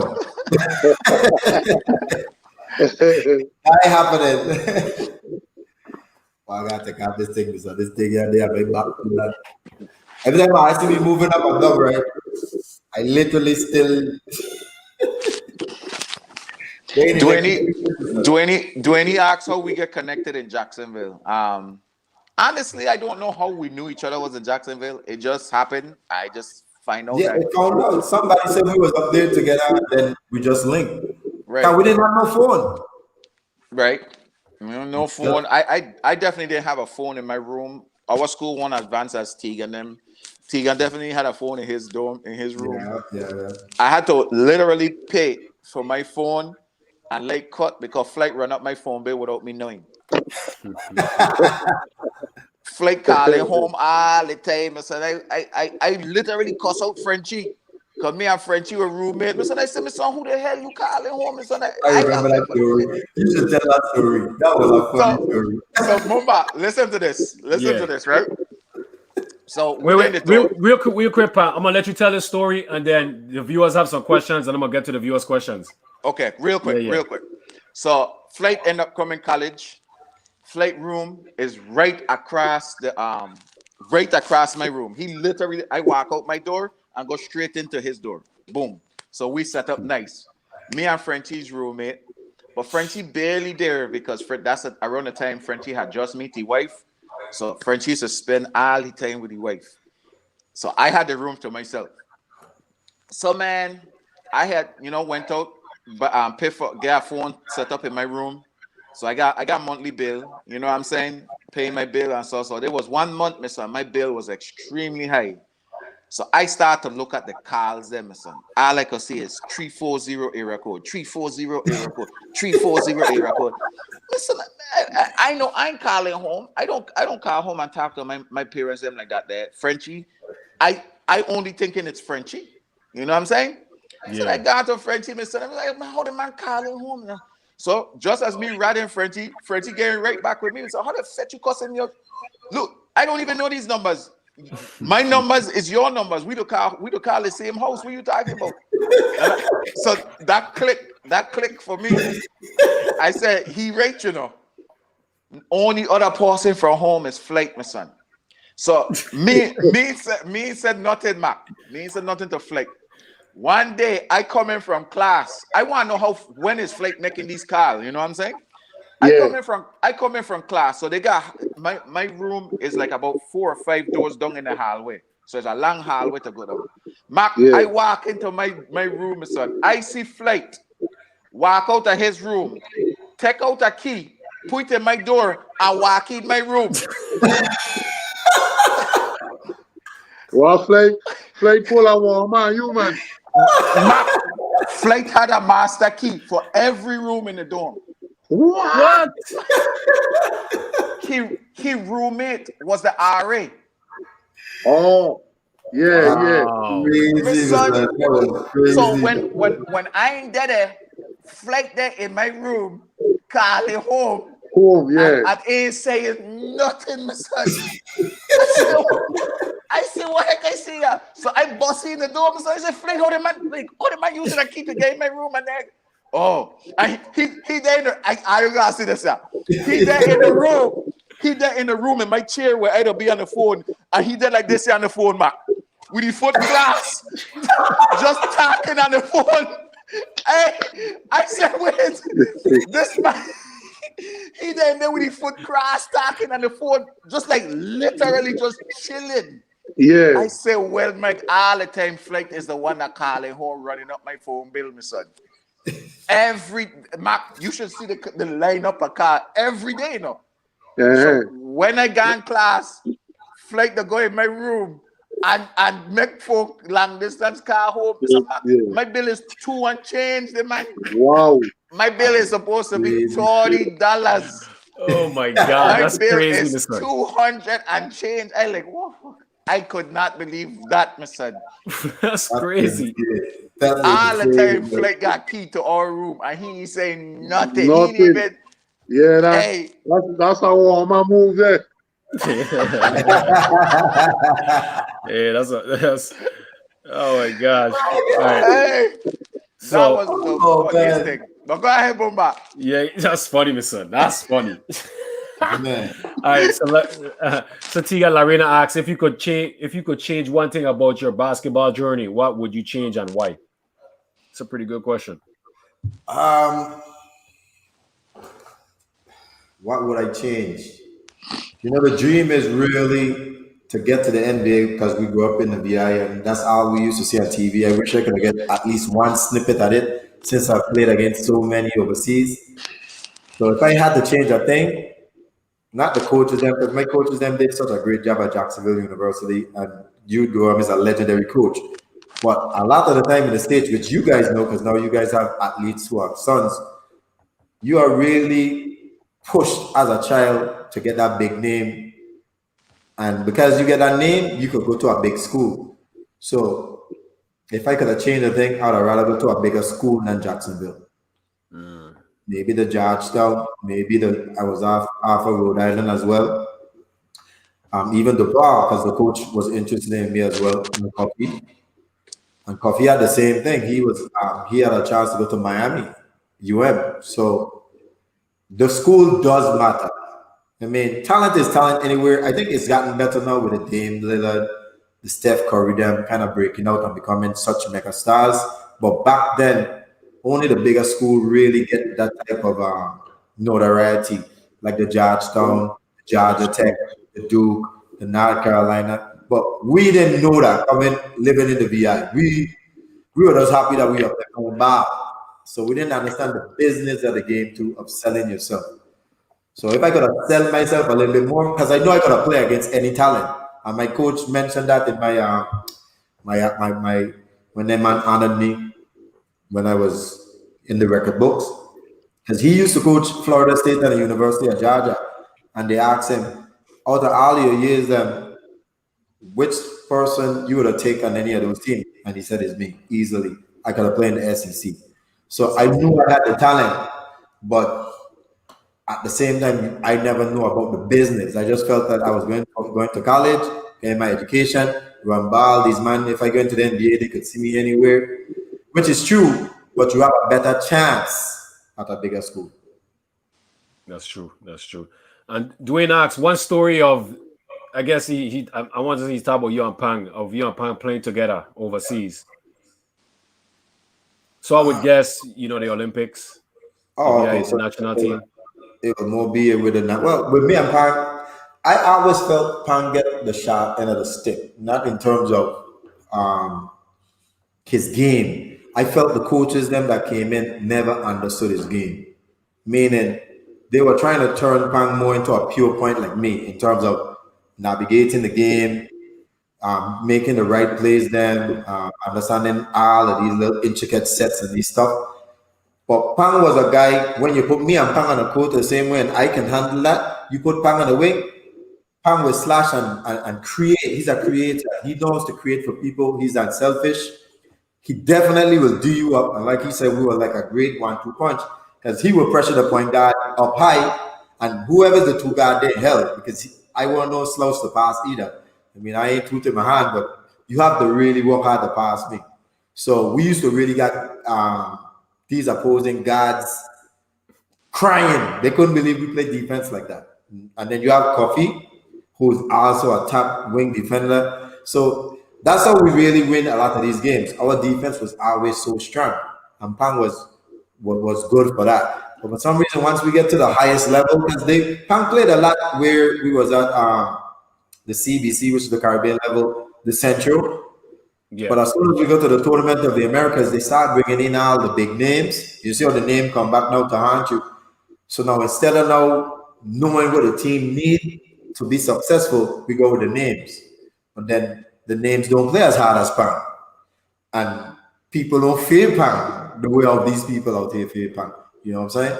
And I think that should have been Pang's role. We should have been playing together beside each other, not him coming in for me to relieve me. Because then now you take his aggressiveness, you taking away his creativity, you taking away Pang. You know what I'm saying? And we want Pang.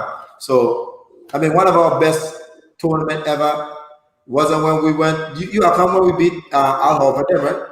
Yeah. Oh, of course, in Mexico. Yeah. Yeah, that was that was probably one of our weakest VI team we ever took. We took a few players off the streets to go with us. Yeah. And teams couldn't believe we play like that.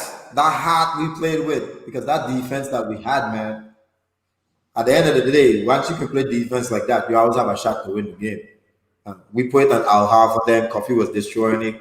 Well documented. He had Francisco Garcia and stuff like that. He tried to check me, but he couldn't check me. He was too slow. They even had a couple of NBA no-name players that was on there. They said one I play for the 76ers. The guy. The dude with the They had the dude with the afro toe, like that was Jack Daniel Martinez. He played with me. I mean, they had a good team. They really had a good team, but we just had that will.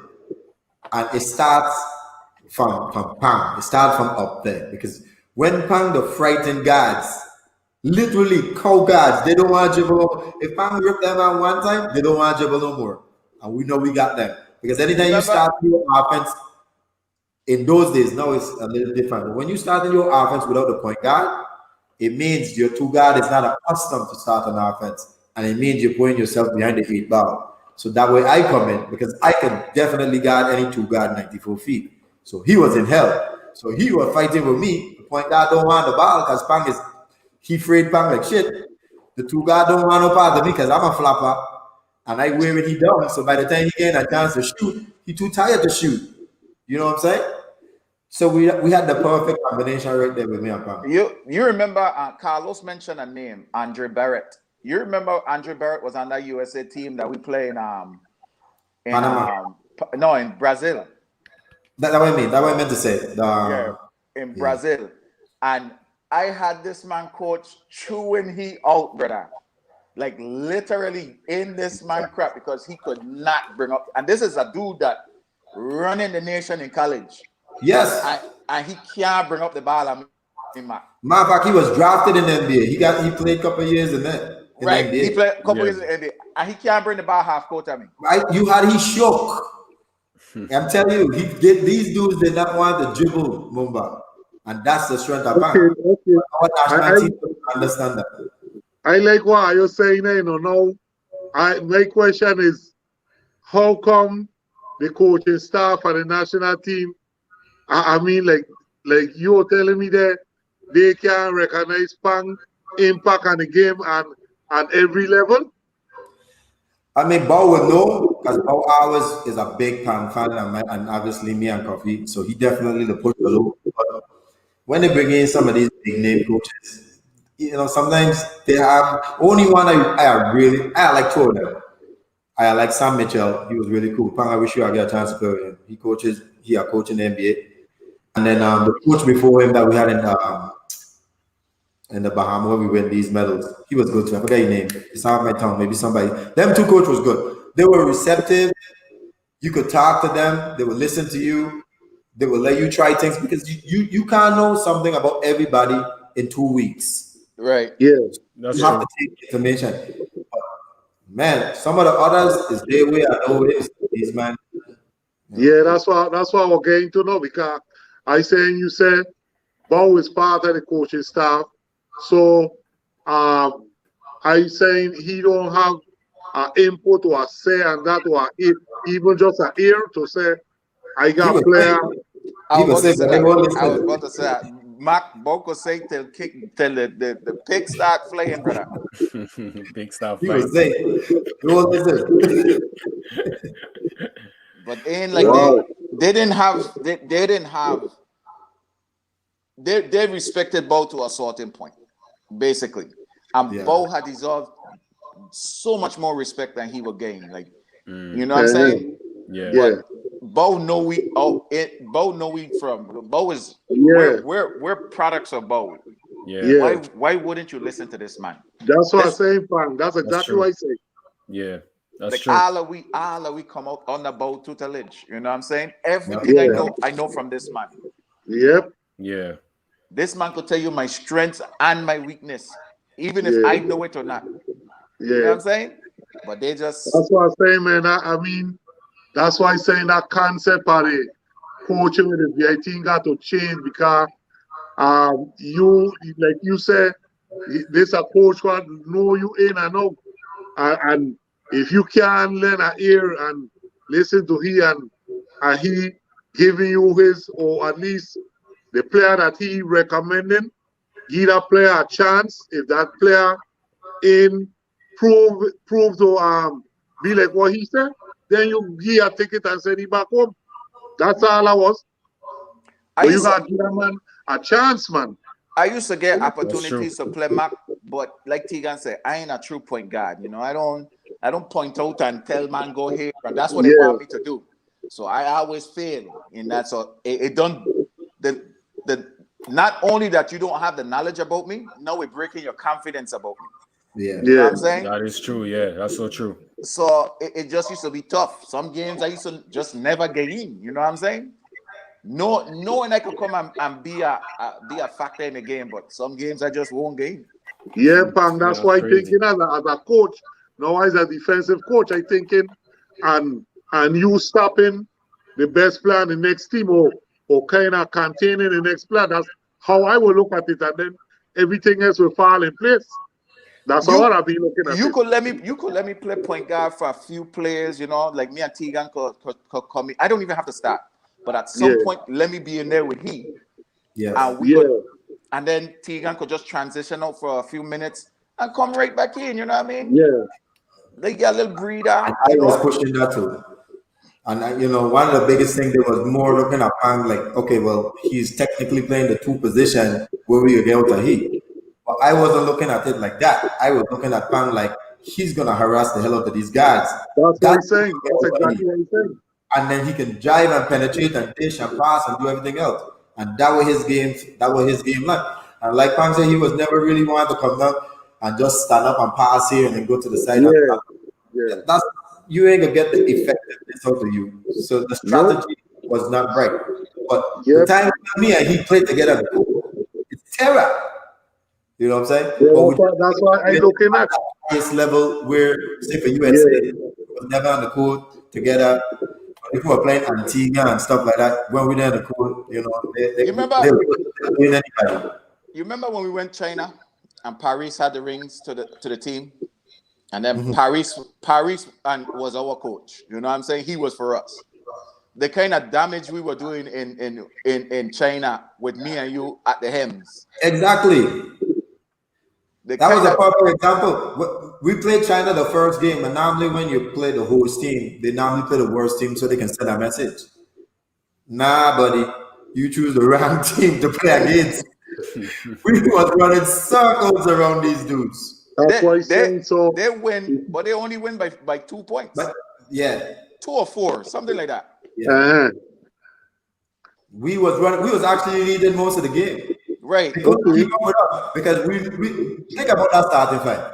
Pan, me, Coffee, Jabari Brown. Who was the next one? I don't even remember. But Joe. It might have even been Raul. Because we didn't have much big man. Yes. And they started 3 7-footers, right? One Juju, Yao Ming, and then another big, strong up looking, shiny looking dude. They had 4 players on their team that had some form of touch in the NBA. 4 7-footers on their team that had some form of touch in the NBA. And we only have one big man. And the first play of the game, Coffee Senatin and Yao Ming, my son. Coffee was another commercial. That was it. The Chinese them get up and clap. I wish the Virgin Islands could see these things, man. I really goosebumps. We lose the game, and the Chinese crowd get up and clap we off the court. Standing ovation. They didn't know what the Virgin Islands was. I remember doing like 4-on-1 and Yang Ming, and the last one he knocked me down on the ground, and he come and pick me up with the big. He come and pick me up with the big hand. Then, are you all right? Hey, that's a good experience to talk about. So wow, that's a good one. We are faster. Yeah, we are deep because they got those big two, 6'4", 6'2", 6'4". Their smallest player, their point guard was 6'4". Yes. Wow. And he had to bring the ball again.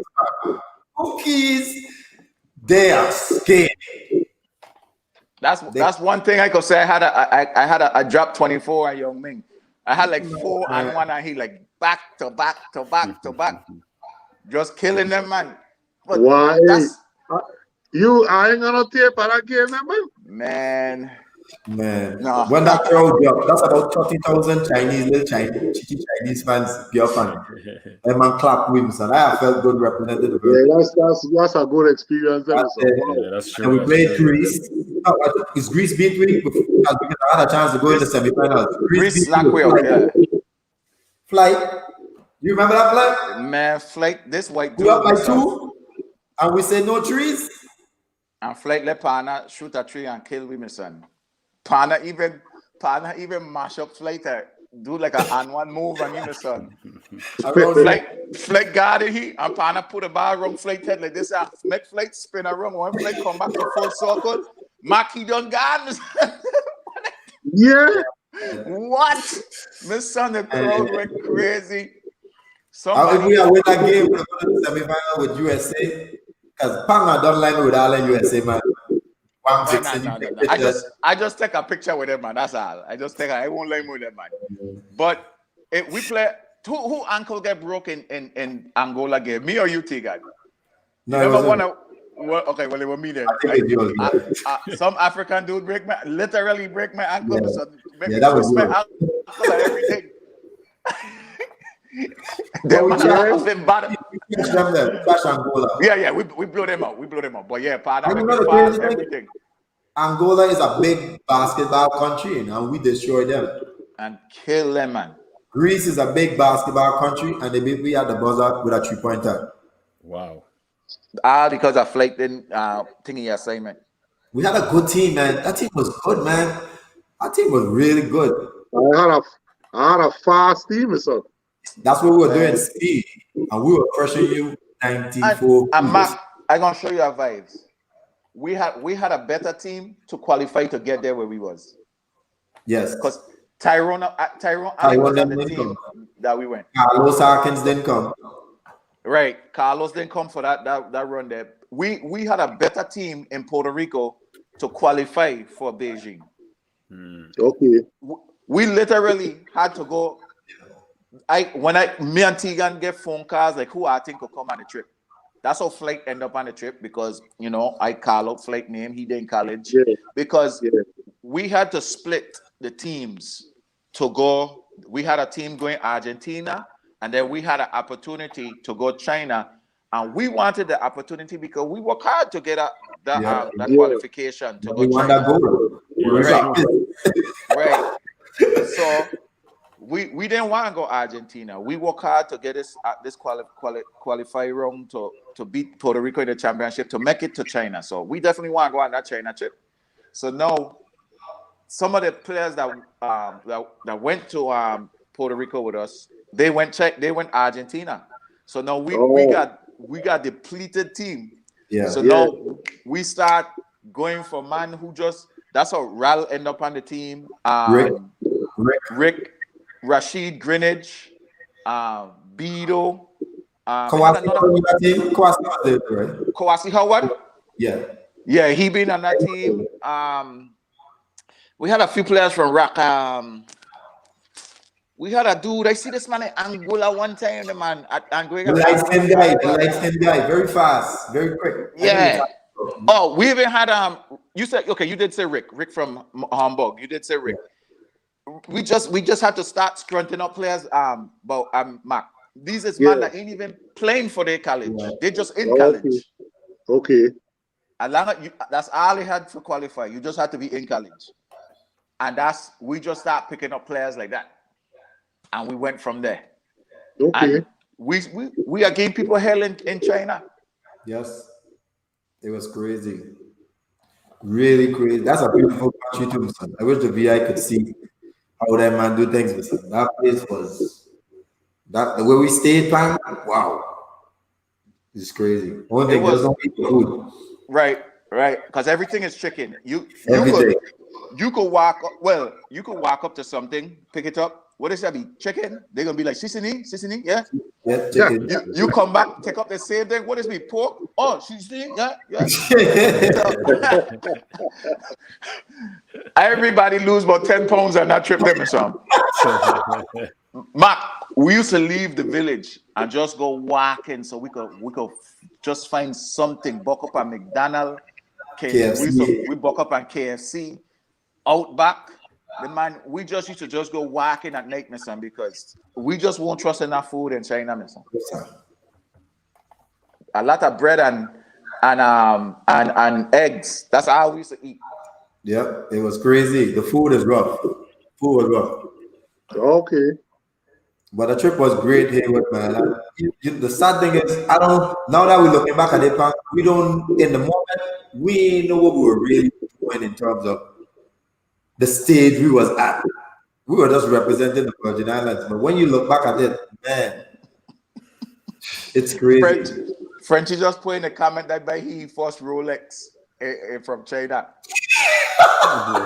He right. That's funny. I bring back me and he a Rolex from the flea market down there. Hey, you remember how many Jet Li movie man were bringing home? Man, we were bringing home all kind of movies that ain't even touched the Movie States ain't come up yet. We are done bringing home. Wow. Even American movies, man, them man done got even before he touched the States. Like I remember we watched Swordfish with Halle Berry before it hit theaters in Babylon. Wow. That's real talk. These man bad over them. We don't see Halle Berry TT before the United States. Oh man. Oh, it's crazy. That man in China bad. That man ain't okay. I telling you, so Hey, Halle Berry, she that tanning with the little foil thing that she got underneath her TT there, man. You know that was a pivotal point for all the Halle Berry fans, Mr. Big up to Halle Berry, Mr. Big up to Halle Berry. However you pronounce her name. That's funny. I don't follow you. Hey, we married. They also had PlayStation that we never seen in the States. Never. I used to see PlayStation this big, Mumba. A full-blown PlayStation this big. Yes. They had camera phone way before camera phone came to Babylon. And these is regular thing for them. That's fact. Real talk. They was super advanced. The internet fast. We lived in the internet, the CAF. What the price was for those things during that time when I've been up there? Man, for a PlayStation, probably like $100 for for a camera phone, it didn't make sense to buy a camera phone because it ain't like you go take it back to Babylon and use it. You know what I'm saying? Because they ain't got any kind of phone there, so you ain't got no service that you can hook it up to. So the carrier can, So I don't know what the price was on the phone them and stuff because it just wasn't for us. Yeah. But we were buying movies for like $1 that ain't even hit America yet. You know what I'm saying? So we were coming back, everybody buying kind of movie and stuff. I bought like Frenchie said, I bought 2 Rolex that don't roll. It was still ticking. Because that's all. And another watch that I buy was a Movado. And you ain't supposed to hear a Movado. Supposed to only see it. But anytime when you could hear it, then you know it ain't real. Which you could have hear, but it was still a Movado. So I buy Frenchie a Rolex and I buy myself a Movado. But Frenchie Rolex won't roll and that shit was still ticking. I get one of them there. I get one of them there, Pang from Tigan. A Movado. Yeah, that was not real Movado, Mac. Don't. What? I Tigan get me flash in it like. So I got telling them, man, so what? I got bad watch a Movado. Oh man, that's funny, son. Funny your wrist green. We were buying all kind of shoes that ain't hit the United States yet. I remember when Vince Carter had them Shocks. Yes. Yeah, the Shocks. Them that was over there, and ain't in America yet. Flight was the only one by Shocks, so I could remember. Yeah, I never liked the Shocks that much. Neither me. I didn't like them neither. But I have buy shoes from over there. But all them shoes was imitation, my son. Yes. They weren't even the real deal. Remember we see a Jordan with a man laying up? And we was like, oh, we never see Jordan lay up. Right. They had all kind of imitation shoes, my son. Jordan laying up moment with a scoop, not a dunk. A scoop. Yeah. Wow. I buy chain, all kind of thing that these things were just like the price that were next to nothing, brother. All kind of clothes, and so we were, man. I am buying everything I see, Mr. These shit in the United States, whether they're fake or not, they ain't there over here yet, Mr. I gonna be the first. I remember the man we there over there, and Ral used to just disappear, my son. This man used to just disappear. And one time we had went, I don't think you had come on this trip yet, Tigan. One time we had went to the Great Wall of China. My son, and we walking, my son. We walking, my son. And we thinking we the first set from our group to go there. We walking, my son. Mac, we walk for about 3 hours, my son. What? And we walking. You know, I know what, like, when we reach the 3rd hour, Ral walking, coming back. We thinking we's the first set of people today from our group, my son. This man probably dealt from since 4 o'clock in the morning. The what? Ral is a Johnny man, my son. And Ral never used to talk, my son. You ask Ral a question, he go just point. Yeah. Never talk. This man don't talk, he go just point.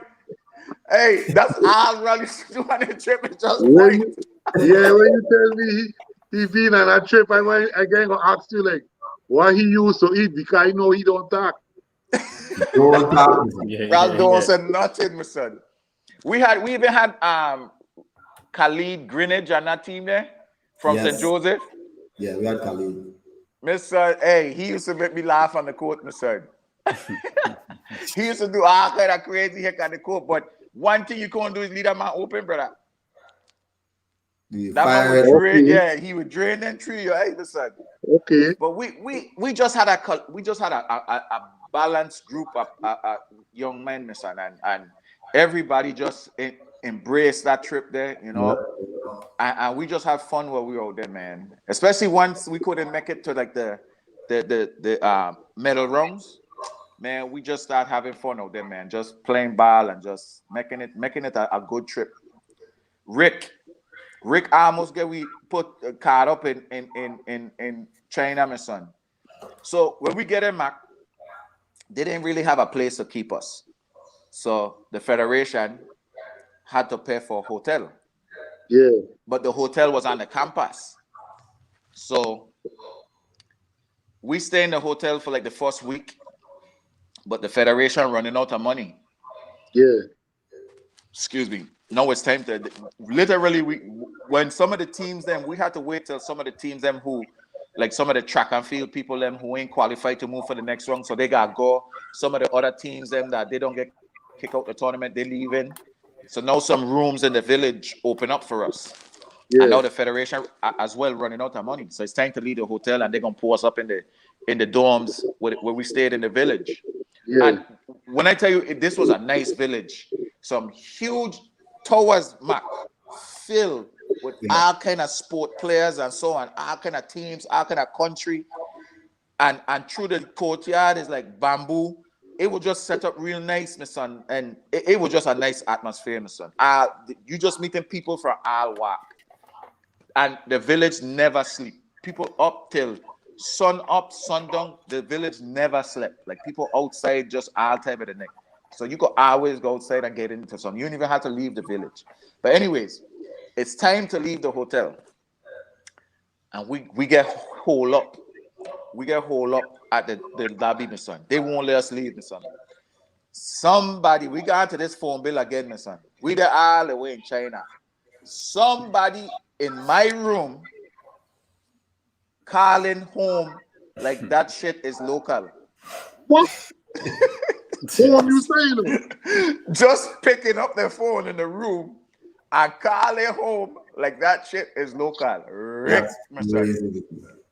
Rick is my roommate, and Rick is on the phone every night, Mr. Mac. Just laid up in the bed, talking to his girl, talking to whoever he could talk to, Mac, for like hours.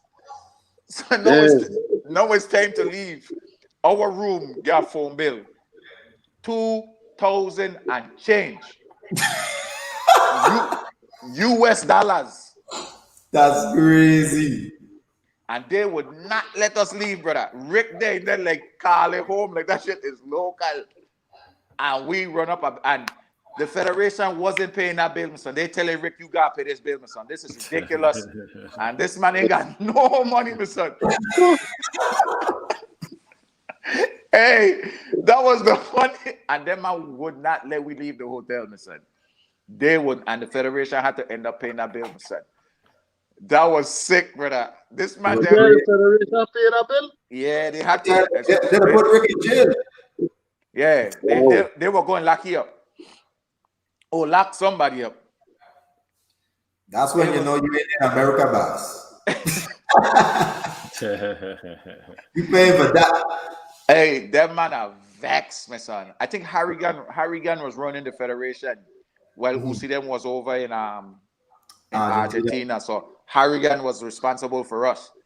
And man, he was pissed, my son. Yes. Ricky had no conscience on that phone. And I just find it hard that you don't know this is a long distance bill. You got paid. Jeez, I'm bread, Mr. What? Yeah, he crazy.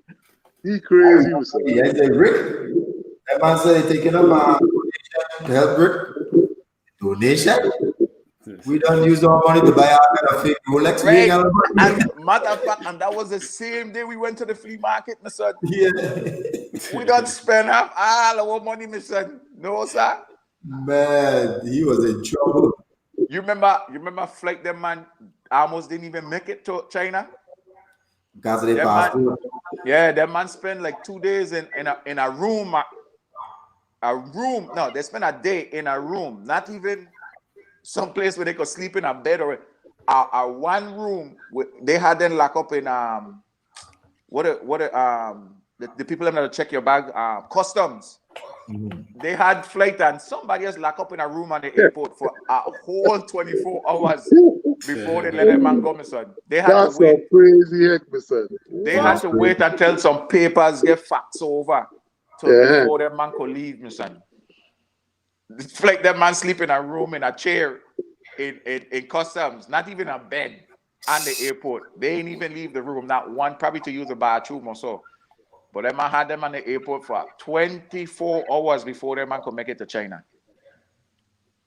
Yeah. That's a rough one.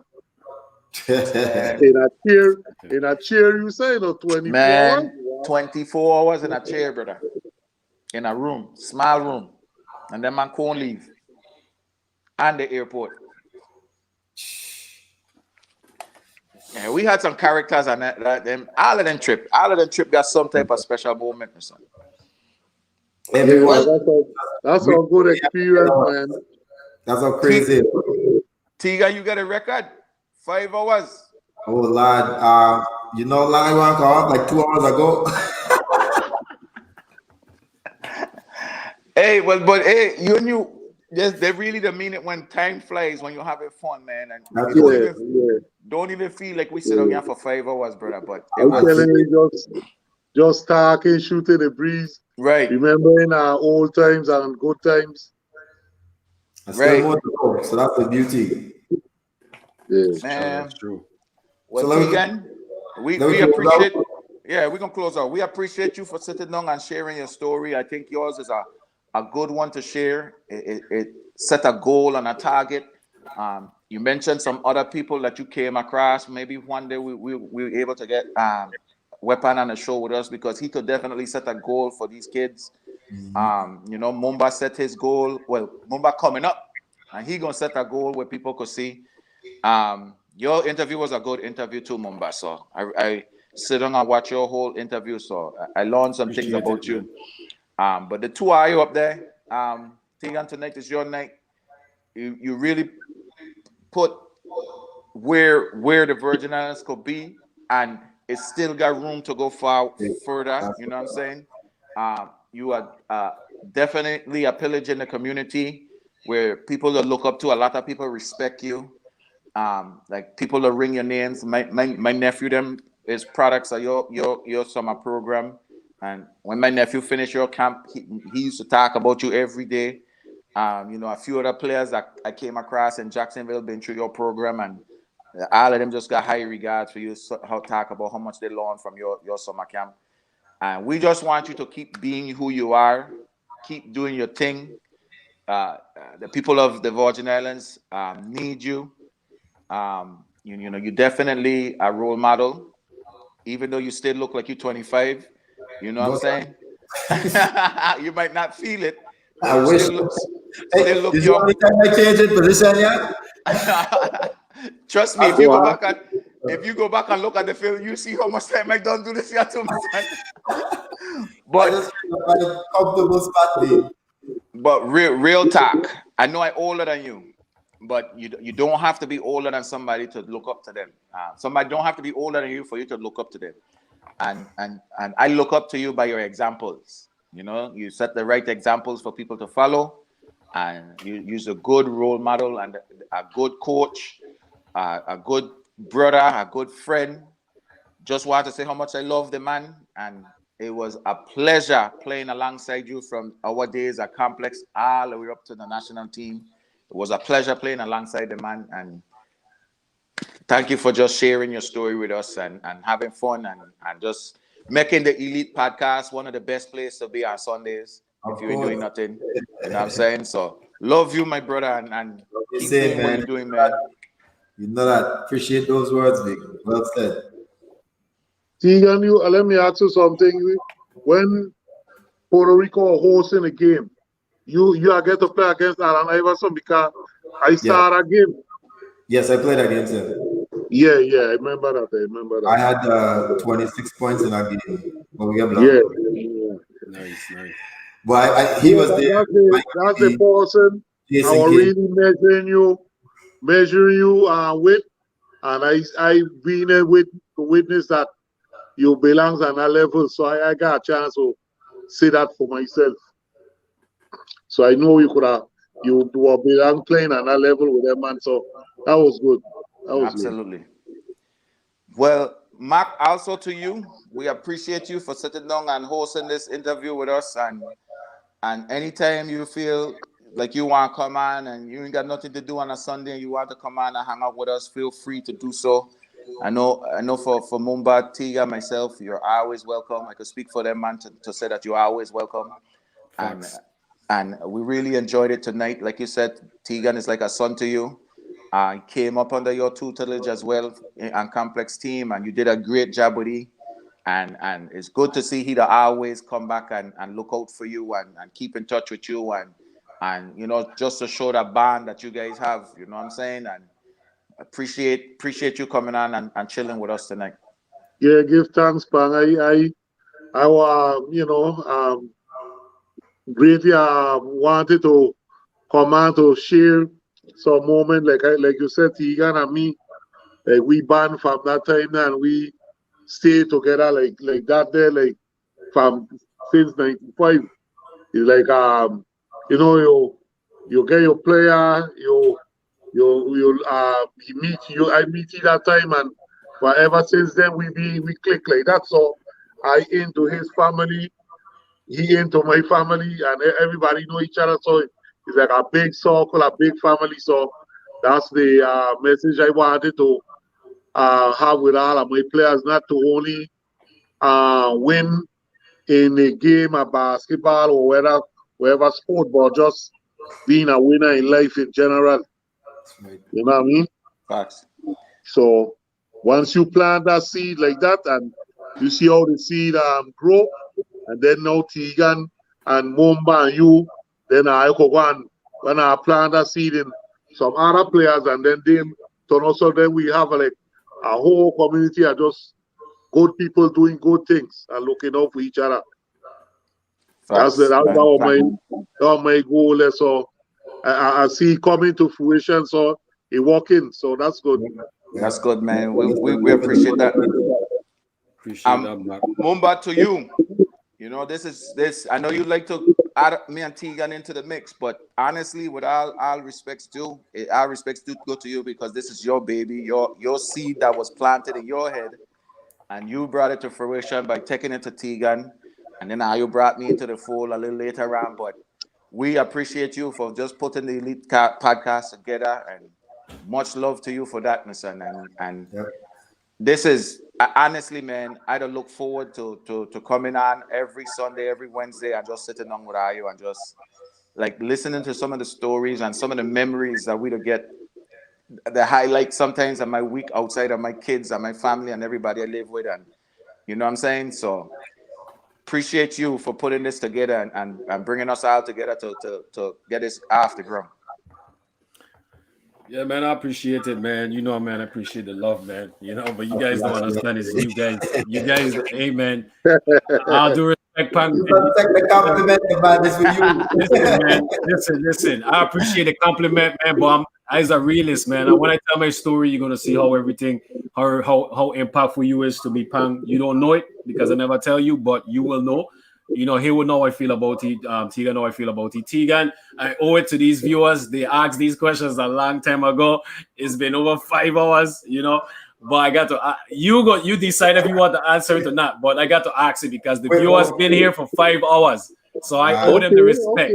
Okay, Let's do communicators. Shoot. First, I'm gonna Carrie ask a question. We saved that for last. Frenchie asks, why did GAU never play UW? Why they never wanted to play not UW, EW. Good question. EW. UW? Yeah. I really don't know. I never even know they wanted to play us. If I let my coach tell it, Remember, if I let my coach tell it, he could say that they probably scared or something, but it wasn't that. Remember in college, schedules are made like 5 years in advance now. They're not made like how we make our schedule. So before you even play next year, you don't have your schedule for the next 2-3 years. It's not made up in the same year. You guys know that, right? At least that's how it's supposed to be. So, like for instance, next year Duke don't know who they're gonna play next year. Deals have already been made. We know we play in Texas next year. We know we play in Alabama next year and stuff like that. So they done made this schedule based on who you gonna play because you only have a certain amount of out conference game you can schedule. So this schedule done being made 5 years ahead. You can't change your conference games. So whoever in your conference you go play regardless. So you have to try to make your money from the non-conference games. And mid-majors like me and Coffee and them, you normally won't play the Edward Waters and the Law School. You're not gonna make nothing from that. You're gonna play a Florida State, Florida, a Duke, a Texas, and that's how they make money. Remember, it's a business too. Right. So they ain't We schedule. I gonna go with the. I gonna go with the Iowa Skate story because we used to play the other Division 1 school in town. So Which one? we used to play UNF. No, they didn't. They weren't Division 1. But Iowa used to play them. They were D2. But still, Iowa used to play them, and we used to play them. So why Iowa can't play us? Yeah. You NCAA. It's just different. Go with your story. But that's a good question, though, Frenchy. I won't play Iowa in that gym because I don't miss no damn shot in that damn gym. All right. So the question from Carrie Ann was, what are you scared of? I guess it's some joke. You scared of something? No, I think she asked a question earlier about doing the league again and asking him what he's scared of. Oh yeah. About doing the league. Okay. Yeah, that was a follow-up comment to the question I had asked about running the league again. Oh, okay. Well, so right. Yeah. Okay, I got you. Thanks for correcting me, Pam. I appreciate it. I'm not scared of bullets. Bullets? God. Bullets. So, hey, man. First of all, Pang, I really appreciate, the compliment and stuff like that, man. I love you like a brother, man. So much love to you. You know what I'm saying? Mark, you've been an inspiration for all of us. You have been a major inspiration for Tigan, so appreciate you, sitting through, with us, man. And like you said, man, shooting the breeze and everything, man, So me and he will talk all the time. So this ain't not, we talk all the time. All the time. Why call to check in and see how he doing, see how his son playing. He sent me some video with his son. I was watching them, so we don't talk a lot, man. Just every week, we just there, just talking. Yeah, so we talk all the time. So, and Tiga, man, you've been an inspiration for me, man. You know what I'm saying? You set the bar high. You know what I'm saying, and it was something that I went after, man. So. We get in depth when it's my turn, but I always appreciate everything you do for the VI and what you do for the kids them, man. My heart is for the kids them at the VI. That's where my heart is, and that's where your heart is. And you have shown it in so many different ways, man. You really take the time out to really sacrifice your time, your money, time from your family. All three of us have talked about, coaches sacrificing time from the family and stuff like that. You have done that so much, man, for the kids there, man. It was just so amazing to sit back and, for us to give you your flowers and for you to tell your story and share your experiences in Israel and Venezuela and Poland, Argentina, so it was amazing, man. It was amazing. You're still young, man. You look good. So you 41, episode 41. You breaking records left and right. Breaking down. So I appreciate you like a brother, man. I appreciate you like a friend, man. I appreciate everything you have done for me, everything you have done for all of us, and everything, man. So I just like to sit back and listen to you guys, talk and give the show what the show needs and stuff like that. And that's that laughter, and that history in sports, man, especially in basketball and stuff like that, man. So, we put this together for the VI. You know how it is, man. And you guys have done an amazing job, man. So I really appreciate you guys, man. I don't really have to talk much. I just try to keep you guys in line. You know what I'm saying? I couldn't keep you guys in line today, though. So, but it's not enough, man. One thing we can't get back is time. And, years from now, people are going to really appreciate not just this episode, but all the episodes, man. So what we doing for the people, we're not getting paid for it. We're doing it because we love what we do and we appreciate everything, everything that Haywood did for us. And we're just trying to give everybody the flowers that they don't deserve, man. So Tiga, man, today was your day and it was amazing. Like Pang said, we might have to have a part 2. It's up to you. Wow. It's up to you. You're Pang. You guys let me know. But we're gonna keep training stories, man. Right, yeah. I think that would be cool. But brothers, look, man, like I said, I've been doing this since the pandemic. I even got another one on Tuesday. Ironically, somebody wanted to interview me again. But this is easily the best one, obviously, because I'm sharing it with people who actually live the journey with me. You know what I'm saying? So this is just love tonight. I just been love. Uh, like we say, we all got that heart, and that's why we banding like that because we like to see people achieve their goal. And I always like to preach the message. Nothing is wrong in failing. The failure is not where everything is really is. It's about you getting up there and try. And even if you fall, learn from it and try again. And I was always willing to try, even if I fail. You know what I'm saying? So that's one of the biggest things. You can't be the hero that you're willing to be. And at the end of the day, the only person who will keep you down is only about yourself. So you gotta believe in you. You know what I'm saying? So Yeah. I definitely love our podcast. I ain't gonna talk too much because I'm gonna be on here forever. Can't wait for yours, Mumba. That's gonna be a good one. Ari Brown is Yeah. definitely like you to call me so I can get you on the podcast. I would love to hear Jabari Brown's story. Since you are in so many of our story, you would like to hear his side view. And so Jabari, you will be a great person to come on if you ask me who I would like to see get interviewed, Mumba. Because I know that will come. We ain't asked you nothing. Yeah, that will come in. But I want to big up the sisters there, man. Terry and she's on St. Croix. It was a very big surprise. I met a beautiful daughter. My husband is here. And I have my little sister coming also, Alrika. So this should be a very great weekend for me. Hope you have a safe flight in. This is what it's all about, man. Life, man. And just trying to be a better person, a better husband, a better father, a better friend every day. And that's all I strive to be. Beautiful, Tigan. That, Beautiful. that says it right there. That's how it's supposed to be. True that. Frenchie, we got to get your artists on the podcast. How about that? You could come on. You bring your artists and we promote. We got you. Oh, wow, okay. Frenchie got a nice little story there too, you know. Frenchie had his son at a young age.